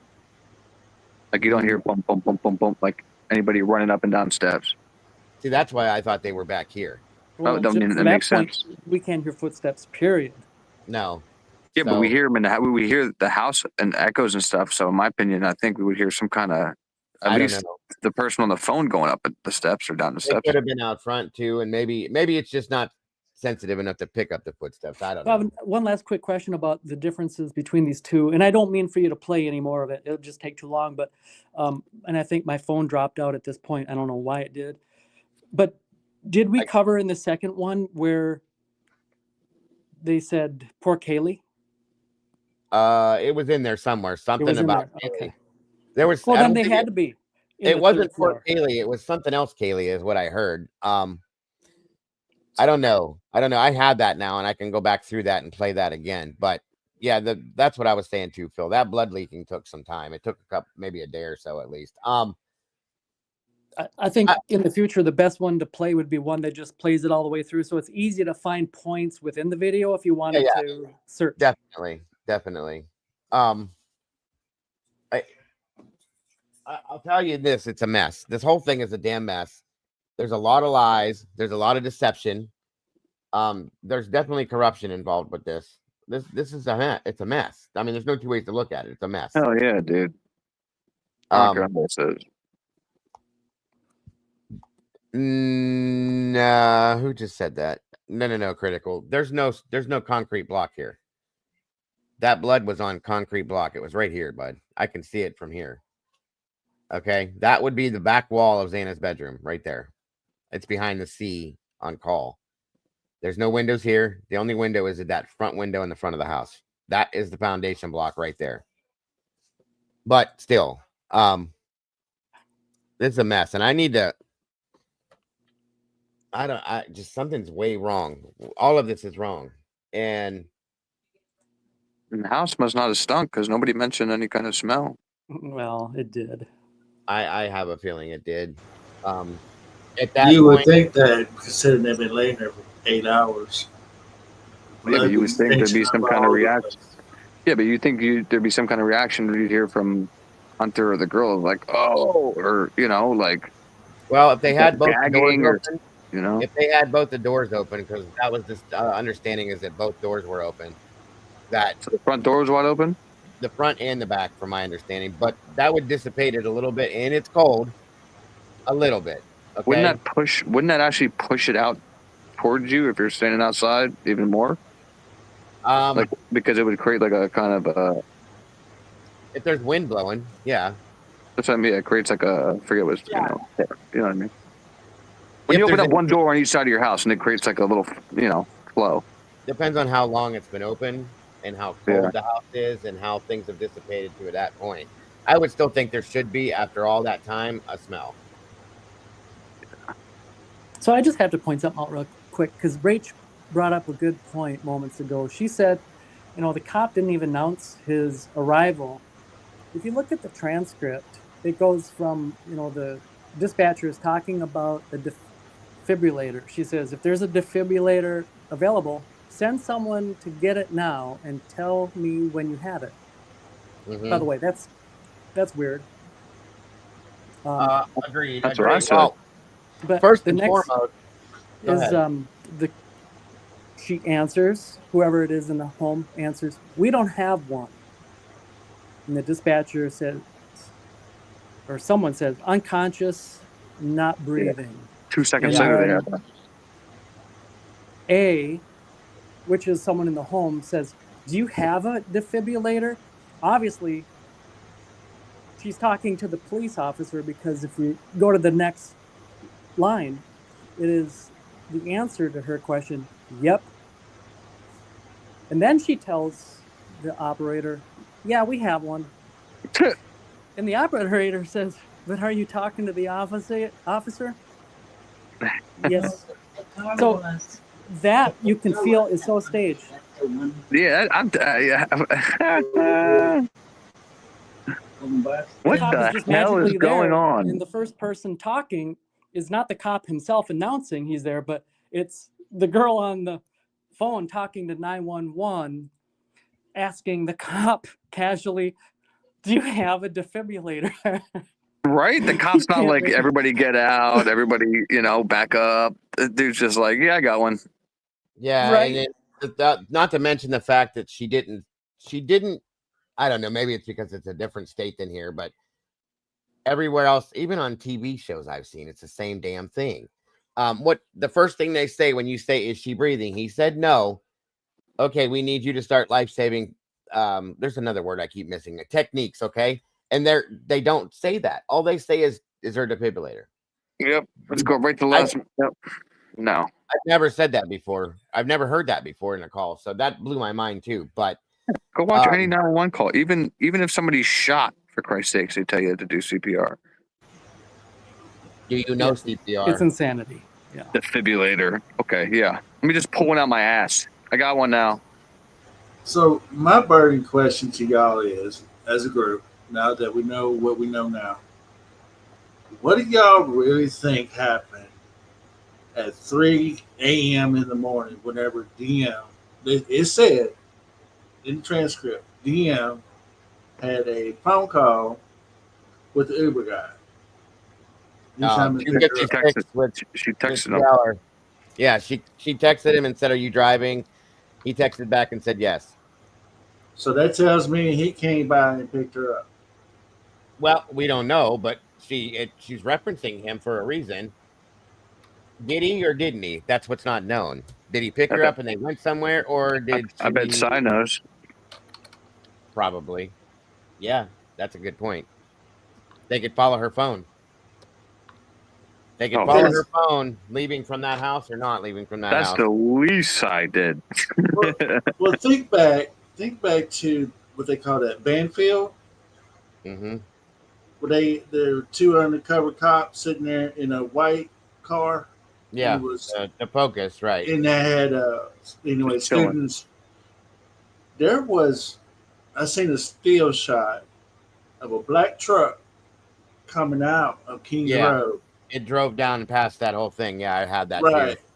And then somebody was saying something about, was it Bethany had her father drives a black truck like that. Actually, her boyfriend has a truck like that, and her boyfriend's father has a truck too. That's not Dylan, not Bethany. Dylan's boyfriend Quinn owns a truck just like that. I'm just trying to make sense of this stuff because I'm with y'all. This don't make no sense. Well, and especially the way the affidavit was saying. 100%. I agree, and I gotta go with the statement Phil just made, and it's something I've been stuck on for a while now. Phil, I haven't really talked about it. From 221 or 223, I believe it is, Kaylee and Maddie tried to call Jack Decor until 256. At 256, it stops. And never again? Why did it never again after that? And it stopped right there. Come on. At 251, Dylan is adding a contact to her phone. And also, what time was it that Maddie tried to call? The 251 or 351, bud? 351. Sorry, 351. Yeah, I was back me up. Was it Maddie tried to call Bethany at around that time somewhere too, didn't she?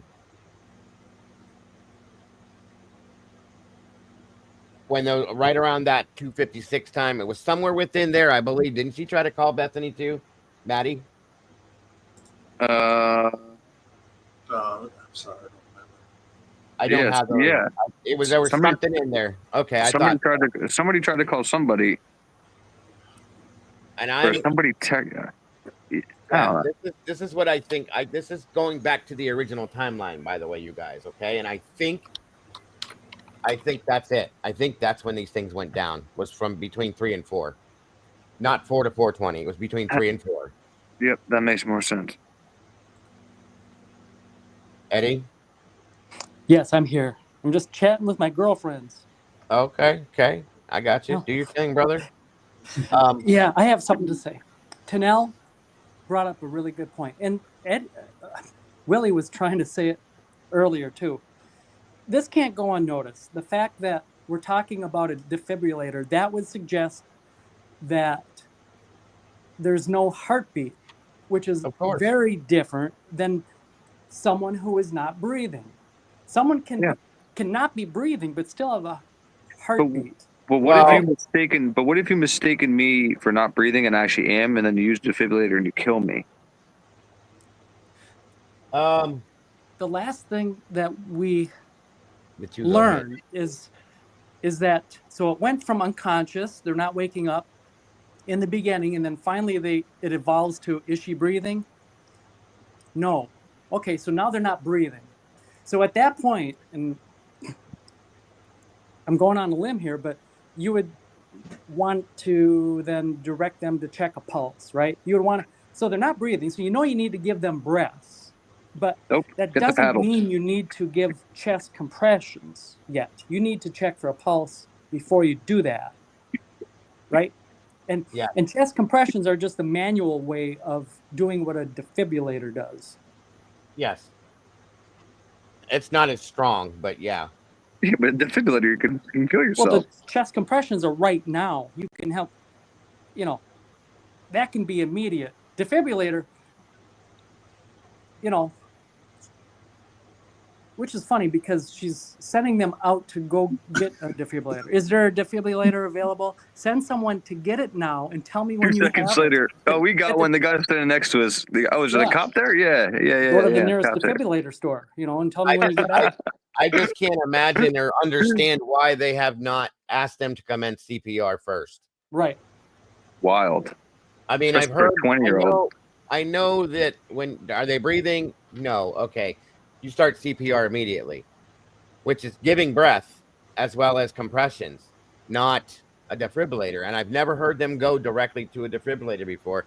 And I'm going to research this my damn self now because it's bothering me. That's what I mean, because that dispatcher is not trusting basically a 20-something-year-old, 20-year-old to relay proper information to her, and then she makes a decision to tell them to go get a defibrillator and Go not to the patient and check their pulse. Yeah, go confirm what the hell you just told me instead of before I tell you to do that. I mean, that just sounds insane, dude. That whole thing there just kind of drove me. I don't even know how to use a damn defibrillator. I'd be like, lady, what? Right.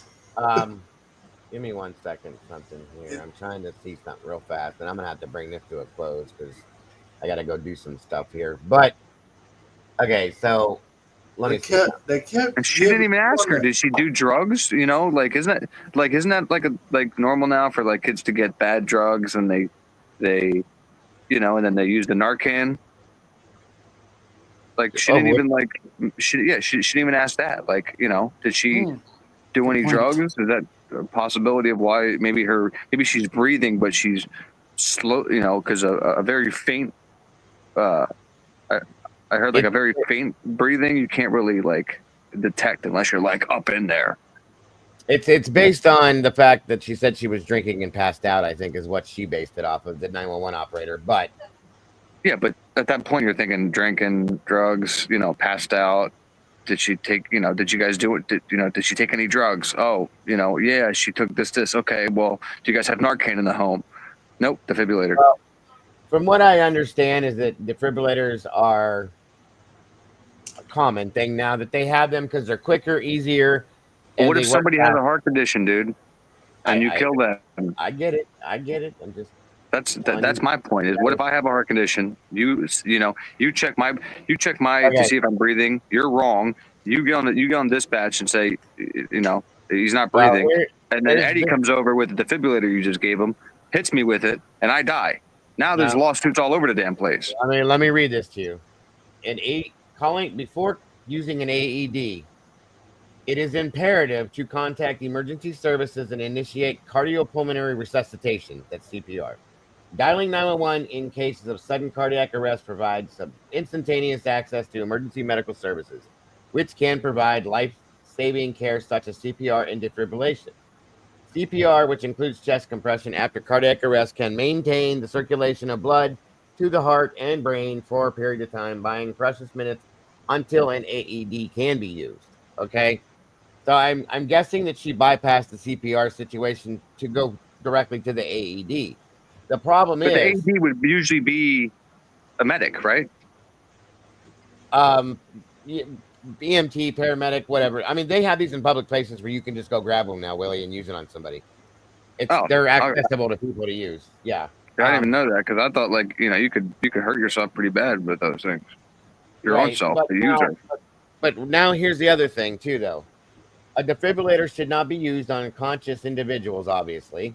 Those with a DNR, do not resuscitate order, or patients with faulty devices. If a DNR bracelet, tattoo, blah, blah, blah, so on and so forth is advised, you do not administer AED. In this case, follow the patient's wishes, refraining from AED. In the event that an AED is found to have defective, none of that matters.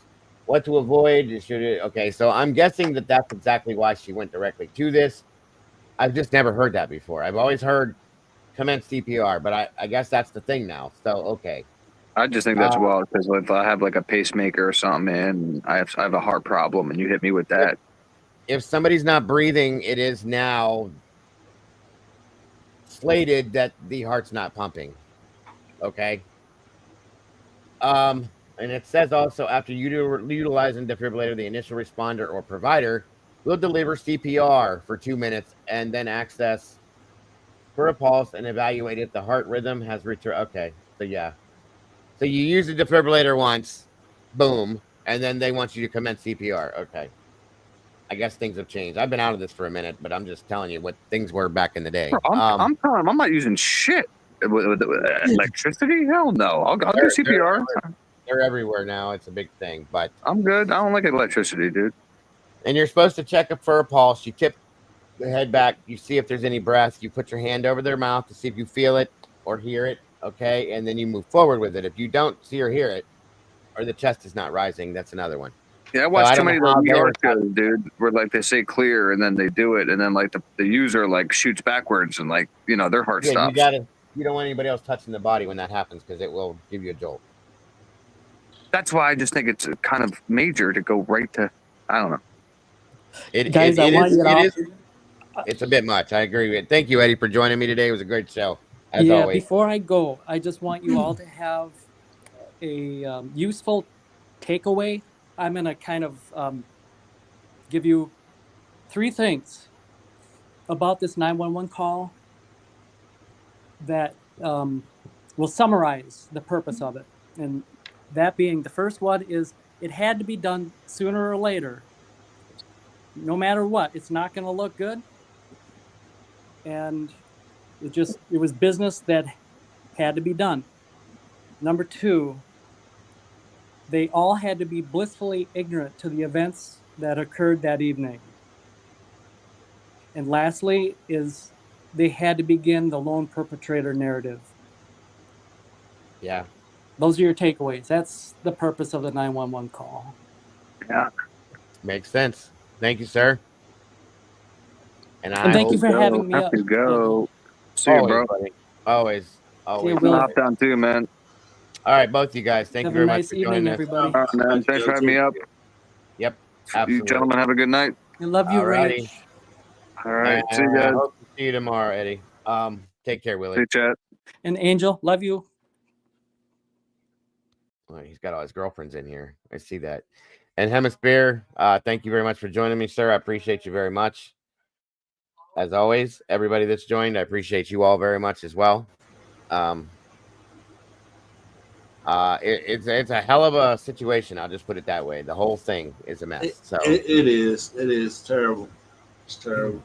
But yeah, thank you for joining again. I appreciate you and your input. Absolutely. Also, I wanted to thank where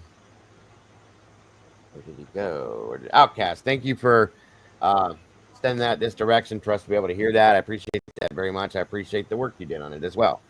And thank you, Jeff, for your version of it as well. Thank you very much for that. Everybody else in here, guys, thank you all so much for joining us. I appreciate you all very much. Once again, this is a very interesting conversation. Thank you, Wade. I appreciate that. And everybody else that was here, very much appreciate it, guys. I hope you all have a great rest of your night. We'll see everybody in the morning for sure. Guys, don't forget to love yourselves and love each other. Don't change anything. You guys are the beautiful people, and I promise you all, I'll see you guys very soon. Bye-bye.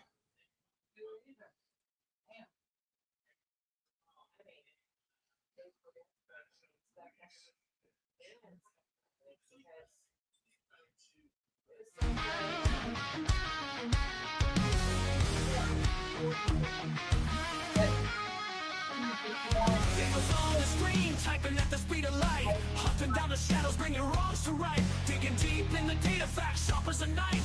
With every single story, he's fighting for a life. A voice for the voiceless, he won't stay quiet. Daniel's got the fire igniting the fight. True crime revelation shining through the night. With every victim story, he pulls at the strings. A hero in the darkness, hear the truth he brings.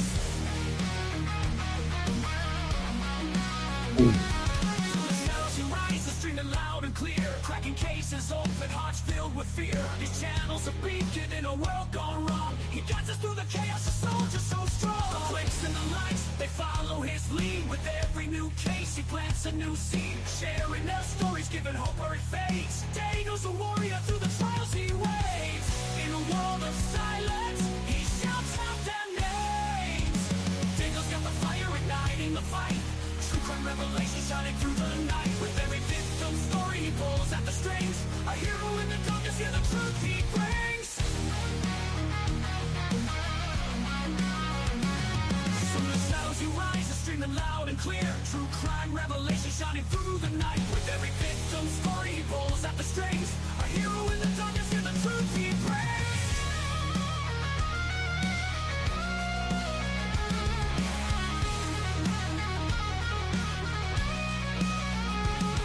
From the shadows and lowlands, he won't let us fall.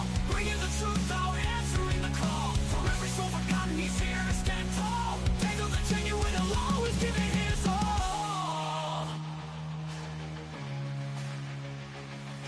Daniel's got the fire igniting the fight.